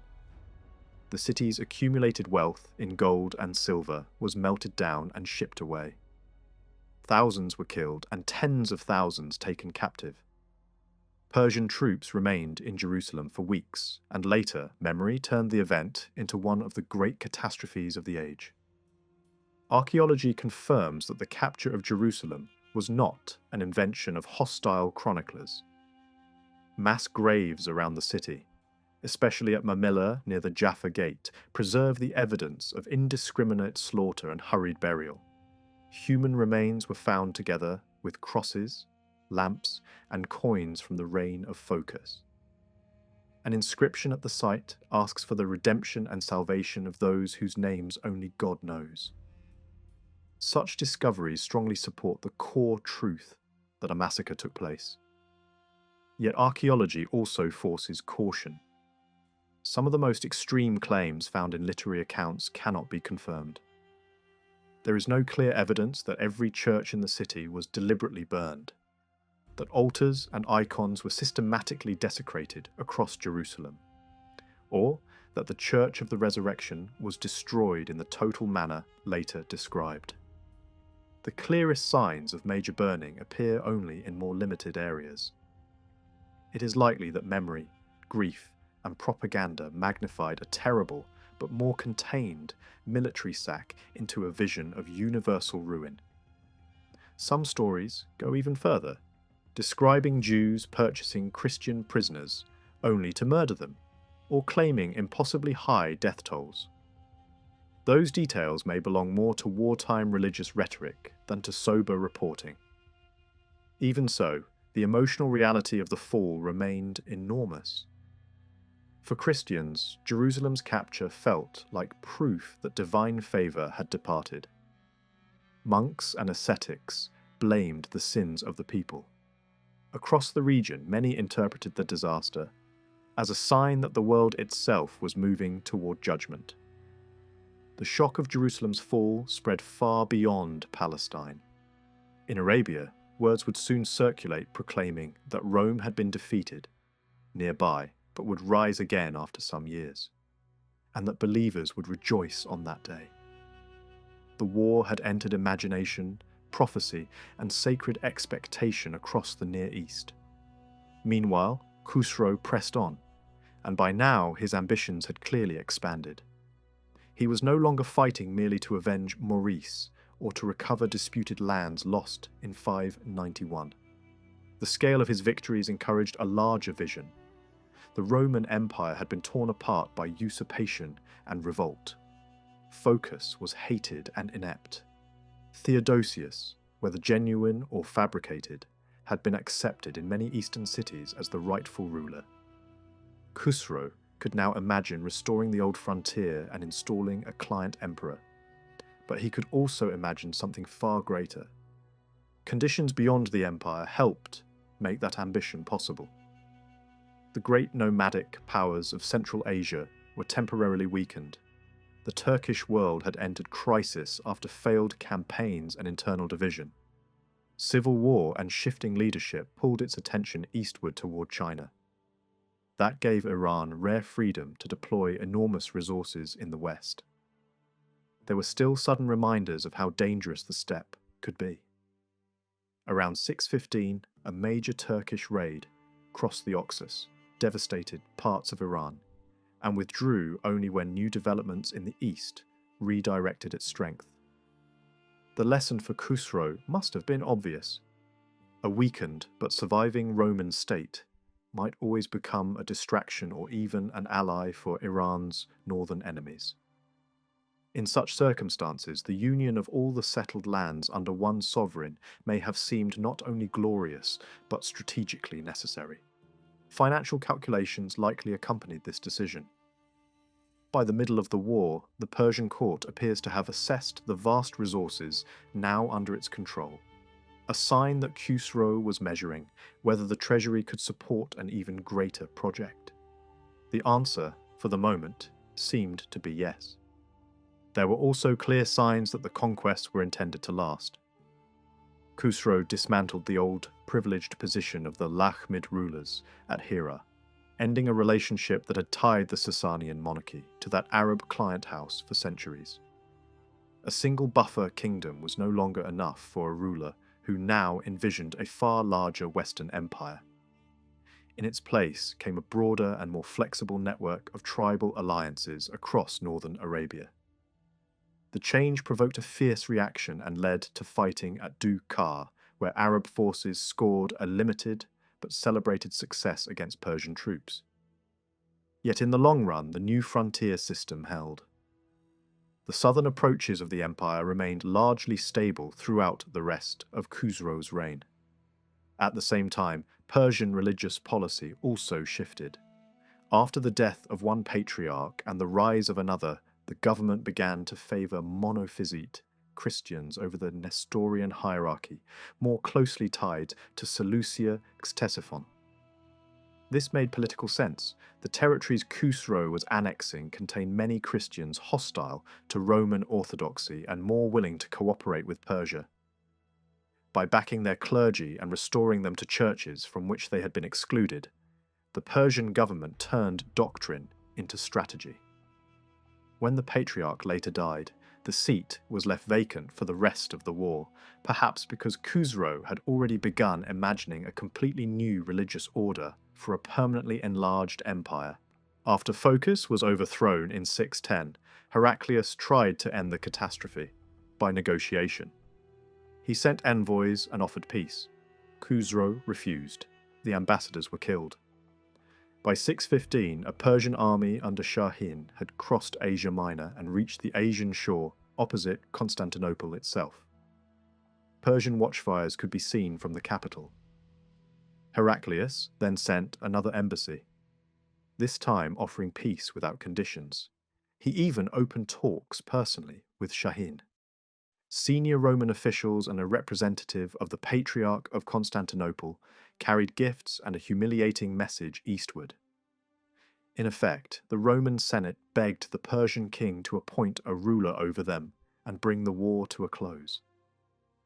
Khusro now stood at a crossroads. He could have stopped, confirmed his gains, installed Theodosius as emperor, and forced Rome to accept a humiliating settlement. Instead, he chose something bolder. He rejected the offer, imprisoned the envoys, and ordered preparations for an attack on Constantinople itself. That decision almost certainly required serious debate among his advisors. It also marked a new phase in the war. The supposed cause of restoring Maurice's line was now fading. Khusro was moving beyond intervention and into attempted imperial replacement. While the Persian threat loomed over Constantinople, the next great target was Egypt. Before that invasion began, Palestine was fully secured, and fresh raids into Anatolia kept the Romans off balance. By 618, Shah Baraz had concentrated his forces in the south and prepared to strike the richest province of the Eastern Roman world. Alexandria fell in 619 after a stubborn siege. A dramatic story tells how a Christian Arab from the Persian Gulf, who had been studying philosophy in the city and favoured Persia, betrayed Alexandria by advising Persian troops to seize fishing boats and slip into the city. before dawn from the western side. The guards were cut down, the gates opened, and the city was taken from within. Treasure from churches and aristocratic households was loaded onto boats, only to be blown by the wind toward the Persian camp. The keys of Alexandria and the spoils of the city were sent to the court. From there, the conquest spread steadily up the Nile. Working together, Shaheen and Shah Baraz extended Persian rule through Egypt, and by 621 the province had submitted. Persian rule in Palestine and Egypt was harsher at the moment of conquest than afterward. In Jerusalem, despite the bloodshed of the capture, Khusro ordered that the city be repaired, that its Christian population be restored, and that the Jews be expelled. Money was raised for rebuilding churches. Whatever hopes Jewish groups had entertained under Persian rule quickly collapsed. Christian leadership re-emerged under bishops who cooperated with the new authorities, and letters from the period suggest that reconstruction proceeded actively. In Palestine as a whole, later accounts of daily life under Persian occupation reveal not a landscape of constant persecution, but a functioning imperial administration. Zoroastrian rites were performed discreetly. Christians served in high civil posts. Jews and Christians continued their communal life under Persian oversight. One convert from the Persian cavalry, later remembered as Saint Anastasius, lived in this environment and shows how orderly the occupation could become once the fighting ended.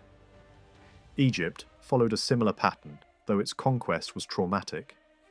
The Persian advance caused panic. Refugees fled from the countryside into Alexandria, and then many fled Alexandria itself. Monasteries west of the city were burned and abandoned. Farther south, some monastic communities were massacred, and church leaders interpreted the conquest as punishment for sin. One bishop withdrew into the mountain wilderness, where later tradition pictured him meditating among ancient tombs on death, judgment, and the fragility of earthly power. Such stories reveal the emotional shock of the Persian takeover. Everyday documents tell the same story in another way. Letters and pottery texts mention abductions, torture, fear, and confusion as Persian troops advanced. Yet these records also show how quickly violent conquest gave way to normal government. Tax collection resumed. Bureaucratic routines continued. Orders from the new rulers were inserted into the existing administrative system with relatively little disruption. Middle Persian documents survive concerning food supplies, troop levies, and taxes, all showing that Egypt was not simply occupied by force, but absorbed into an imperial structure that knew how to govern. Khusro even issued copper coinage at Alexandria, bearing his own image together with the cross on the reverse, a striking sign that the Persian state intended not just to conquer Christian lands, but to rule them by blending imperial authority with local religious symbolism. The next stage of the war focused on securing Persia's hold over Asia Minor, pushing deeper into Anatolia, and ultimately attempting the capture of Constantinople itself. The events of these years survive in scattered and sometimes confusing accounts. But the general picture is clear. The conflict had reached a point where control of the Roman capital would decide everything. At some point, a Persian force advanced into northwestern Anatolia and spent the winter along the Black Sea coast in the region of Pontus. This army appears to have been sent to trap the Emperor Heraclius, who was operating with a smaller force in Bithynia. The situation was dangerous, but the emperor managed to break out and even score a limited victory. Militarily, the result was not decisive, but psychologically it mattered. After years of defeats, even a small success raised Roman morale. Still, the larger threat remained unchanged. Constantinople itself was now in real danger, and Heraclius was forced to abandon further operations and return quickly to defend his capital. The danger was not coming from one direction alone. Persian planning had already begun to shift toward a coordinated assault involving allies. There are hints that Khusro may once have considered a naval attack on Constantinople. But if such a plan existed, it was never carried out. Instead, responsibility for the main assault was effectively handed over to another power. A joint strategy took shape. Persian forces dominated the eastern side of the Bosporus, while the Avars, a powerful steppe empire, prepared to strike from the European side. The two sides appear to have agreed on a common objective: the fall of Constantinople. The Avars assembled a massive army, supported by a mixture of nomadic warriors and subject peoples, including Slavic groups. Their numbers were enormous, and they brought with them advanced siege equipment. Towers, mobile shelters, and powerful engines capable of hurling stones at the city walls were prepared. This was not a raid. It was a full-scale attempt to destroy the capital of the Roman world. By the late summer of 622, the situation had become critical. Heraclius returned to Constantinople knowing that a siege was approaching, while the main Roman field army was still far away in the east. Inside the city, expectations must have been grim. Many would have believed that the end of the empire was near. Diplomacy became the only remaining option. Money, negotiation, and delay were the tools Heraclius relied on. Talks were arranged with the Avar ruler, and a meeting was planned outside the city walls in 623. But the negotiations were a trap. As the emperor approached the meeting place, Avar forces launched a sudden attack.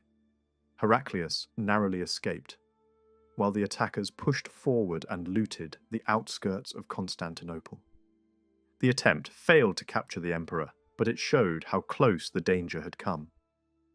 Meanwhile, Persian forces continued consolidating their control in Asia Minor. Evidence suggests that by this time, key Roman centres had fallen. The last active mint in the region had ceased operating, and major cities such as Ancyra were lost.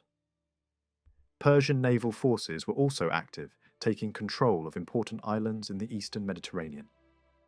Step by step, Roman control over the region was being erased. Despite the failed ambush, negotiations with the Avars resumed. Eventually, the Romans agreed to harsh terms. A massive payment was made, and hostages were handed over to secure a temporary peace. This bought Heraclius time, but at a heavy cost.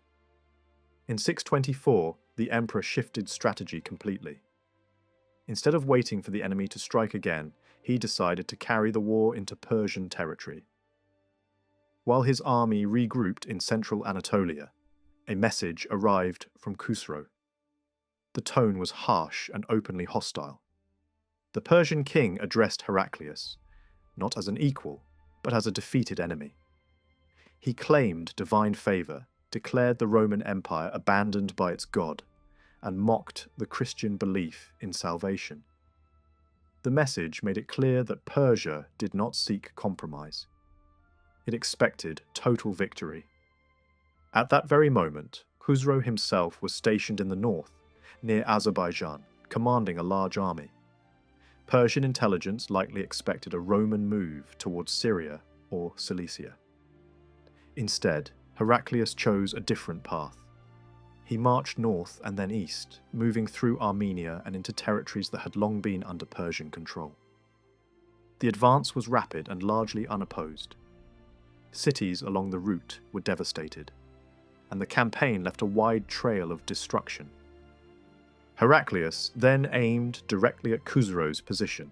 The sudden appearance of a Roman army deep inside Persian territory forced the king to retreat. His troops, caught off guard, scattered in disorder.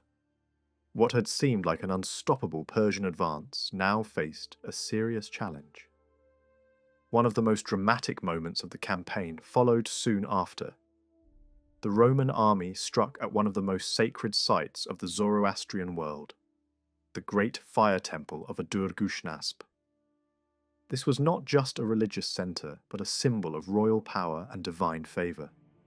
The temple complex was heavily fortified, surrounded by walls and towers. Inside, a sacred fire was believed to have burned continuously for centuries. Heraclius attacked and destroyed the site. The sacred fire was extinguished and the entire sanctuary was desecrated. The act carried enormous symbolic weight. It was presented as revenge for the destruction of Jerusalem and the capture of the true cross. For Persia, it was a deep cultural and religious blow. For Rome, it marked a turning point in the psychological balance of the war. After this strike, Khusro withdrew further into the interior, seeking safety behind the Zagros mountains. Meanwhile, Heraclius continued to devastate the surrounding regions, showing that Persian territory was no longer secure. At the same time, the Roman emperor began to build new alliances. Moving into the Caucasus, he gathered local rulers and secured their support. More importantly, he reached out to the Western Turks, a powerful force on the steppe. An embassy was sent with promises of wealth and rewards in exchange for military cooperation. The response was positive. Turkish forces agreed to support the Roman campaign, and a contingent even travelled to Constantinople to confirm the alliance. This new partnership changed the strategic situation. Persia now faced pressure not only from the west, but also from the north and northeast. Even so, Khusro did not give up. In 625, he launched a major counter-offensive. 3 separate armies were sent to trap Heraclius in the Caucasus region. One force moved to block his retreat, another aimed to cut off his path south, and a third was positioned to close the final escape route. The plan was sound. If successful, it would have destroyed the Roman army entirely. At first, it seemed to work. Some of Heraclius's allies lost confidence and abandoned him. But the emperor responded with skill and deception. False information was spread to mislead Persian commanders. Movements were carefully timed. Smaller Persian forces were harassed and forced into unfavorable positions. When battle finally came, the results favored Rome. One Persian army was defeated, then another. Even when Persian forces regrouped and renewed their attacks, Heraclius avoided a decisive trap and continued to maneuver. As winter approached, the Persians made a critical mistake. One of their generals dismissed a large portion of his troops for the season. Heraclius seized the opportunity. He launched a sudden night attack on the weakened camp, killing many of the remaining soldiers. The general himself barely escaped. Despite these setbacks, Persia still held vast resources. The decisive moment was yet to come, and once again the focus returned to Constantinople. The alliance between Persia and the Avars had not collapsed. It had only been delayed. The final assault on the Roman capital was now prepared. Persian forces gathered on the Asian side of the Bosporus, while Avar armies assembled in Europe. Communication between them was maintained using signal fires across the strait. In the summer of 626, the attack began. The Avar vanguard arrived first, followed by a much larger force. They crossed the outer defences and advanced toward the city. Their army spread across the land walls, stretching from the Sea of Marmara to the Golden Horn. Inside Constantinople, only a relatively small cavalry force stood ready to defend the city. The siege engines were brought forward, and bombardment of the famous Theodosian walls began. At the same time, Slavic forces prepared for a naval assault using small boats, aiming to attack the sea walls. A coordinated effort was planned. Persian troops on the opposite shore were meant to cross the Bosporus and join the attack. But this crucial step failed. The Roman navy intercepted and destroyed the crossing attempt. Without Persian support inside the city's defences, the attackers were forced to continue alone. Day after day, the Avar forces launched assaults against the walls. Their machines struck the defences, but the fortifications held firm. The defenders had anticipated the naval attack as well. When Slavic boats attempted to breach the harbour, they were driven back. Every coordinated move by the attackers began to collapse under pressure. After several days of intense fighting, it became clear that the siege would not succeed. The walls of Constantinople, strengthened over centuries, proved too strong. The coordination between allies broke down. The losses mounted. On the 8th day of August, the Avars made a final decision. Their siege engines were burned, and the army began to withdraw. Across the Bosporus, Persian forces also pulled back. The greatest attempt to destroy Constantinople had failed. By the winter of 627, the atmosphere around Khusro's empire had turned dark. Bad news arrived from every direction. The destruction of the great sanctuary of Adur-Gushnasp, the death of Shahin, the setback suffered by Shah-Baraz, and the collapse of the Avar assault on Constantinople, all struck at the confidence of the court. At the same time, Persian intelligence would have learned that Heraclius had secured the support of the Western Turks.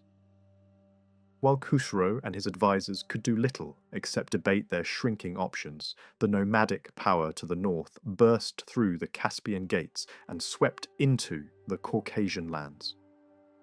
Azerbaijan, Albania, and Iberia were ravaged. Then Heraclius returned to Transcaucasia and appeared before Tiflis, where, in front of assembled troops, he met the Turkish Yabgu, the deputy of the supreme Khagan. The Turkish prince honoured the Roman emperor with a ceremonial act of submission, and Heraclius answered with equal symbolism, calling him his son and placing his own crown upon the nomad leader's head. Feasting followed, and a marriage arrangement between the emperor's daughter and the Yabgu sealed the alliance.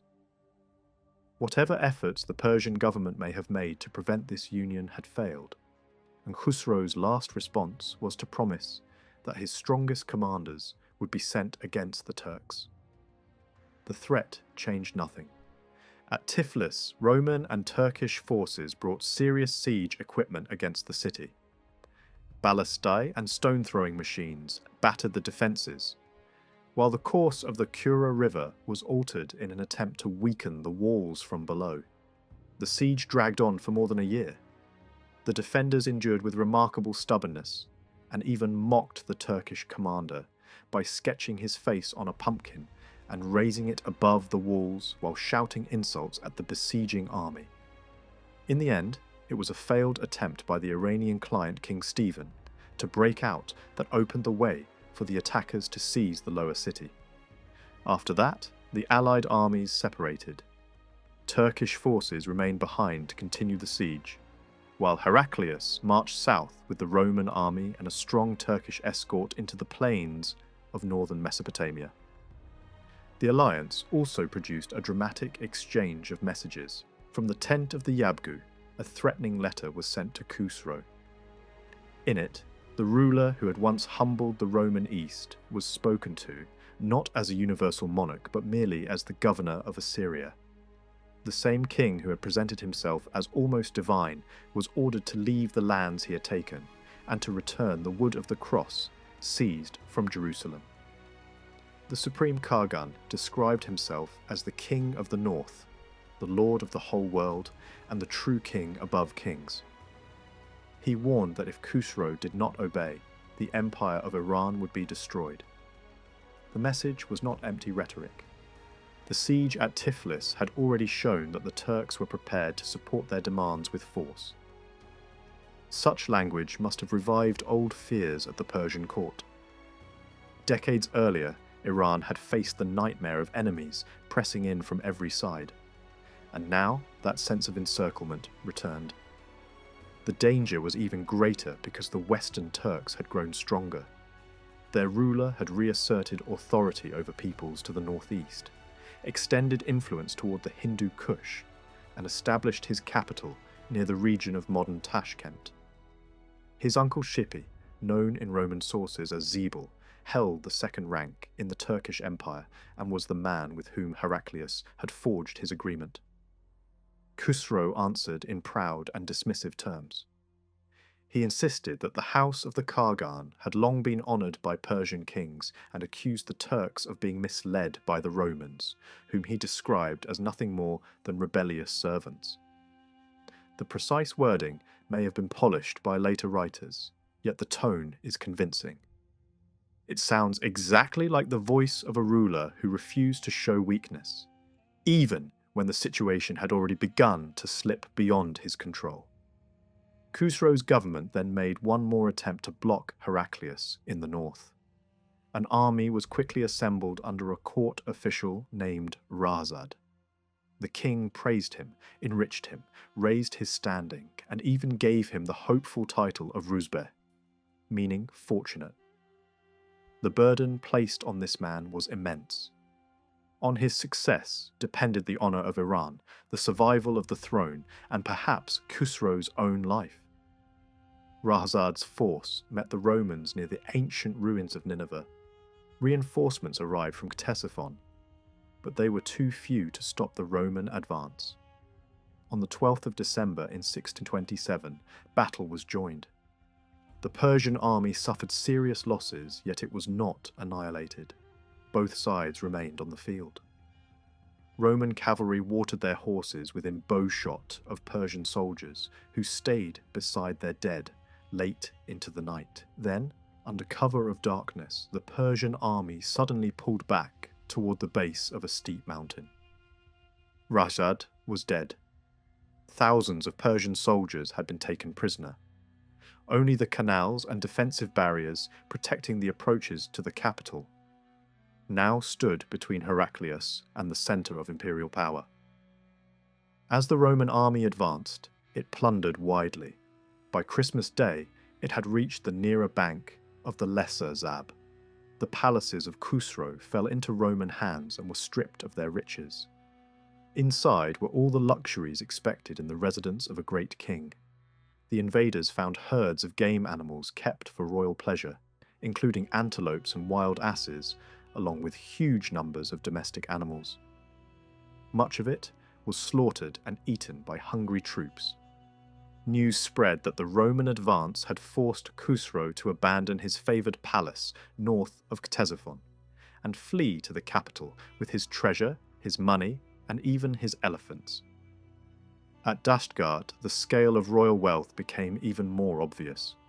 Roman soldiers found captured standards from former victories, costly aromatics, silk, pepper, fine linen, sugar, and ginger.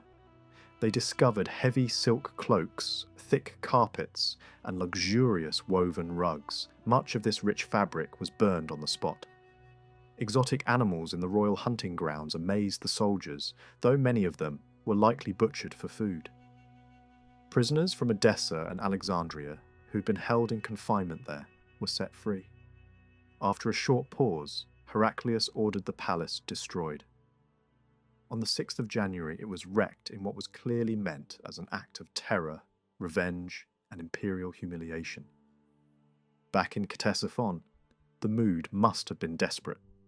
The disaster of 626 had already shaken confidence in Khusro's rule, and the latest invasion pushed the regime toward collapse. Suspicion and fear spread through the court. One of the king's greatest generals, Shah Baraz, seems to have fallen under royal distrust, and Khusro had already prepared orders for his death. It is impossible to know exactly what ordinary people thought, though they had paid for this long conflict through taxation and suffering without ever being asked their opinion. Among the nobility, however, anger was rising fast. The complaints later attributed to them capture the depth of that resentment. They portrayed Khusro as a blood-stained ruler who had drained wealth into the treasury, closed the roads, ruined prosperity, and driven terror into the hearts of his own people.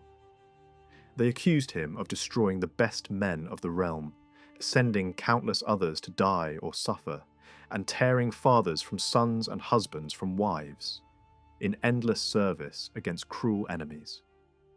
This bitterness did not come from a few months of hardship.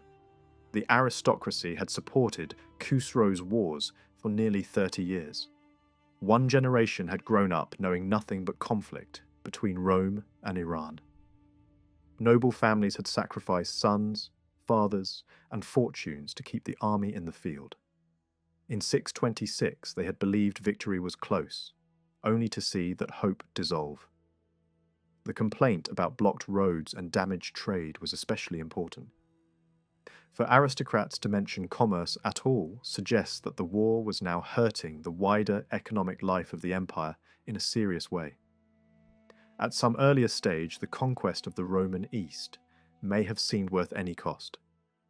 By this point, many among Khusro's ministers and nobles had concluded that the dream could not be achieved, and that both the war and the king's reign had to end. Persian tradition adds more accusations against Khusro's later rule. It presents a monarch changed by success into a proud, boastful, and greedy tyrant. State revenues had been placed in the hands of an outsider whose financial measures were harsh and often abusive. Real or invented tax arrears could lead to confiscation of property. Khusro's enemies also condemned his treatment of noble women and the way long military campaigns kept soldiers separated from their families for years. His prisons were filled with political captives, and defeated soldiers were thrown into confinement as well. Then, when Heraclius seemed close to Ctesiphon itself, Khusro gave the fatal order. Every prisoner and every soldier who had returned in defeat was to be executed. That decision appears to have been the final outrage. It pushed the court toward open rebellion, and when Heraclius later pulled back to Ganzak, he received the message that Khusro had been killed on the 28th of February. The plot unfolded quickly. After returning to the capital, Khusro ordered the bridges over the Narawan Canal cut, hoping to trap the advancing Romans. Yet Heraclius avoided disaster. Meanwhile, Khusro tried to secure what support remained and shape the future of the dynasty. He intended to make Mardanshah, the son born to his influential Christian wife Shirin, his successor. This decision immediately provoked resistance from Shiruya, Khusro's eldest son, who had been kept away from Ctesiphon in confinement. Shiruya made contact with discontented nobles who had long been waiting for the right moment to strike. Through an intermediary, word reached Gurdanasp, a veteran commander and apparently one of the leading figures in the opposition. He refused to meet the prince face to face, but asked for a written statement of his intentions. Shiruya answered with exactly what the conspirators wanted to hear. He declared that Khusro had ruined the Persian state and meant to pass over his rightful heir in favour of Mardanshah. If the army accepted him, Shiruya promised greater pay, peace with the Romans and peace with the Turks. He also promised advancement to Gurdanasp and rewards to the other plotters. The letter circulated among a broad group of dissatisfied nobles and officers. Many important men joined the conspiracy, including military leaders, members of the royal guard, relatives connected to Shah Baraz and Shamta, son of the former finance minister Yazdin. These plans were secretly communicated to Heraclius, who was told to remain where he was. The Romans demanded only the release of prisoners, and the rebels agreed. The uprising began at once. Horsemen took control of the bridge linking Ctesiphon and Ve Ardashir, where Khusro was staying. The dreaded prison of oblivion was opened. Heralds proclaimed the new reign of Shiruya. The noise and confusion shattered the king's final moments of security. From a balcony or window, he saw a huge hostile crowd gathered against him. He tried to escape notice by disguising himself and hiding among the trees of his garden. But the soldiers sent by Shiruya found him and dragged him away. He was imprisoned in the house of a nobleman and held there for 4 days. Humiliation followed imprisonment. At Shiruya's command, so it was later said, great men of the realm came to insult the fallen king and spit upon him. Mardanshah and the other sons of Khusro were mutilated and eventually murdered. Then Khusro himself, once feared across the East as a hunter, conqueror, and lion among kings, was executed with arrows. His reign ended not in majesty, but in isolation, hatred, and collapse. Heraclius could never have expected to erase 20 years of Persian dominance in a single stroke. His army was not enormous. It probably numbered somewhere between 15 and 25,000 men. But it had been hardened by experience and carefully trained, and Heraclius himself proved to be an exceptional commander and political leader. Even so, when he began his offensive into Persian territory in 624, the outcome was far from certain. In a straightforward contest between the full strength of the Sasanian military and the resources of Rome, Persia still held the advantage. Roman success depended on several critical factors. The first was the alliance with the Turks. In the early 7th century, the Turkish Empire stood beside Rome and Iran as one of the great powers of Western Eurasia. Drawing that force into the war placed enormous new pressure on Khusro's government and made a rapid political collapse far more likely. Heraclius's movement through the Caucasus brought him close enough to Turkish power for diplomacy to become practical, and the results were immediate. Persian defences in Albania gave way. The siege of Tiflis weakened Sasanian control in the Caucasus. Heraclius then struck devastatingly into Azerbaijan. These blows raised the terrifying possibility that Iran's northern frontier might completely collapse and that the highland core of the empire itself could be exposed. Some foreign sources later credited the Turks almost entirely with Khusro's downfall. That judgment cannot be accepted in full, but it reflects how great their intervention seemed at the time. Without Turkish help, the Roman offensive would almost certainly have failed. The second factor was deception. Heraclius relied heavily on false information and careful misdirection. When Roman forces gathered at Caesarea in Cappadocia, the purpose was to suggest an invasion of Syria and draw Persian troops in the wrong direction. Later movements through Transcaucasia escaped interception for the same reason. Most important of all, Roman intelligence seems to have spread damaging rumours inside the Persian court itself. Later, traditions claimed that the famous general Shah Baraz had gone over to the Roman side around the time of the failed siege of Constantinople. That story is difficult to believe in its literal form, but the rumour itself may have been powerful. If Roman agents successfully convinced Khusro that one of his greatest commanders was preparing to defect, the result would have been suspicion, internal division, and the fatal order for Shah Baraz's death.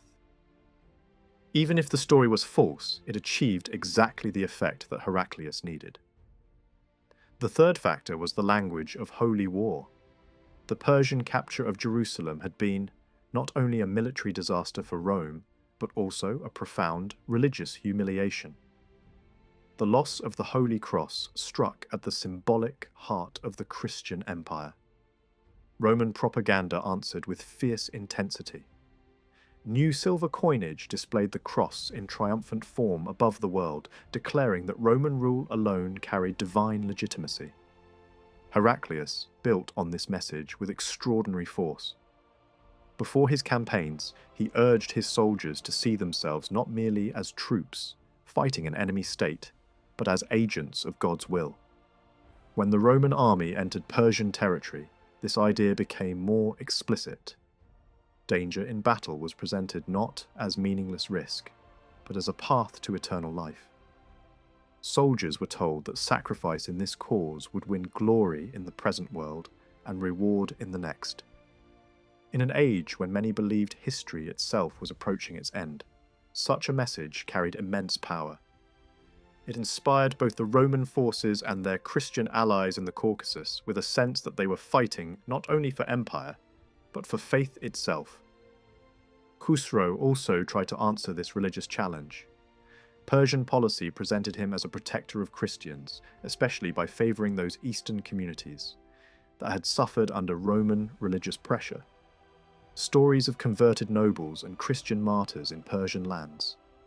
may have helped preserve the loyalty of many believers under Sasanian rule. Yet none of this saved Khusro in the end. His reign, once crowned by astonishing conquest, closed in humiliation, and for a brief moment it seemed that the entire Near East would soon return to Roman control. Only a short time earlier, in 626, Khusro and his advisors had believed the Roman state was on the edge of collapse. The imperial capital had been threatened, Roman power seemed broken, and the emperor himself had appeared vulnerable. In that atmosphere, the Persian court moved to celebrate the approach of final victory in monumental art. After 2 centuries of silence, great rock reliefs were commissioned again. These works offer a revealing glimpse into how Khusro wished to be seen. At Tak-e-Bostan, his investiture was carved on a grand scale.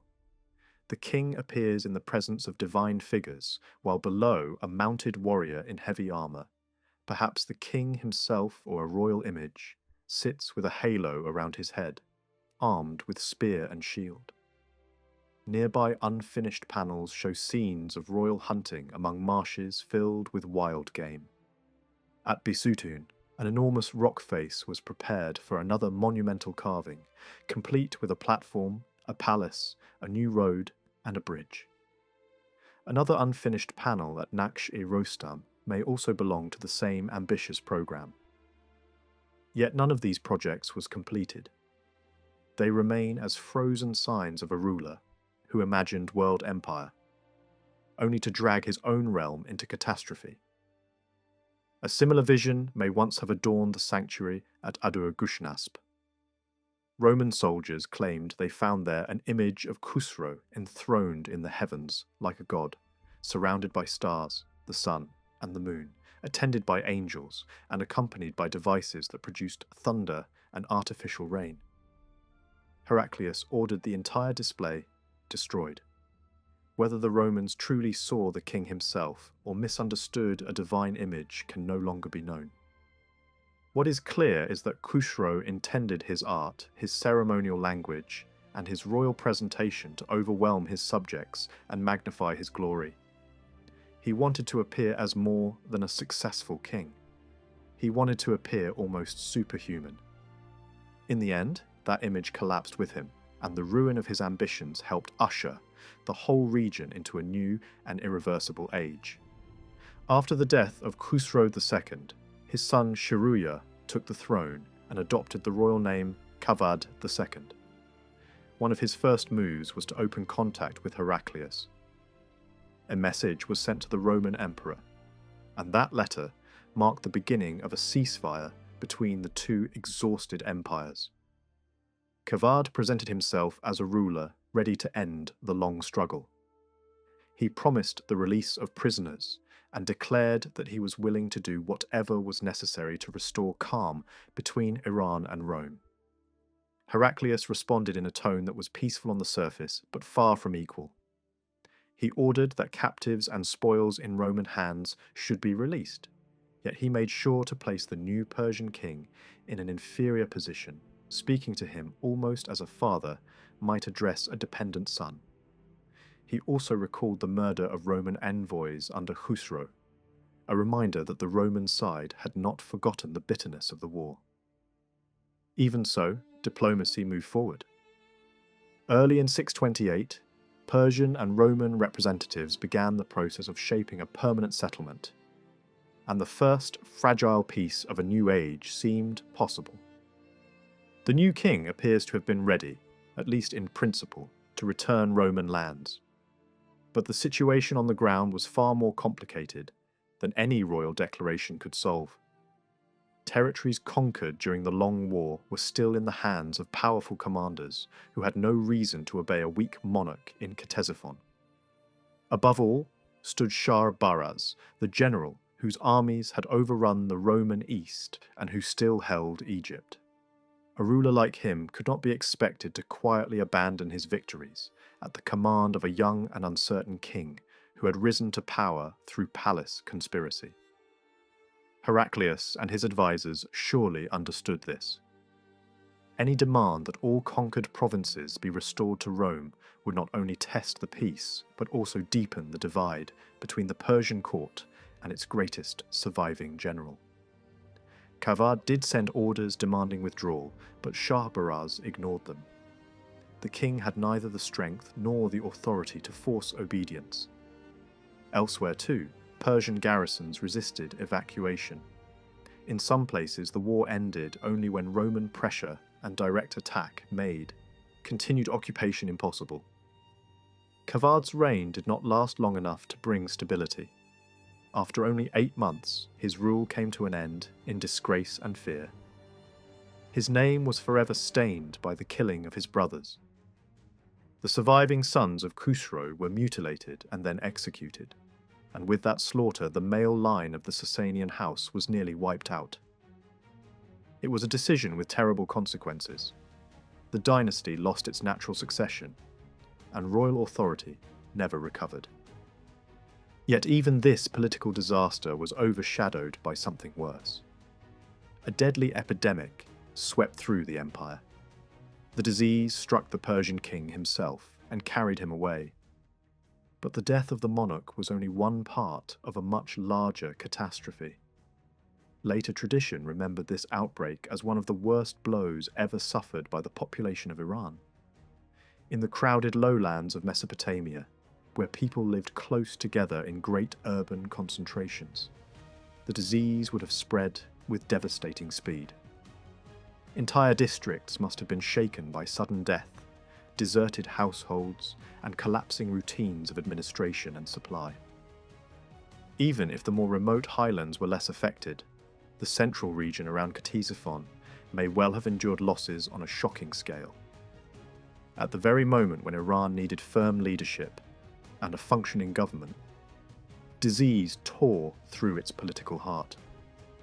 Kavad was succeeded by his son Ardashir III, but the new ruler was only a child, about 7 years old.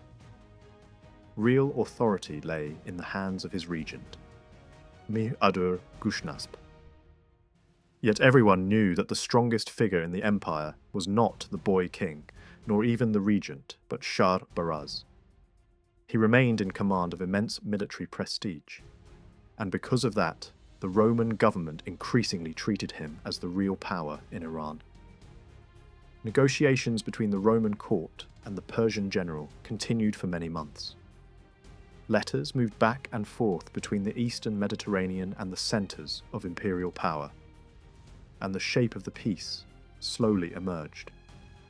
Shah-Baraz was not willing to surrender every gain won in the war. He had fought too hard and conquered too much to give everything away without compensation. Heraclius, recognizing both the danger and the opportunity, offered him support. The Roman emperor was prepared to back the ambitions of Shah-Baraz in exchange for important concessions. Territory was one issue, but the most emotionally charged demand was the return of the Holy Cross, taken from Jerusalem during the Persian conquest. That sacred object carried immense symbolic power, and Heraclius insisted on its restoration. The eventual settlement was not the full reversal of Persian success that Roman propaganda might later celebrate. Iran still held some territories west of the old frontier. The border was fixed along the Euphrates, and important regions remained under Persian control, including parts of southwestern Armenia, the Armenian Taurus, and Mesopotamia south of Amida. It was a frontier farther west than Rome had faced for centuries, and from one point of view the Persian side could still claim to have preserved a strategic advantage. Yet for Heraclius, the real triumph lay elsewhere. Egypt was to be evacuated, the Roman provinces would return, and above all, the empire would recover its holiest relic. Negotiations reached their conclusion around the middle of 629. Persian withdrawal from Egypt began that summer. Shortly afterward, Heraclius and Shah-Baraz met in person in southern Cappadocia to ratify the agreement. The Roman emperor even attempted to bind the new order through marriage, arranging a union between his son Theodosius and Nis, the daughter of Shah-Baraz. A church later stood on the site of their meeting, and its very name commemorated peace. But peace with Rome did not mean peace within Iran. Soon afterward, Shah-Baraz moved against the Persian capital itself. His attempt to seize power was supported by a mixed force of Roman and Persian troops, and the defences of Ctesiphon were put to the test. The regent Mih-ad-dur-Gushnasp did everything possible to strengthen the city, and at first the walls resisted attack. Siege machines failed to break through. In the end, force alone did not win the capital. Treachery accomplished what assault could not. 2 key officers were persuaded to open the gates, and once the defences were compromised, the city fell. Ardashir III was killed along with the noblemen who had stood by him. Their families were handed over to the violence of the victors. Even after this, Shah-Baraz did not immediately receive his crown. His accession was delayed, and that delay may reflect the dangerously unstable condition of the empire he was trying to rule. One major reason for that instability lay to the north. The Caucasian frontier had been broken open by the Turkish alliance with Heraclius, and the damage was not easily repaired. Around the end of 629 or the beginning of 630, another Turkish incursion struck Armenia and inflicted a serious defeat on forces sent out by Shah-Baraz. In response, he sent Arab auxiliaries against them in large numbers, hoping to trample the invaders beneath cavalry and destroy them completely. Instead, the Arabs were lured into an ambush by a feigned retreat, surrounded and cut down. The northern frontier seemed close to total failure, and there was a real chance that the Turks might advance further and exploit the weakness of the Sasanian state. Iran was saved not by its own renewed strength, but by events far away in Central Asia. The Turkish world was thrown into crisis when a newly united China under the Tang dynasty shattered Turkish power and forced its submission. Civil war broke out among the Turks, and the armies operating in the Caucasus pulled back to deal with their own internal struggle. In this way, chance spared Iran from immediate destruction. At the same time, Roman arms were celebrating what looked like a complete triumph. Persian armies withdrew beyond the Euphrates, and the fragments of the True Cross were restored to Roman hands. The return of the relic became one of the defining ceremonies of Heraclius's reign. In Constantinople and Jerusalem, the moment was hailed as a victory not only of empire, but of faith. The emperor was praised in exalted terms compared to heroic rulers of sacred and imperial memory, and represented as the saviour of Christendom. When he personally carried the cross into Jerusalem and placed it once again in the great church of the city, the gesture was meant to signify more than military success. It suggested that the Roman order had defeated its enemies, recovered its sacred centre, and perhaps even restored unity to the Christian world. There was also a sharper edge to the symbolism.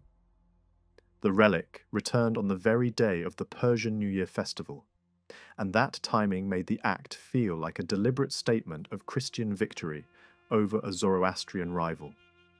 For a brief moment, it may have seemed that the Roman Empire had emerged purified and renewed, while its ancient enemy fell apart. Yet this Roman triumph did not produce the stable future Heraclius seems to have imagined. His hope of theological unity among Christians failed. His hope of shaping a new political order in Iran also failed. The marriage alliance tied to Shah-Baraz did not create a secure Christian-linked dynasty in Persia. Instead, the rise of the general only deepened the rivalries already consuming the Sasanian court. His rule was weak from the beginning. No sooner had he taken the throne than a conspiracy formed against him. After only 40 days as king, he was murdered. The throne then passed to Boran, daughter of Khusro II and widow of the unfortunate Shuruyya. With her accession, the Sasanian state received its first female ruler. Her reign lasted a little over a year, and although later memory preserved some praise for her efforts, the times were too broken for easy recovery.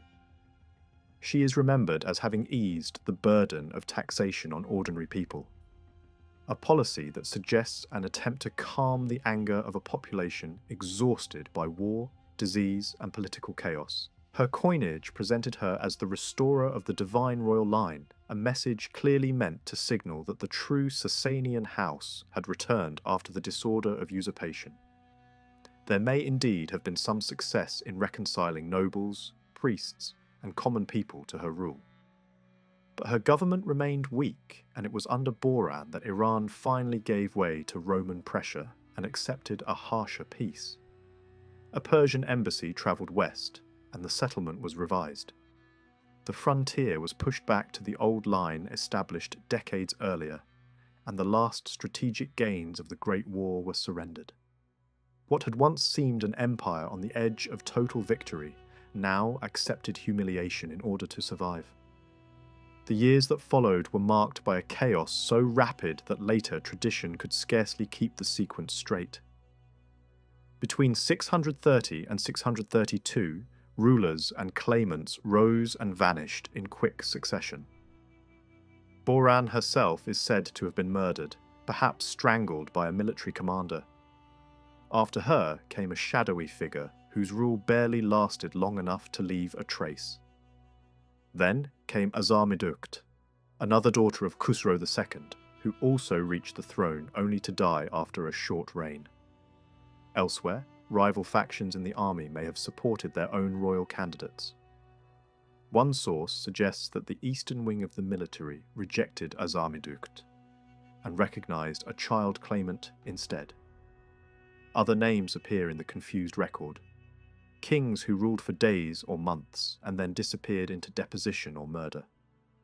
The sheer speed of these changes suggests not mere court intrigue, but a deeper civil conflict in which rival noble houses, army factions and regional elites struggled for control while the monarchy collapsed around them. At last, some appearance of order returned with the rise of Yazdgard III, a grandson of Khusro II. He would reign for 19 years, but even his accession revealed how badly the empire had deteriorated. Conditions in and around Ctesiphon were so unstable that his coronation had to be held not in the capital but at Istakhr, in the ancestral homeland associated with the early Sasanian kings. It was a symbolic retreat into the memory of dynastic origins, as though legitimacy now had to be rebuilt from the past, because the present could no longer sustain it. These years of rapid succession and open factional struggle point clearly to a period of civil war inside Iran. From a strategic point of view, Roman policy had misjudged the consequences of pushing Persia into such weakness. By humiliating the royal house and encouraging the rise of Shah Baraz, Heraclius may have won a diplomatic success in the short term, but he helped produce a shattered neighbour incapable of defending the common frontier. A stronger and more stable Iran might have recovered and served once more as a barrier against new threats from the south. Instead, the collapse of central authority left the eastern frontier of the Roman world exposed just as a new power was beginning to take shape in Arabia. For centuries, Arabia had been known to the settled empires mainly as a fringe of deserts stretching along the southern edges of the Near East. Ancient writers used the name in more than one sense.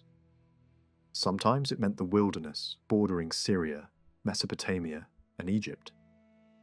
At other times it referred to the richer and more distant lands, far to the south, famous for aromatics and long-distance trade.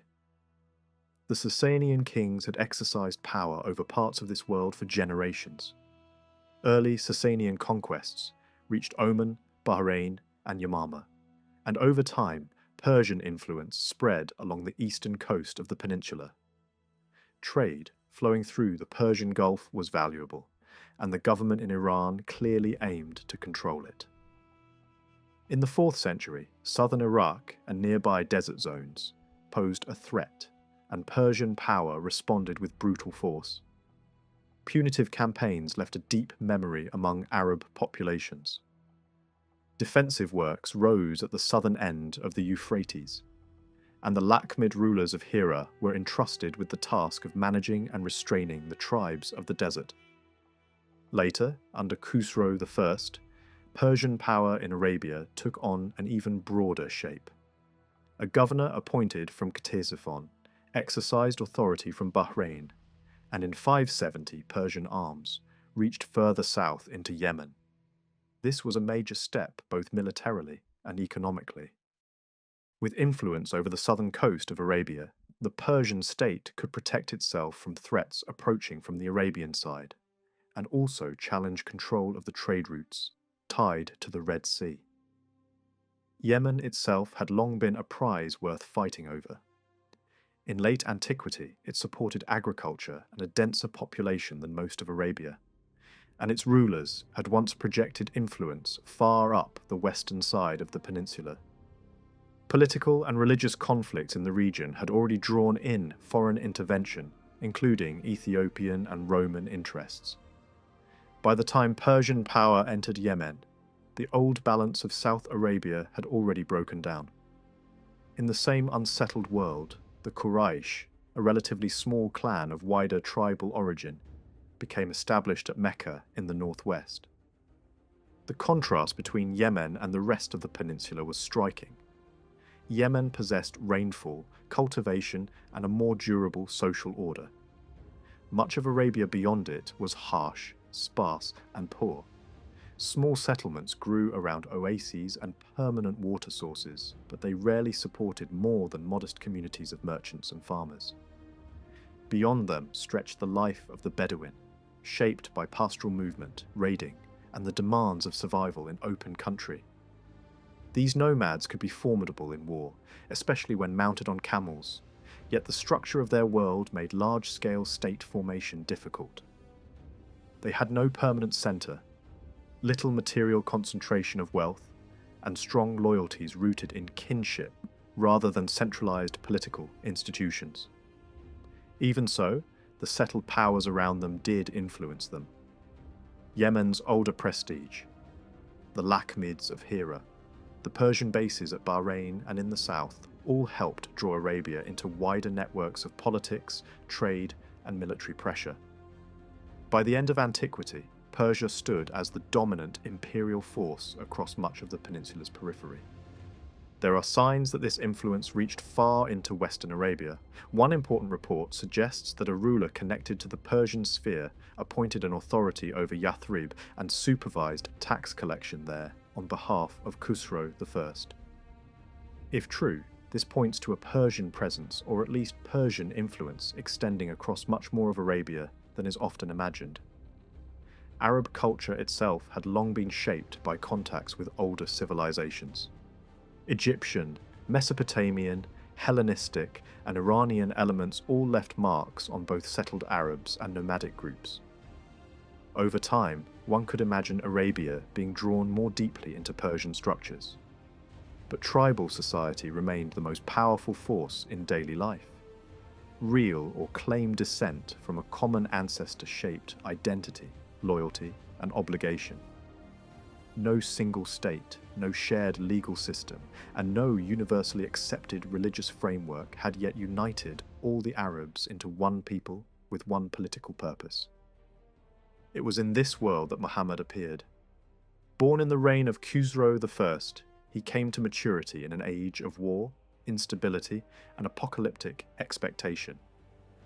Around the year 610, he is said to have withdrawn into the rocky solitude near Mecca, seeking reflection in the kind of desert isolation that had long been associated with spiritual searching. The wider atmosphere around him was charged with uncertainty. To the north, Rome and Iran were locked in a conflict so severe that it seemed capable of destroying the old order completely.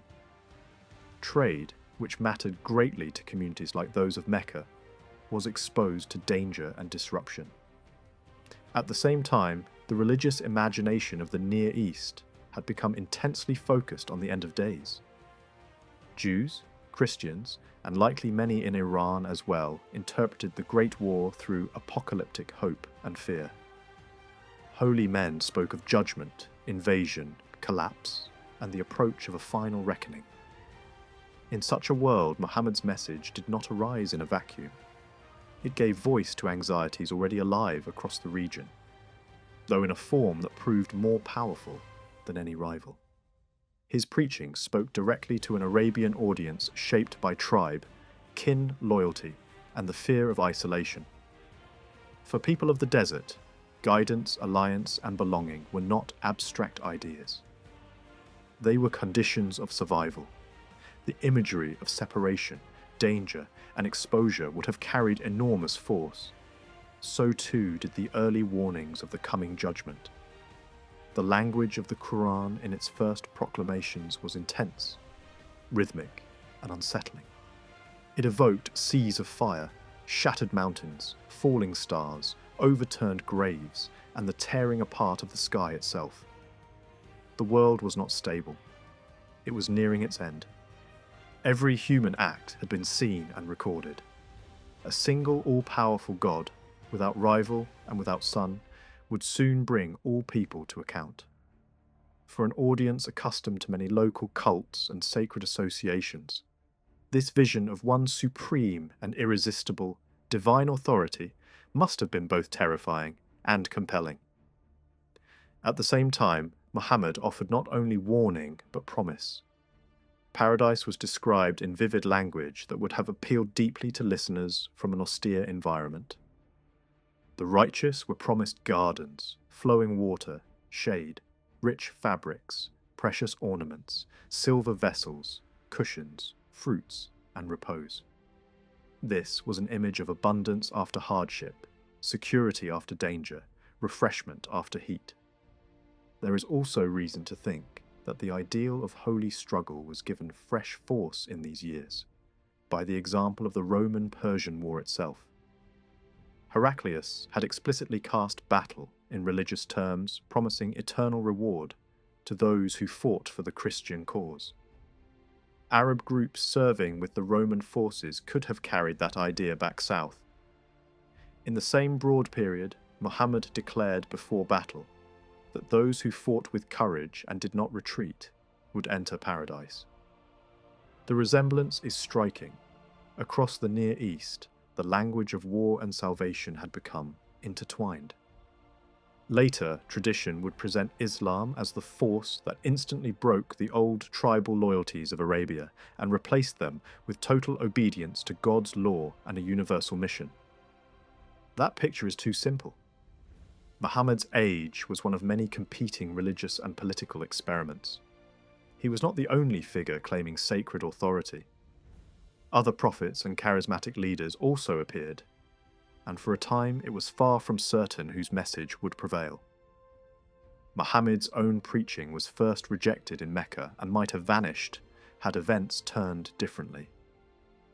What changed everything was the move to Yathrib in 622.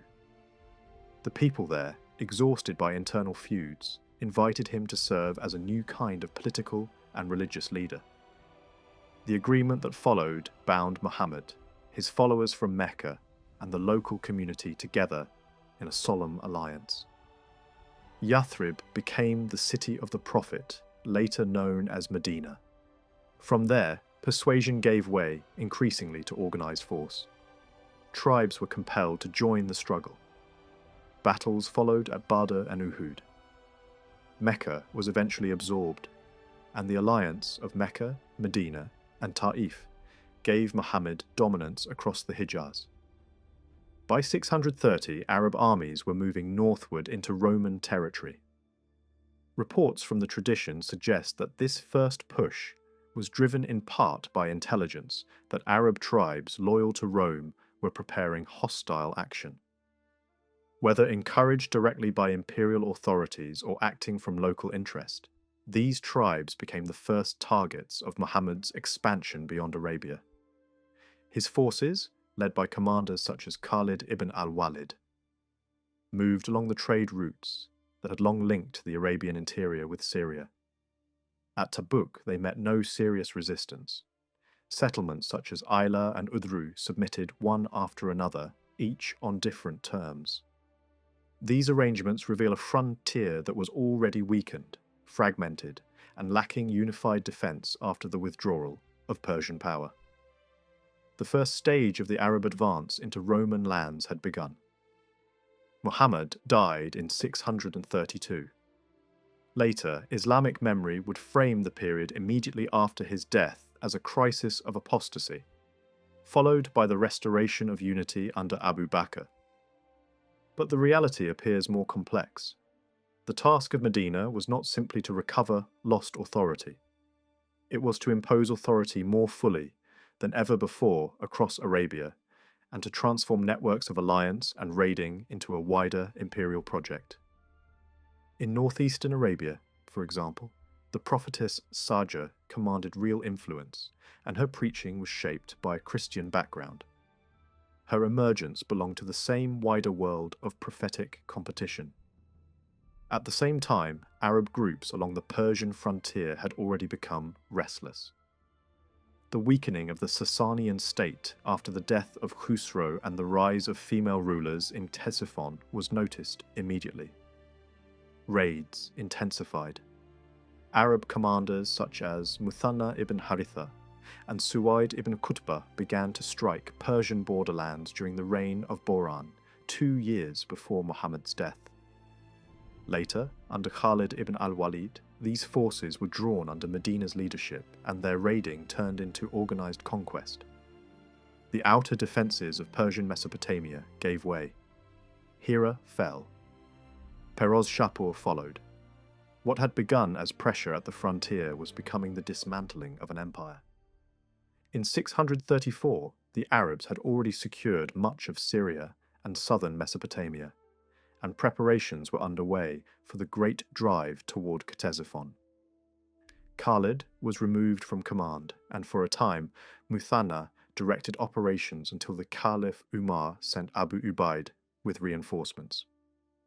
Their objective was clear: unite the forces, advance eastward, and strike at the Persian heartland. According to one tradition, the Arabs even began to threaten the royal city itself. But a Persian army under the general Rustam met them near a crossing by the Euphrates, close to Kufa. There, at what became known as the Battle of the Bridge, the Sasanian army won a major victory. Arab accounts preserve the sense of awe felt by the invaders when they faced the royal banners, the armoured cavalry, and above all, the war elephants. Persian arrows darkened the field. Horses in heavy armour advanced with terrifying effect. Abu Ubaid himself died under an elephant during a desperate attempt to attack it. Panic spread. In the confusion, the bridge behind the Arab army became a death trap, and many drowned in retreat. Muthanna survived and led the remnants back into the desert. Yet even this victory revealed how badly weakened Iran had become, because Rustam failed to pursue and destroy the rooted enemy when the chance was there. That defeat shook Arab morale. For a time, the conquest stalled and reverted to raids across the lower plains, but Medina issued a new call to arms, and a renewed offensive took shape. Sa'd ibn Abi Waqqas replaced Abu Ubaid as commander. He led the Arab army that would face Rustam in the far more decisive struggle at Qadisiyah.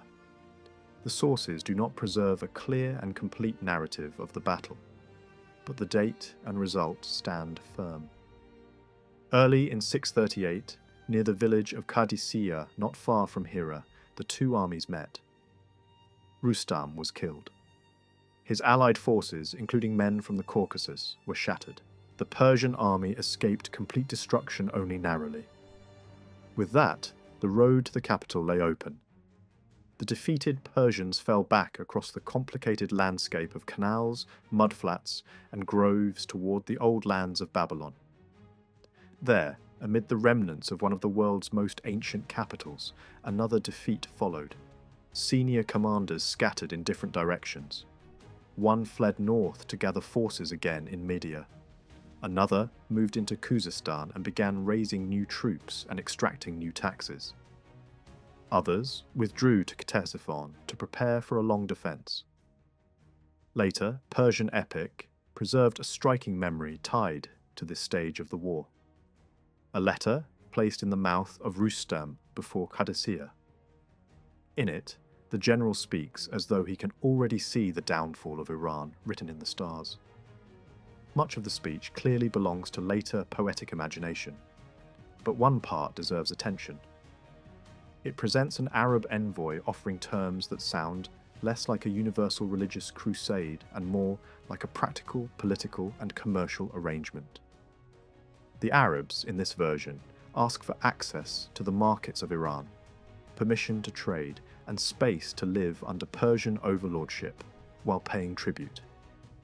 Whether the speech preserves a real memory or not, it suggests that at least some elements in the Arab advance were driven by more than pure ideology.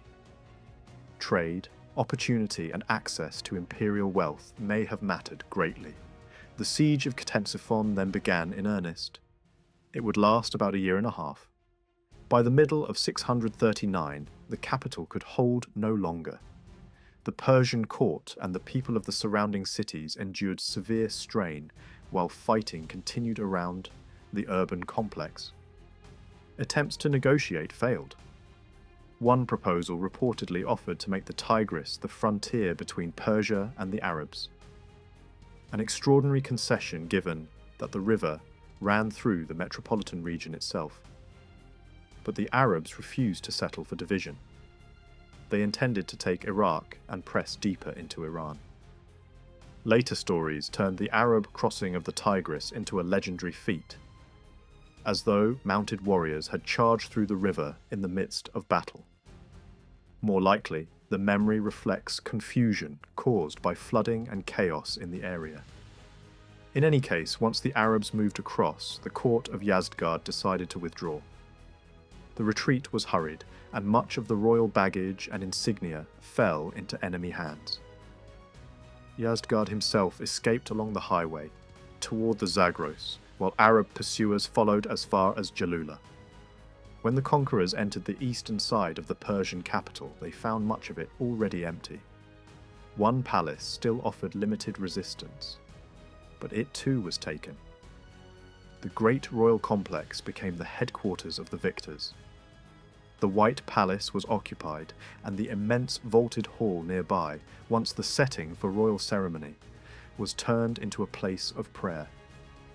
Under the largest arch and vault the Sasanian world had ever raised, the recitations of a new faith now echoed where Persian kings had once sat in majesty. Later tradition dwelt with particular delight on the treasure found there. Vast sums were seized from the royal stores. Fine garments, jewel-studded weapons, armour, and perhaps even parts of the regalia of kingship were carried off. One of the most famous spoils was an enormous carpet woven to resemble a garden, adorned with precious materials and golden thread. It was cut up and divided among the victors. Tales also lingered on the astonishment of Arab soldiers encountering luxuries they scarcely recognized, including stores of camphor that some reportedly mistook for salt and mixed into food.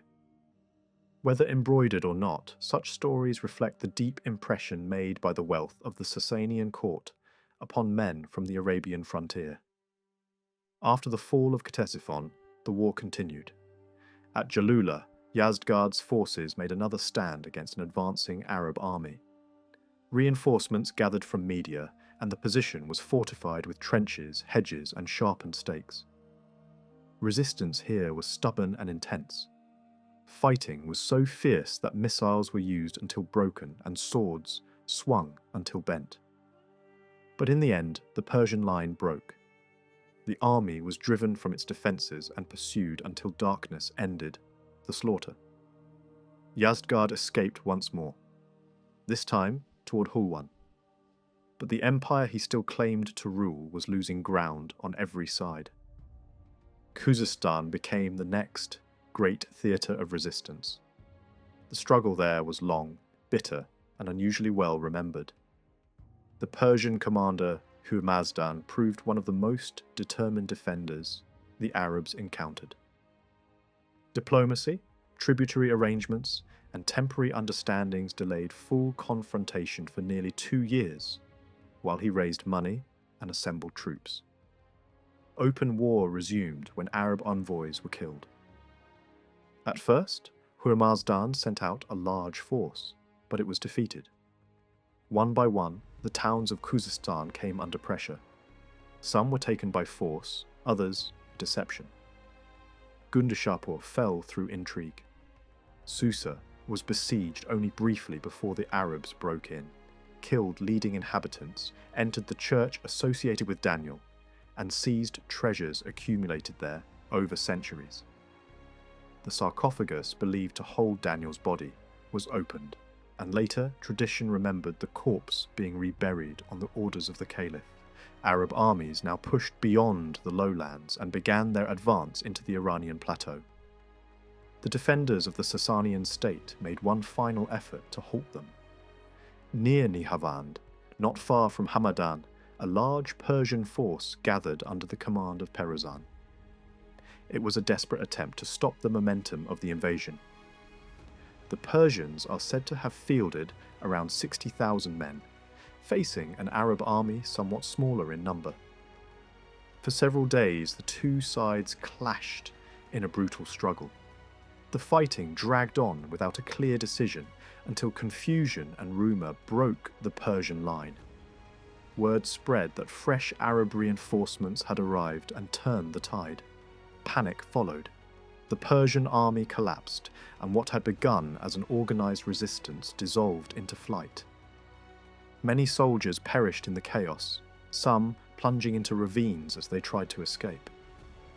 Perazan himself was caught and killed during the retreat toward Hamadan. With that, the last major field army of the Sasanian state was destroyed. The town of Nihavand surrendered soon after. A local priest negotiated terms, offering wealth in exchange for the safety of the inhabitants. The fall of the city marked a turning point.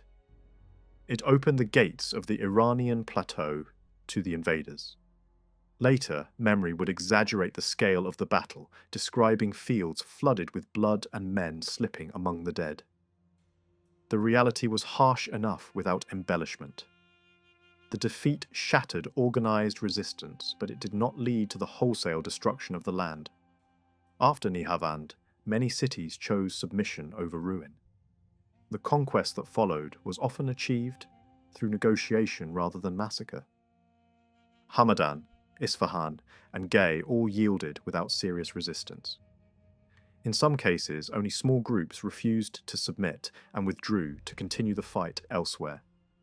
At Qum, the local ruler took a different approach. Instead of resisting, he offered land, livestock, and agricultural resources in exchange for protection. His main concern was not the Arabs, but the raids of neighbouring groups that had long troubled his region. By making terms with the invaders, he secured stability where local power had failed. Further north, the city of Ray became the scene of betrayal and rivalry. Its defender, a noble tied to one of the great aristocratic houses, tried to hold the city. But a rival faction within the region saw an opportunity. They made peace with the Arabs and invited them to intervene in their internal struggle. The attackers were guided into the city through a hidden entrance. The defenders were overthrown and killed, and control passed to a new authority. It was not only foreign conquest that broke the Sasanian world, but also the divisions within its own elite. In other regions, the pattern repeated. Governors were offered terms and many accepted. Tribute replaced resistance, and entire provinces were absorbed without large-scale violence. Even in the Caucasus, cooperation played a role. Local commanders aligned themselves with the new power and secured favourable treatment in return for military service. The old imperial structure was not destroyed in a single blow. It was taken apart piece by piece, often with the help of those who had once served it. While these events unfolded in the north and west, the southern regions of Iran were also under pressure. Arab forces had already begun crossing the Persian Gulf, raiding coastal settlements and probing deeper inland. By the late 630s, they had reached the heartland of ancient Persia, the lands once ruled by Cyrus and later by the founders of the Sasanian dynasty. Resistance was attempted, but it was fragmented and ineffective. Local governors tried to organize defenses, yet their forces were defeated one after another. Cities across southern Iran surrendered in succession. Some endured sieges, others negotiated their survival. The ancient city of Istaka, long associated with the origins of Persian kingship, resisted for a time. It survived an early siege, but its fate was only delayed. Other important centres, including Bishapur and Darabgurd, eventually fell. By the middle of the century, only a handful of strongholds remained unconquered. Even those could not hold indefinitely. At Gore, the attackers failed at first, but eventually discovered a hidden passage into the city and took it by surprise. At Istakhr, resistance turned into open rebellion after an initial submission. The response was harsh. Siege engines battered the defences, and when the city fell again, a large-scale massacre followed. The struggle there showed that the conquest was not always peaceful. Where resistance returned, it was met with overwhelming force. Meanwhile, the last Sasanian king, Yazdgard III, moved constantly across the shrinking territory still under his control. He attempted to rally support in the eastern provinces, but his authority had weakened beyond repair. Governors who might once have answered his call now preferred to negotiate with the invaders. Loyalty to the crown was no longer enough to outweigh the desire for survival. The monarchy had lost its ability to command obedience. Yazdgard fled eastward, eventually reaching the city of Marv. There, he hoped for aid from beyond Iran. Appeals were sent to powerful neighbours, including the Chinese Empire. But no army came to restore his throne. Even among his own supporters, unity had collapsed. A leading noble who had once promised support chose instead to make peace with the Arabs. This decision reflects the deeper reality of the time. Some still believed in resisting to the end. Others saw that the struggle was already lost and chose accommodation instead. Abandoned by many of his allies, Yazdgard tried to escape further east. His journey ended in obscurity and betrayal. Accounts of his death differ, but they agree on its tragic nature. The last king of the Sasanian line did not fall in battle at the head of an army. He died as a fugitive, cut off from power, moving through lands that no longer recognized his rule. One story tells of a final refuge in a humble mill by a river where he spent his last night in poverty and uncertainty. There he was discovered and killed, not by a great enemy, but through a chain of suspicion and fear. His body, stripped of royal dignity, was left behind like that of any other man. Yet even in defeat, there were traces of loyalty. Some accounts speak of people who honoured his remains and gave him burial. Whether entirely accurate or shaped by later memory, such stories suggest that the idea of the Sasanian kingship did not vanish instantly. It lingered in the minds of those who had lived under it, even as its power disappeared. The death of Yazdgard did not immediately erase his dynasty. Members of the royal family survived and sought refuge beyond the reach of the conquerors. His son Peroz attempted to rebuild his fortunes by appealing to foreign powers. He turned to both the Turks and the Chinese, hoping that one of them might support a restoration. The Chinese emperor granted him status and protection, allowing him to establish a base in the east. For a time, there was even the possibility that Persian resistance might regroup far from its original centre. Peroz continued to send appeals and seek support, but no army came to reclaim Iran for him. Eventually, he travelled to the Chinese capital, where he lived as a ruler in exile. Honours were given to him, titles that recognised his royal status even without a kingdom.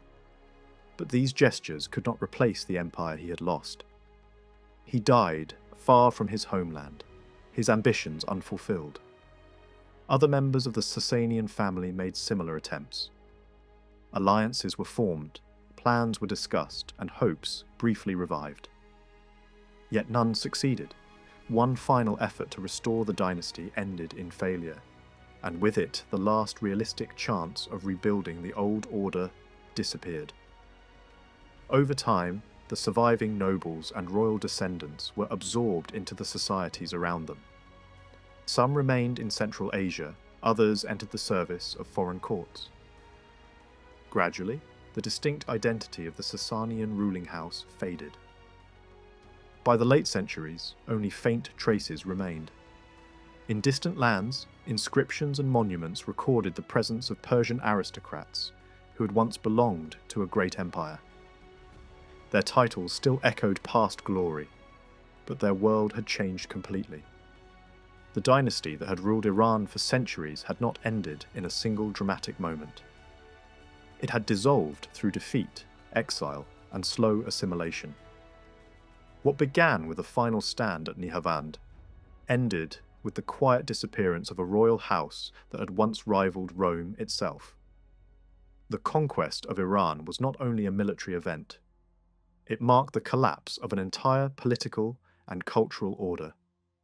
In its place, a new world was taking shape, one that would define the history of the region for centuries to come.